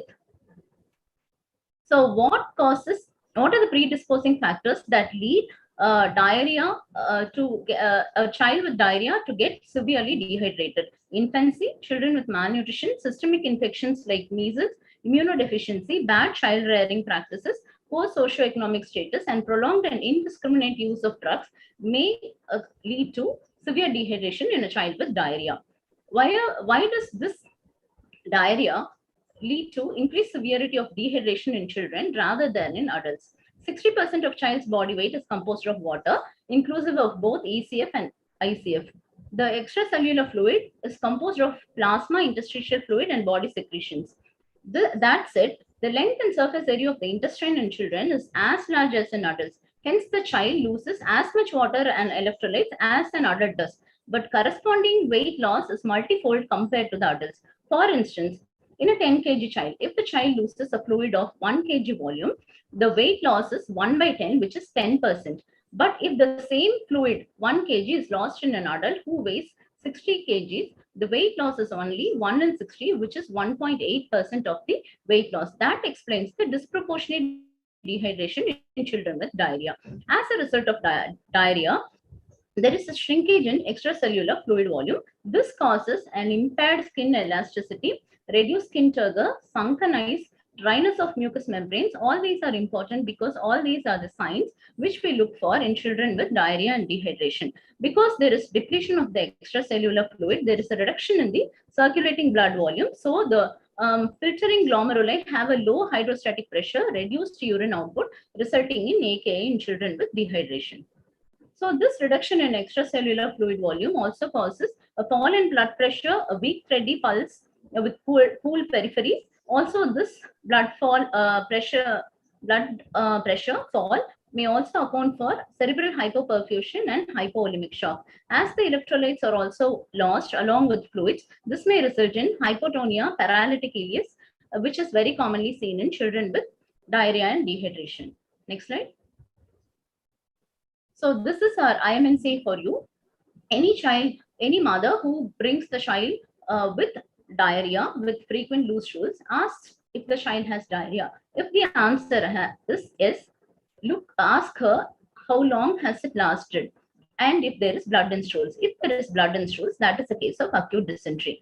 If the mother replies that the child does not have blood in stools, look, listen, and feel. Look at the child's general condition. Is the child lethargic or unconscious, restless or irritable? Look for sunken eyes. Offer the child fluid and see whether the child is drinking eagerly, is the child thirsty, or refuses to drink. Pinch the skin of the abdomen in the paraumbilical part and look for skin turgor. If it is 2 seconds, more than 2 seconds, or if the skin pinch, with skin pinch, if the skin goes back immediately, then classify diarrhea based on the signs that we have documented. Next slide. So these are the important signs we look for in diarrhea. So please look for the sunken eyes as in the first child and the reduced skin turgor as documented in the second picture. Next slide. So based on these clinical signs, how do you classify dehydration? If any two of the following signs, like if the child is lethargic or unconscious, if the child has sunken eyes, the child is not able to drink, or if the child is drinking poorly, if the skin pinch goes back very slowly, then classify the child as severe dehydration. And if the child, ask if the child has any other severe classification. If the child has any other severe classification, like in severe pneumonia, refer urgently to the hospital. If the child has only severe dehydration, give fluid for severe dehydration as in plan C. If the child is more than 2 years, and if the cholera is in your area, according to IMNCI, we have to initiate antibiotic for cholera. If any two of the following signs are present, like if the child is restless or irritable, child has sunken eyes, drinks eagerly, and the child is thirsty, the skin pinch goes back very slowly, classify the child to have some dehydration, give fluid and food for some dehydration as in plan B, which I would be stating later. Advise the mother when to return immediately, follow up in 5 days if the child is not improving. So this is the yellow zone for you. If there is not enough sign to classify as some or severe dehydration, then classify the child as diarrhea with no dehydration, give fluid and food to treat diarrhea at home. You can very well treat this child at home with ORS and home available fluid. Next slide. So what is the management of diarrhea with severe dehydration? Two of the following signs is present, and we have resorted to plan C, which is hospital-based inpatient treatment. Next slide. So this would be to give IV fluids, either ringer lactate or normal saline. The first ration would be 30 ml per kg, and the second ration will be 70 ml per kg. If the child is an infant, give the first ration of 30 ml per kg in 1 hour. And if the child is more than a year, give the first ration of 30 ml per kg faster, which is 30 minutes. So then reassess for signs of dehydration. Look for the radial pulse. Though by convention, we look for the dorsalis pedis pulse.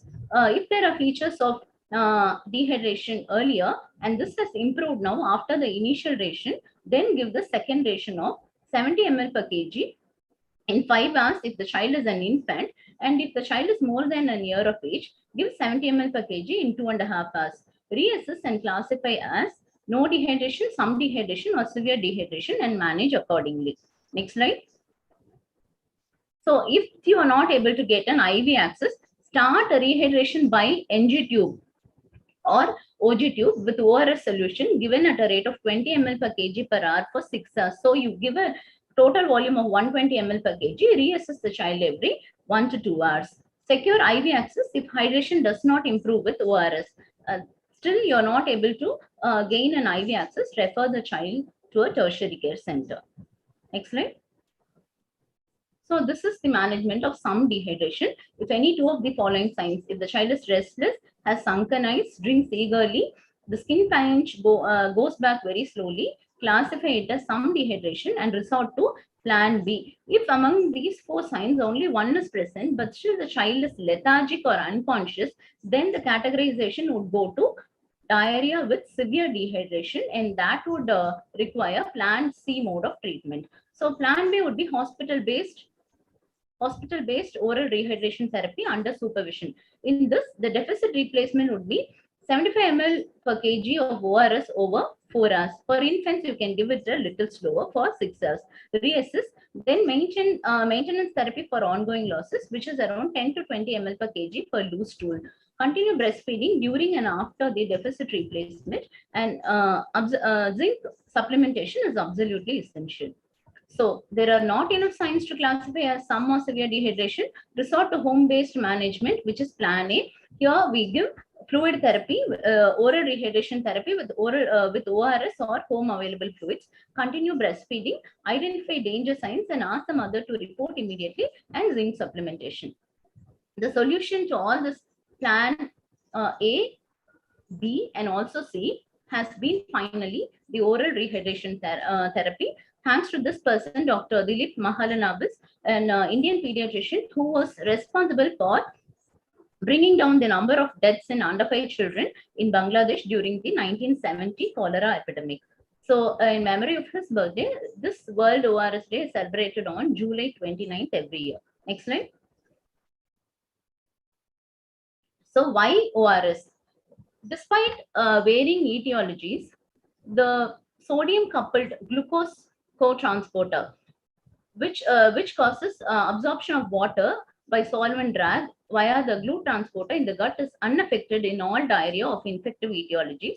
This mechanism of absorption is intact in patients with cholera diarrhea and also in rotaviral diarrhea. This is a very safe, simple and effective measure to prevent and treat dehydration. Next slide. So as said, the enterocyte has a sodium coupled glucose co-transporter on the apical membrane of the enterocyte, and this is intact in all forms of diarrhea. Next slide. So ORS corrects dehydration. It decreases the duration of diarrhea, decreases stool output, prevents recurrence, causes oral replacement of nutrient and electrolytes, and prevents and treats malnutrition. Next slide. So this is an important question for undergraduates. The standard ORS, which was initially in use, has an osmolarity of 311 milliosmoles per liter.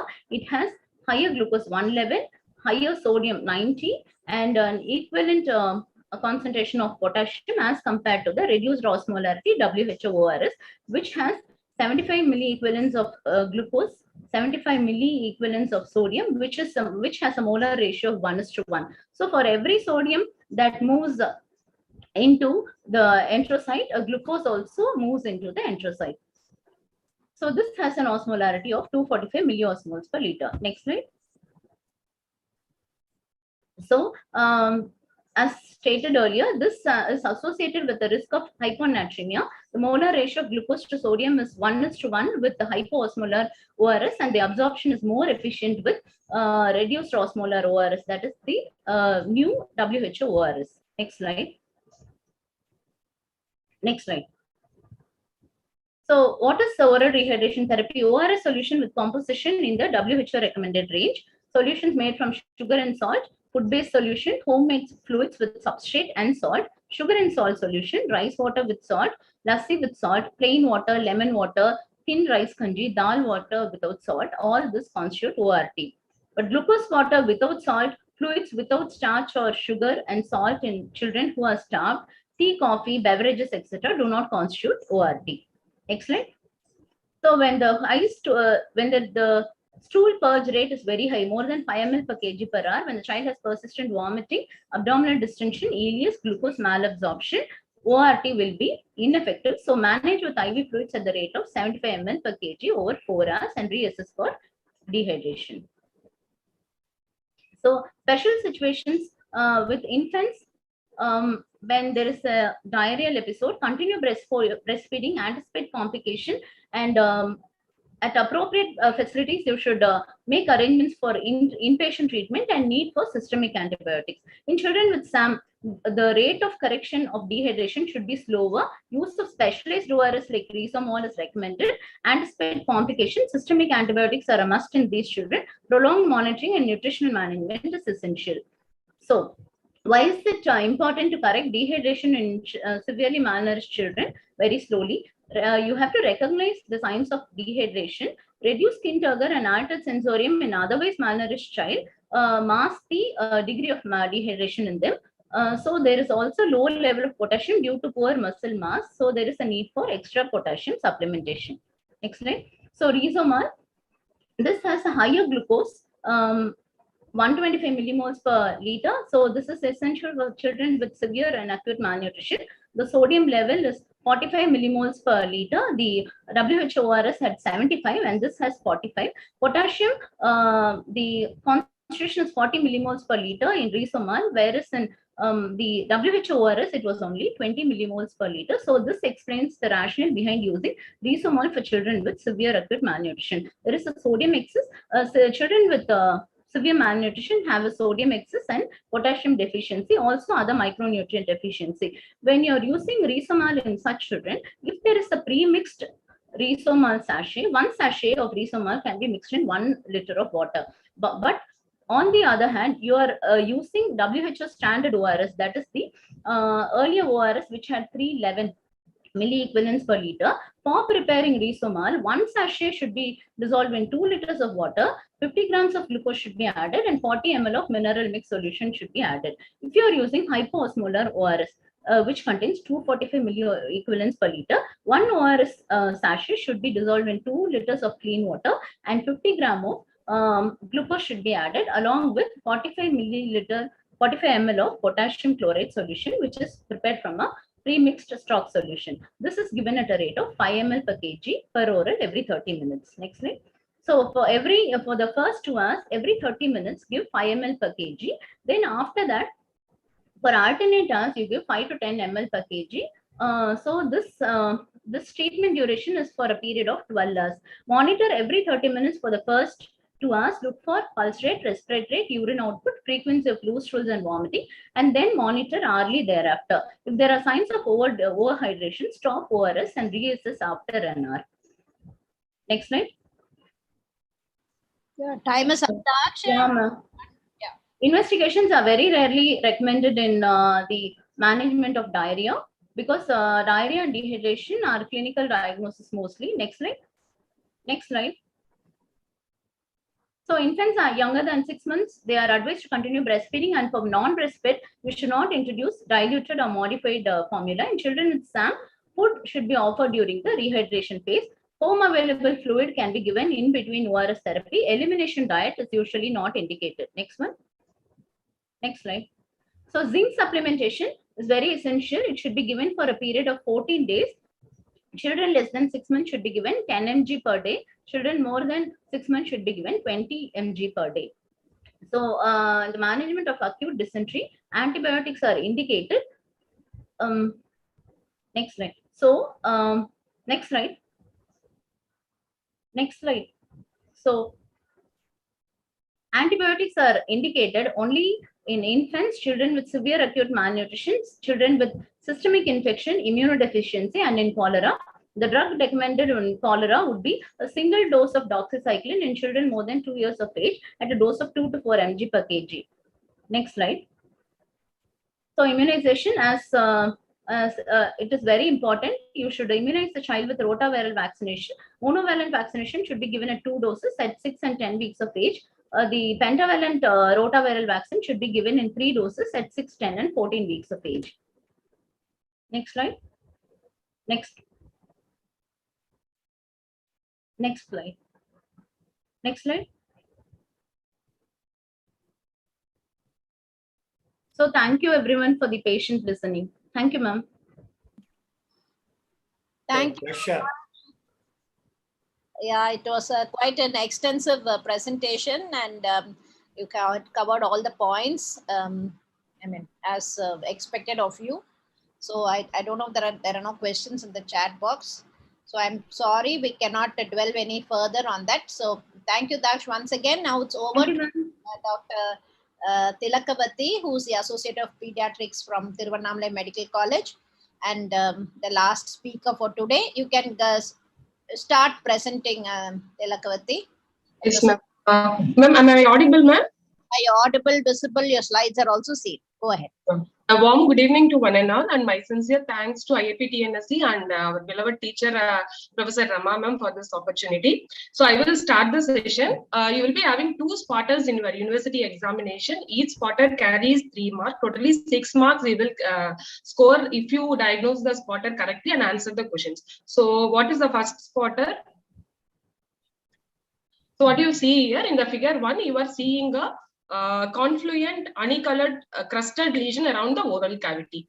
In the figure 2, you are seeing a thick walled blister which is pus filled. So what is the diagnosis? The first one is nothing but impetigo contagiosa. The second one is bullous impetigo.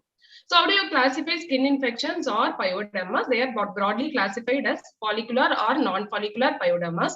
So follicular type is again classified into folliculitis or perifolliculitis. Depending upon the depth of infection, it could be superficial or deep. Non-follicular pyodermas are classified as spreading and localized type, which could be superficial or deep. So impetigo contagiosa and bullous impetigo are localized form of non-follicular superficial pyodermas. So the first figure is furuncle, which is nothing but a superficial perifolliculitis, whereas the second one is carbuncle, which is the deep perifolliculitis. So the most common causative organism for impetigo contagiosa will be your Streptococcus pyogenes, and for bullous impetigo, it is Staphylococcus aureus. So impetigo contagiosa is defined as thin-walled blisters with erythematous halo. They rupture to form honey-colored crust, as we had seen in the picture. The lesion spread without healing, whereas bullous impetigo, it is a thick-walled persistent blister. There will be delayed rupture of this lesion.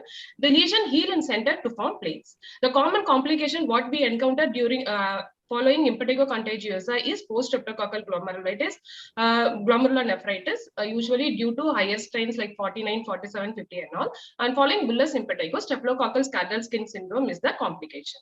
So how do you treat? For localized lesion, just topical application is enough with mupirocin or fusidic acid. Whereas if the lesion is widespread or bullous impetigo, if there is facial involvement or seen in infants, you have to give medications, oral medications. Just narrow spectrum antibiotic are enough. Oral cefalexin or cefadroxil will be fine. So the dose of oral cefalexin is 50 milligram per kg per day in 3 divided doses for 7 days. And cefadroxil, the dose is 30 milligram per kg per day, 2 divided doses for 7 days. So what do you see in this next spotter? So you are seeing papules in the web spaces. When you have a child with pruritic papules in this typical distribution, that is in the web spaces, it is nothing but scabies. What you see in the second picture, you are seeing a tunnel-shaped lesion, which is secondary to which is nothing but the primary lesion of scabies, that is defined as burrow. This is the place where the itch mite penetrates the skin and lays eggs. So the scabies lesion is caused by the organism Sarcoptes scabiei var hominis. The primary lesions are burrow and papules, but don't expect these primary lesions always, because most of the time they come with secondary lesions like pustules, eczema or nodules. Classically, they are seen in webs of hands, wrist, ulnar aspect, genitalia, especially in genitalia, I have to look for this lesion, anterior axillary folds.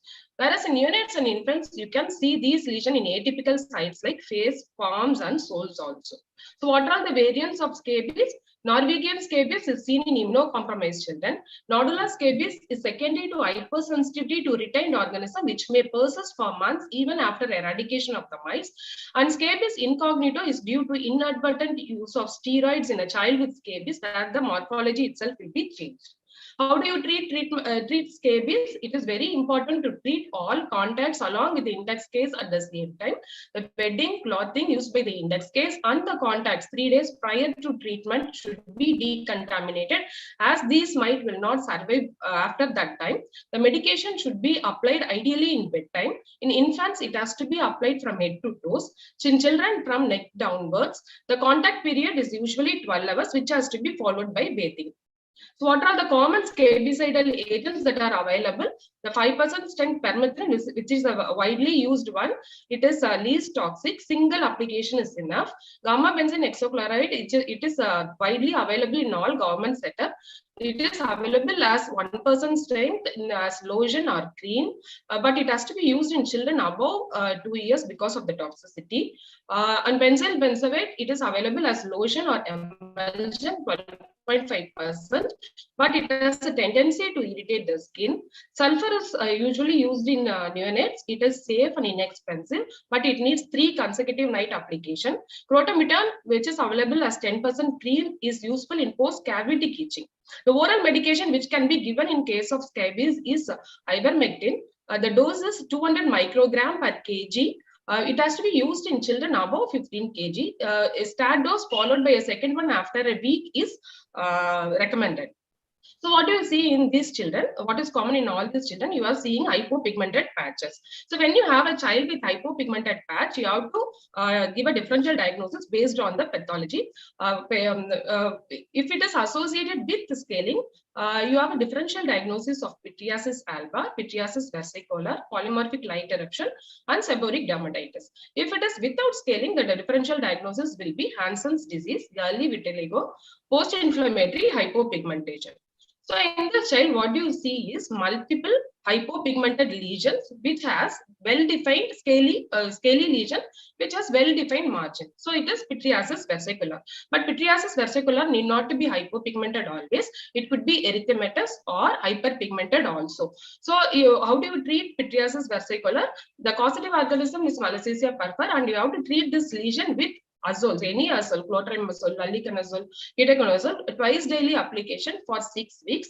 If the lesion is extensive, oral fluconazole 8 to 12 milligram per kg per dose has to be given once and has to be repeated after a week.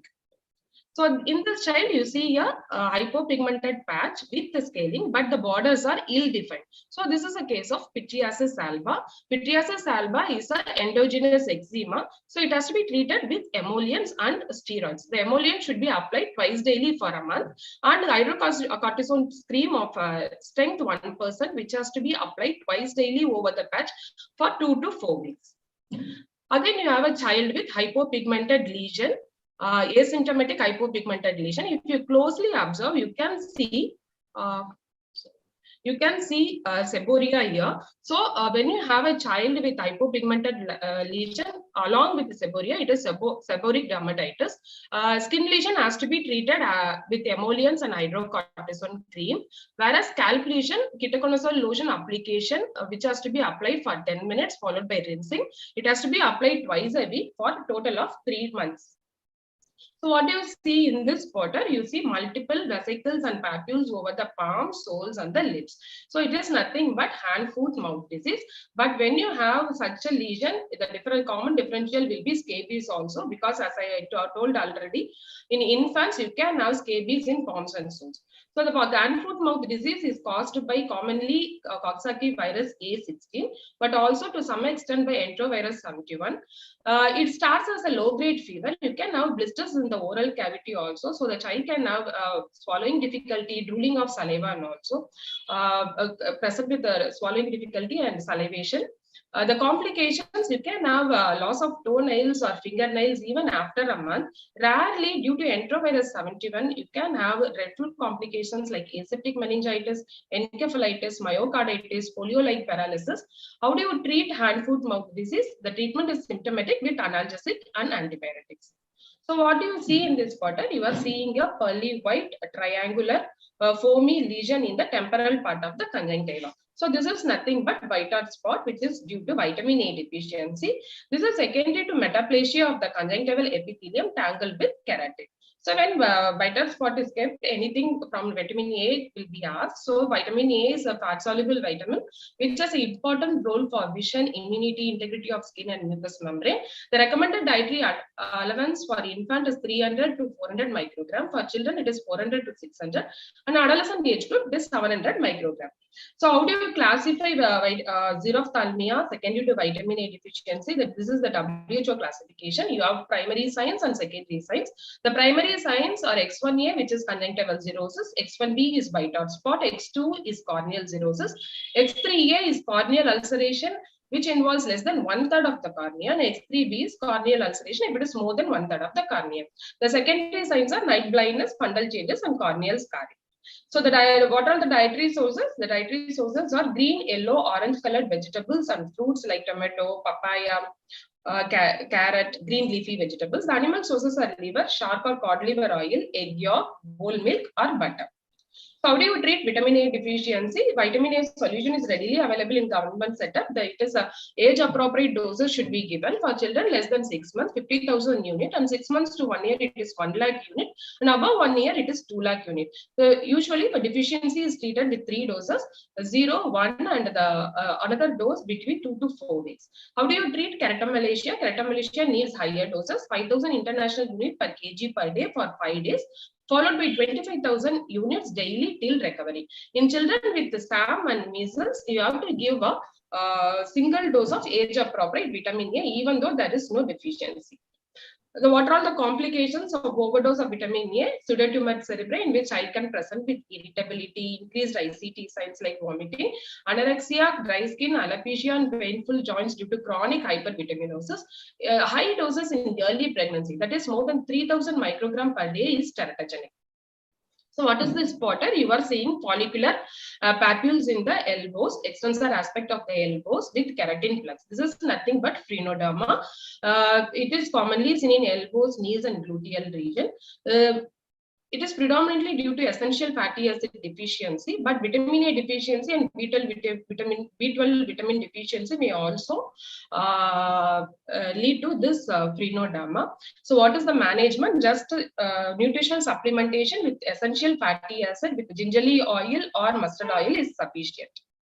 So what do you see in this picture? You see widening of the wrist, costochondral bleeding, genu valgum, genu varum. So all these are seen in these pictures. When you have a child with these presentation, this is nothing but rickets. So how do you classify rickets? It could be calcipenic or phosphopenic rickets. Calcipenic rickets could be due to dietary deficiency, inadequate exposure to sunlight, calcium deficiency, or malabsorption states like celiac disease or biliary atresia, or decreased synthesis of 125-hydroxy vitamin D as seen in kidney diseases and VDDR type 1, or impaired hydroxylation of vitamin D as seen in liver diseases. Whereas phosphopenic rickets could be due to familial hypophosphatemic rickets or Fanconi syndrome, dietary phosphate deficiency, malabsorptive states, or mesenchymal tumors. So as seen in the picture, you can have multiple clinical features along with the widening of wrist, double malleoli, genu varum, genu valgum, frontal bousing, delayed closure of the fontanelle or wide open fontanelle, craniotebis, which is nothing but a softening of the skull bone where you can have feel of ping pong, and delayed dentition, rounded rachitic rosary in the costochondral junction, Harrison's sulcus, which is nothing but the indentation at the lower chest wall due to pull of the diaphragm pulling the weakened chest wall, and hypocalcemic seizures or hypotonia. These are all some of the clinical features what you can have. And what are the classical radiological changes you can have? The first change to occur is loss of normal zone of provisional classification, which is seen as trabeculation in the growth plate, which is named as fraying. You can see cupping of the growth plate, which is secondary to cartilage hypertrophy, and splaying or winding of the metaphyseal end. So cupping and fraying of the metaphysis and growth plate can be seen. So what is the daily requirement? Infants require 400 international unit, whereas children require 600 international unit. Breast milk contains only 30 to 40 international unit per liter. So breastfed babies and formula fed babies who are getting only 1 liter of formula feed per day had to be supplemented with vitamin D 400 international unit till 1 year of age. So how do you treat vitamin D deficiency? Deficiency is when you have serum vitamin D level less than 12 nanogram per deciliter. In children less than 6 months, you have to give small daily doses. The dose is 2000 international unit for 90 days along with oral calcium 50 to 75 milligram per kg per day. In children between 6 months to 1 year, you can give either daily doses or mega doses. The mega doses will be 30,000 international unit every 15 days for 6 doses or 60,000 units every 30 days for 3 doses along with oral calcium. In children above 1 year, the daily dose will be 3,000 international unit daily for 90 days or 60,000 units every 15 days for 5 doses along with oral calcium. This is how you treat children with vitamin D deficiency. So what do you see in this picture? So all features of acute malnutrition are discussed in detail in the case presentation. So you have two spectrum of malnutrition. One is kwashiorkor and one is marasmus. The first child is a marasmic child, where you can see a old man appearance, temporal hallowing, almost the child is skeletonized. There is loose fold of skin. The ribs are very well seen. In the second child, you are having a child who is dull looking and the faces is like moon, and the child is having generalized edema with abdominal distension. So this is marasmus and kwashiorkor. So you can grade marasmus depending upon the area of loss of fat. So if the fat is lost in axilla and groin, it is grade 1. If it is along with grade 1, if fat is absent in buttock or thigh, it is grade 2. Along with grade 2, if chest and abdomen is devoid of fat, it is grade 3. And along with grade 3, if buccal pad of fat is lost, it is grade 4. So similarly, you can grade kwashiorkor with the presence of edema. So grade 1 is pedal edema, grade 2 is grade 1 plus facial edema, grade 3 is grade 2 plus paraspinal and chest edema, and grade 4 is grade 3 plus ascites. The last one is ascites. So what are the dermatological nutritional dermatosis you can have? The first one is crazy pavement dermatosis, where you have hyperpigmented lesion with cracking, skin cracking. The second one is plaque pain dermatosis, where the hyperpigmented lesion will peel off and we are exposing the erythematous space. The third one is the flag sign, which is having alternate hypopigmented and hyperpigmented areas. The hyperpigmented areas correspond to nutritional rehabilitation.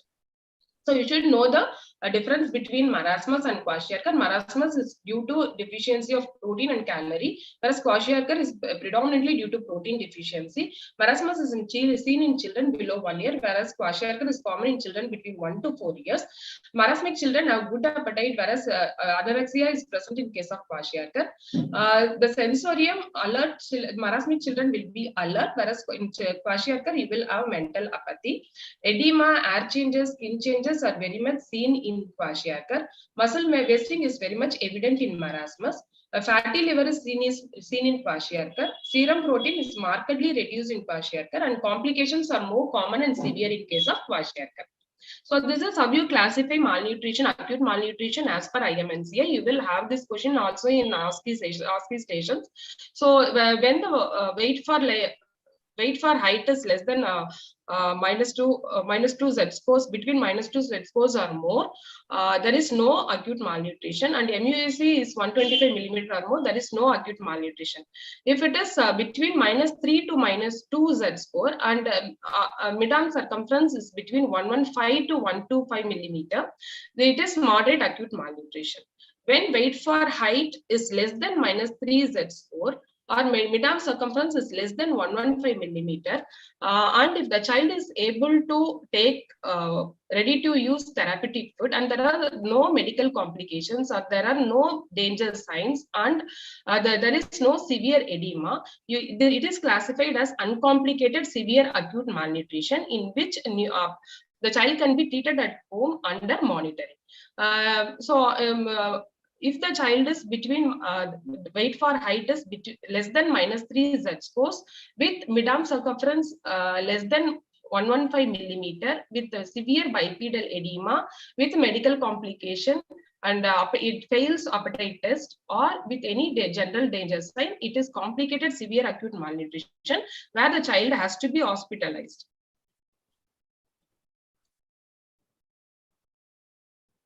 So these are all the 10 steps in the management of a child with severe acute malnutrition. So hypoglycemia, hypothermia, dehydration has to be taken care in the initial phase.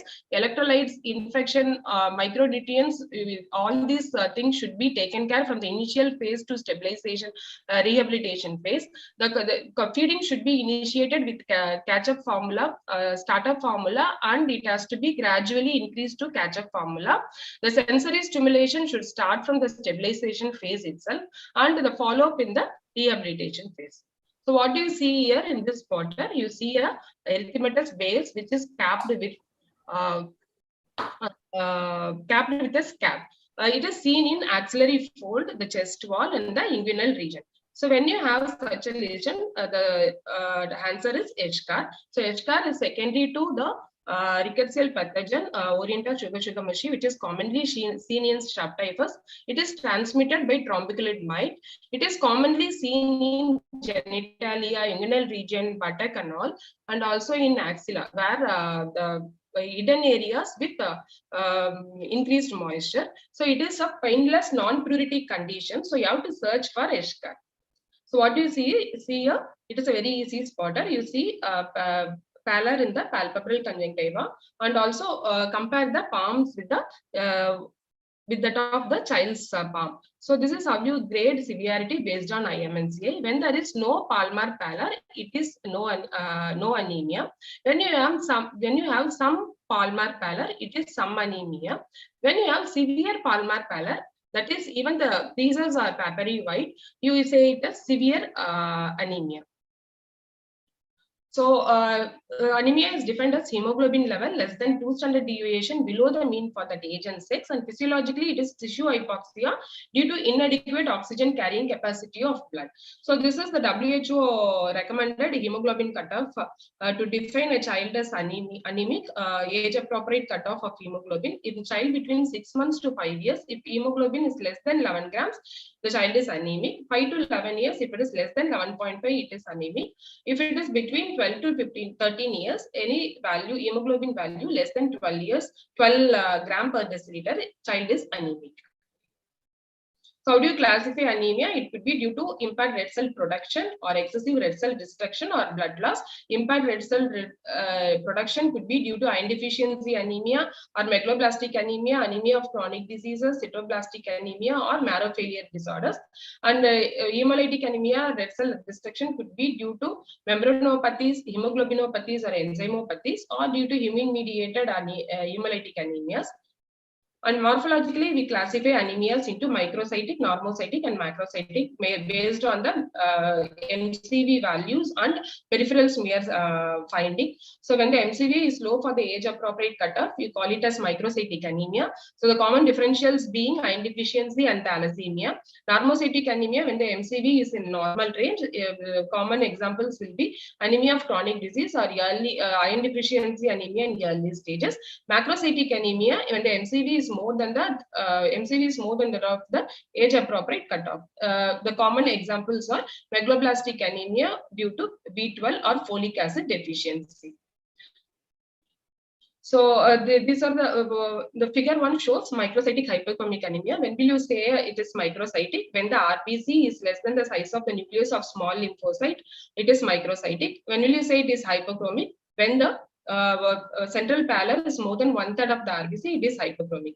In the second figure, you are seeing a megaloblastic anemia where you can see macrocytes with ovulocytes with hypersegmented neutrophil.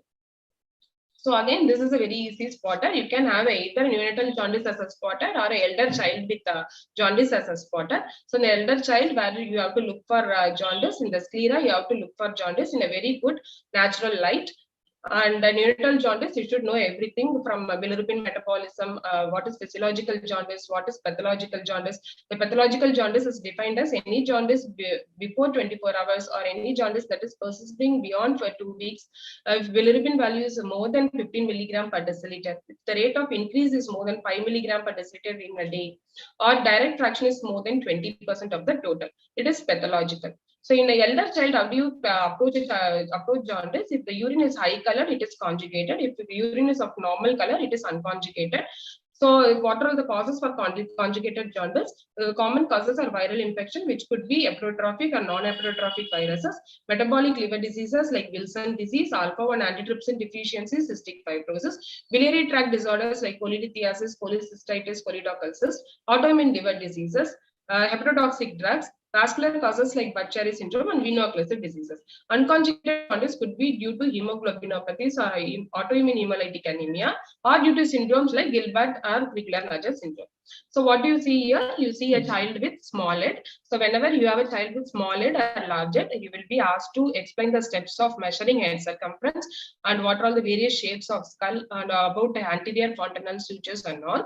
So microcephaly, this is the growth velocity of head circumference. In children between 0 to 3 months, the growth velocity is 2 centimeter per month. 3 to 6 months, it is 1 centimeter per month. And 7 to 12 months, it is 0.0 centimeter per month. In children between 1 to 3 years, it is 1 centimeter for 6 months, and 3 to 5 years, it is 1 centimeter per year. So microcephaly is defined as head circumference more than 3 standard deviation below the mean for age, sex, and race. It is classified as primary or secondary. Primary is present since birth, where there is no evident cause. It could be either autosomal recessive or dominant, and some of the syndromes associated with primary microcephaly are Downs, Rubinson type B, Smith-Lemli-Hurwitz. Whereas in secondary microcephaly, it can present at birth or later depending upon the severity of the insult. The common causes are intrauterine infection like rubella, cytomegalovirus, herpes. Even Zika virus can result in microcephaly. Zika virus infection in the mother can account for 15% of microcephaly. And hypoxia, perinatal hypoxia, teratogenic drug intake in the mother, birth trauma, maternal hyperpyrexia, metabolic disorders, or phenylketonuria. These are some of the causes for secondary microcephaly. So when you have a child with smaller head, it is important to rule out cranial synostosis. About a couple of minutes, ma'am. You'll finish by this. Yes, ma'am. Yes, ma'am. Which is nothing but premature closure of one or more sutures. So what is evident in craniosynostosis? You can have ridging of sutures in case of craniosynostosis, whereas in a child with microcephaly due to a primary brain parenchymal problem, there will be stepping of sutures. So this is a child with a large head where you have a shiny, stretched skin over the scalp with dilated veins and sunsetting sign. Sunsetting sign is due to upward gaze palsy of supranuclear type. So this is nothing but hydrocephalus. So you should be able to tell the definition of microcephaly. The microcephaly is defined as head circumference more than 2 standard deviation above the mean for that age, sex, and race. And these are all the causes for microcephaly. So if the problem is in the skull, it could be the causes could be hemolytic anemia, osteopetrosis, and achondroplasia. The subdural space, it is subdural effusion and hematoma. Subarachnoid space or ventricles, it is hydrocephalus. The brain parenchyma, cerebral gigantism or megalencephaly, Soto syndrome is an example. Vessels, Bain-of-Galan malformation, and other causes being tumors, neurofibromatosis, mucopolysaccharidosis, etc. So this is how you classify hydrocephalus. This is a child with Downs. What do you see in this child? You have a mongoloid slant, hypertelorism, epicanthal fold, almond-shaped eyes, and short, stubby fingers. So this is what are the other findings you can have. Clinoid in the hand, you can have clinodactyly, which is incurved little finger, short stubby fingers. The ulnar loop pattern is seen in most of the fingers. The ATD angle will be increased. You can have distally placed single crease, which is simian crease. If it is proximally placed, it is Sydney line. You will have a wide gap between the grade 2 and the second toe, which is nothing but your sandal gap, and a deep crease in between. It is called as Kennedy crease. So the associated cardiac lesion, associated lesions, you should know. Endocardial cushion defect is the commonest cardiac lesion.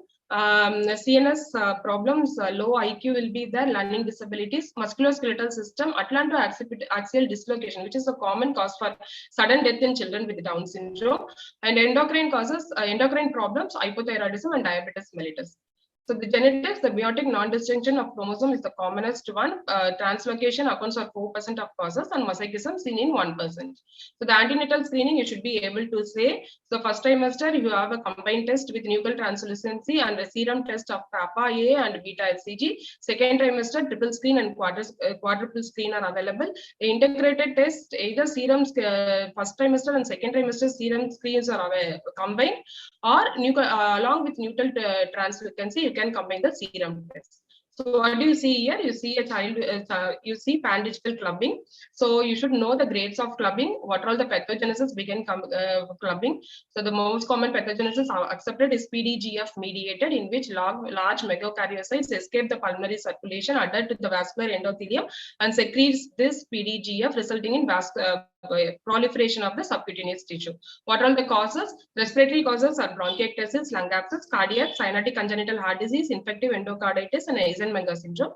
In abdomen, chronic liver disease and inflammatory bowel disease. Unilateral clubbing is seen in AV malformation, unidigital clubbing in trauma, pseudo clubbing in hyperparathyroidism. This is nothing but BCG scar. When BCG scar is kept, you can see a scar in the left upper arm in the deltoid. So when you are kept as BCG scar, you will be asked everything about BCG vaccine. You should know about BCG vaccine, the route of administration, storage, everything. The strain, but that is commonly used in India, is Danish 1331 strain. So what are the reaction you anticipate? You will have an immediate peel. Papule will be seen in 1 to 2 weeks, and ulceration at 5 to 6 weeks, and scarring at 6 to 12 weeks. So this is nothing where you see a BCG scar along with axillary adenitis. This is one of the complication of improper technique. If it is a BCG vaccine is given subcutaneously, you can have this. So it can, if it is non-suppurative, no treatment is needed. If it is suppurative, fine needle aspiration can be done.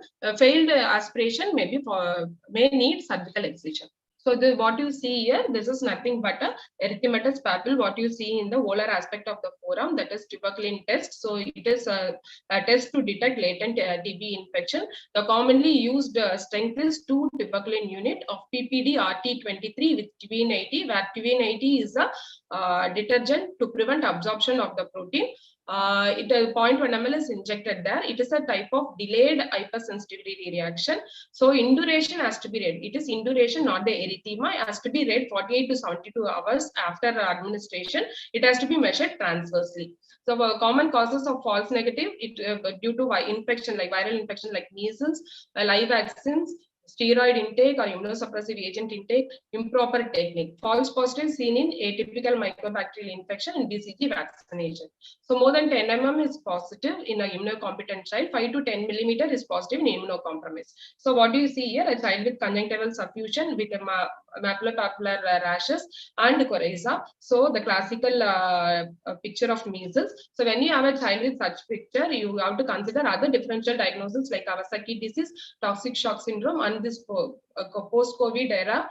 You should consider MISI, that is multi-system inflammatory syndrome, as a differential diagnosis. So you can have a Koplik spot, that is multiple grain-like grains of sand-like lesion in the oral mucosa opposite the lower second molar, which may be seen before the onset of rash. So these are all the differential diagnosis for fever with rashes.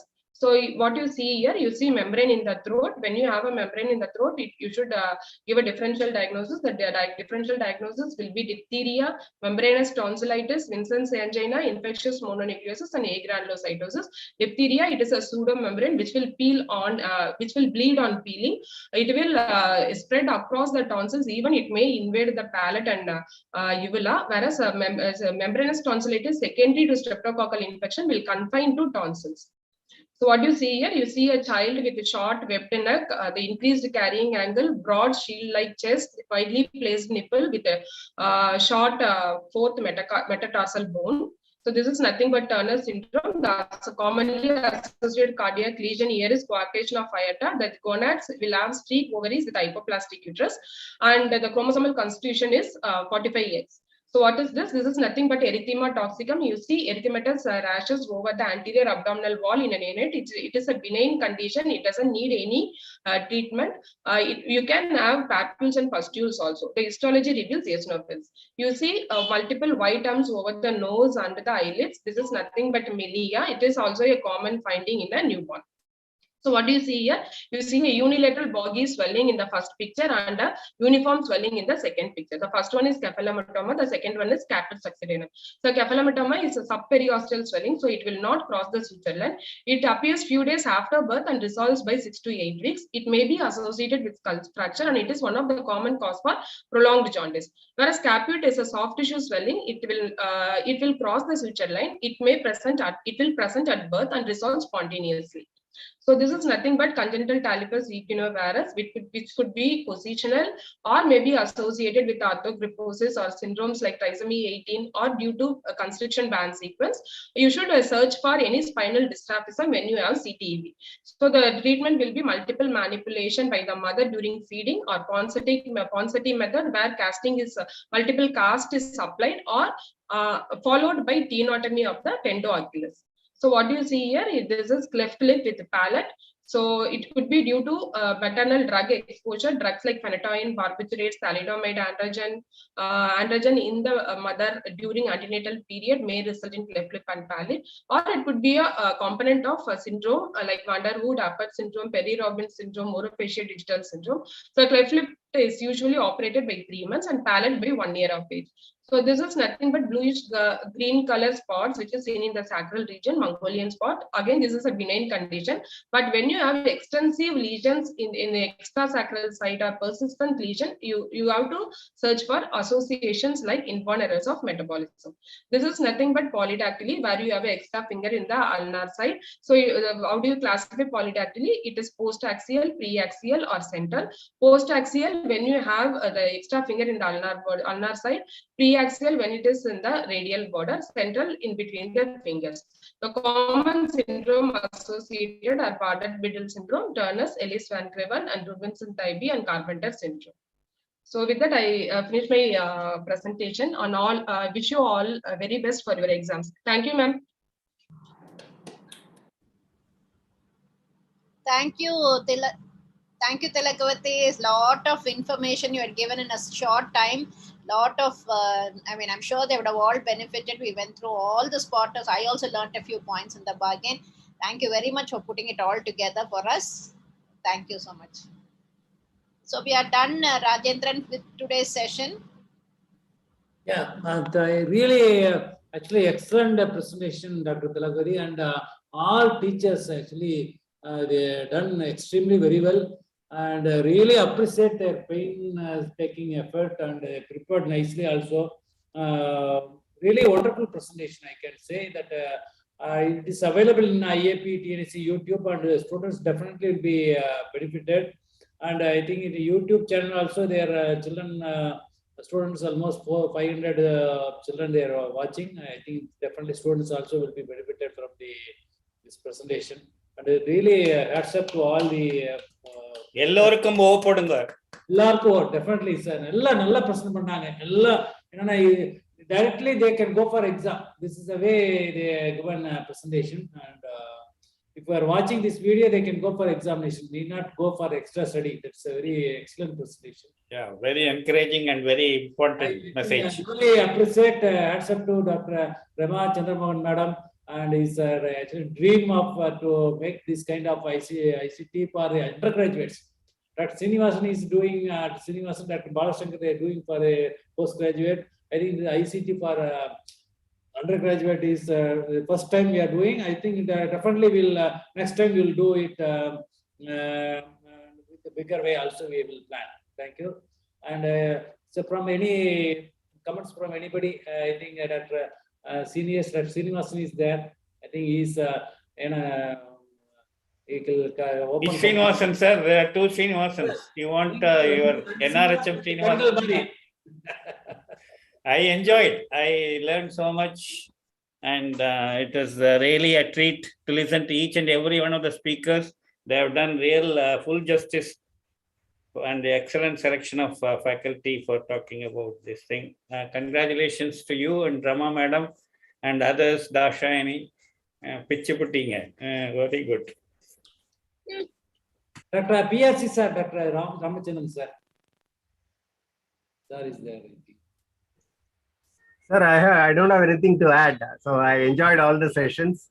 Thanks, and it's always a continuing education. Thank you so much, sir. Okay, I'm sure that it would have been very useful for the undergraduates. Thank you, sir. Modest statement. We should have made it much more wider known, and slightly probably a little bit earlier, probably before 1 or 2 months or so before the exams might have been more useful. Never too late. Yes, sir. That's true. And tomorrow we are having a presentation start with 9 a.m. And we are having up to 1:30. We are having a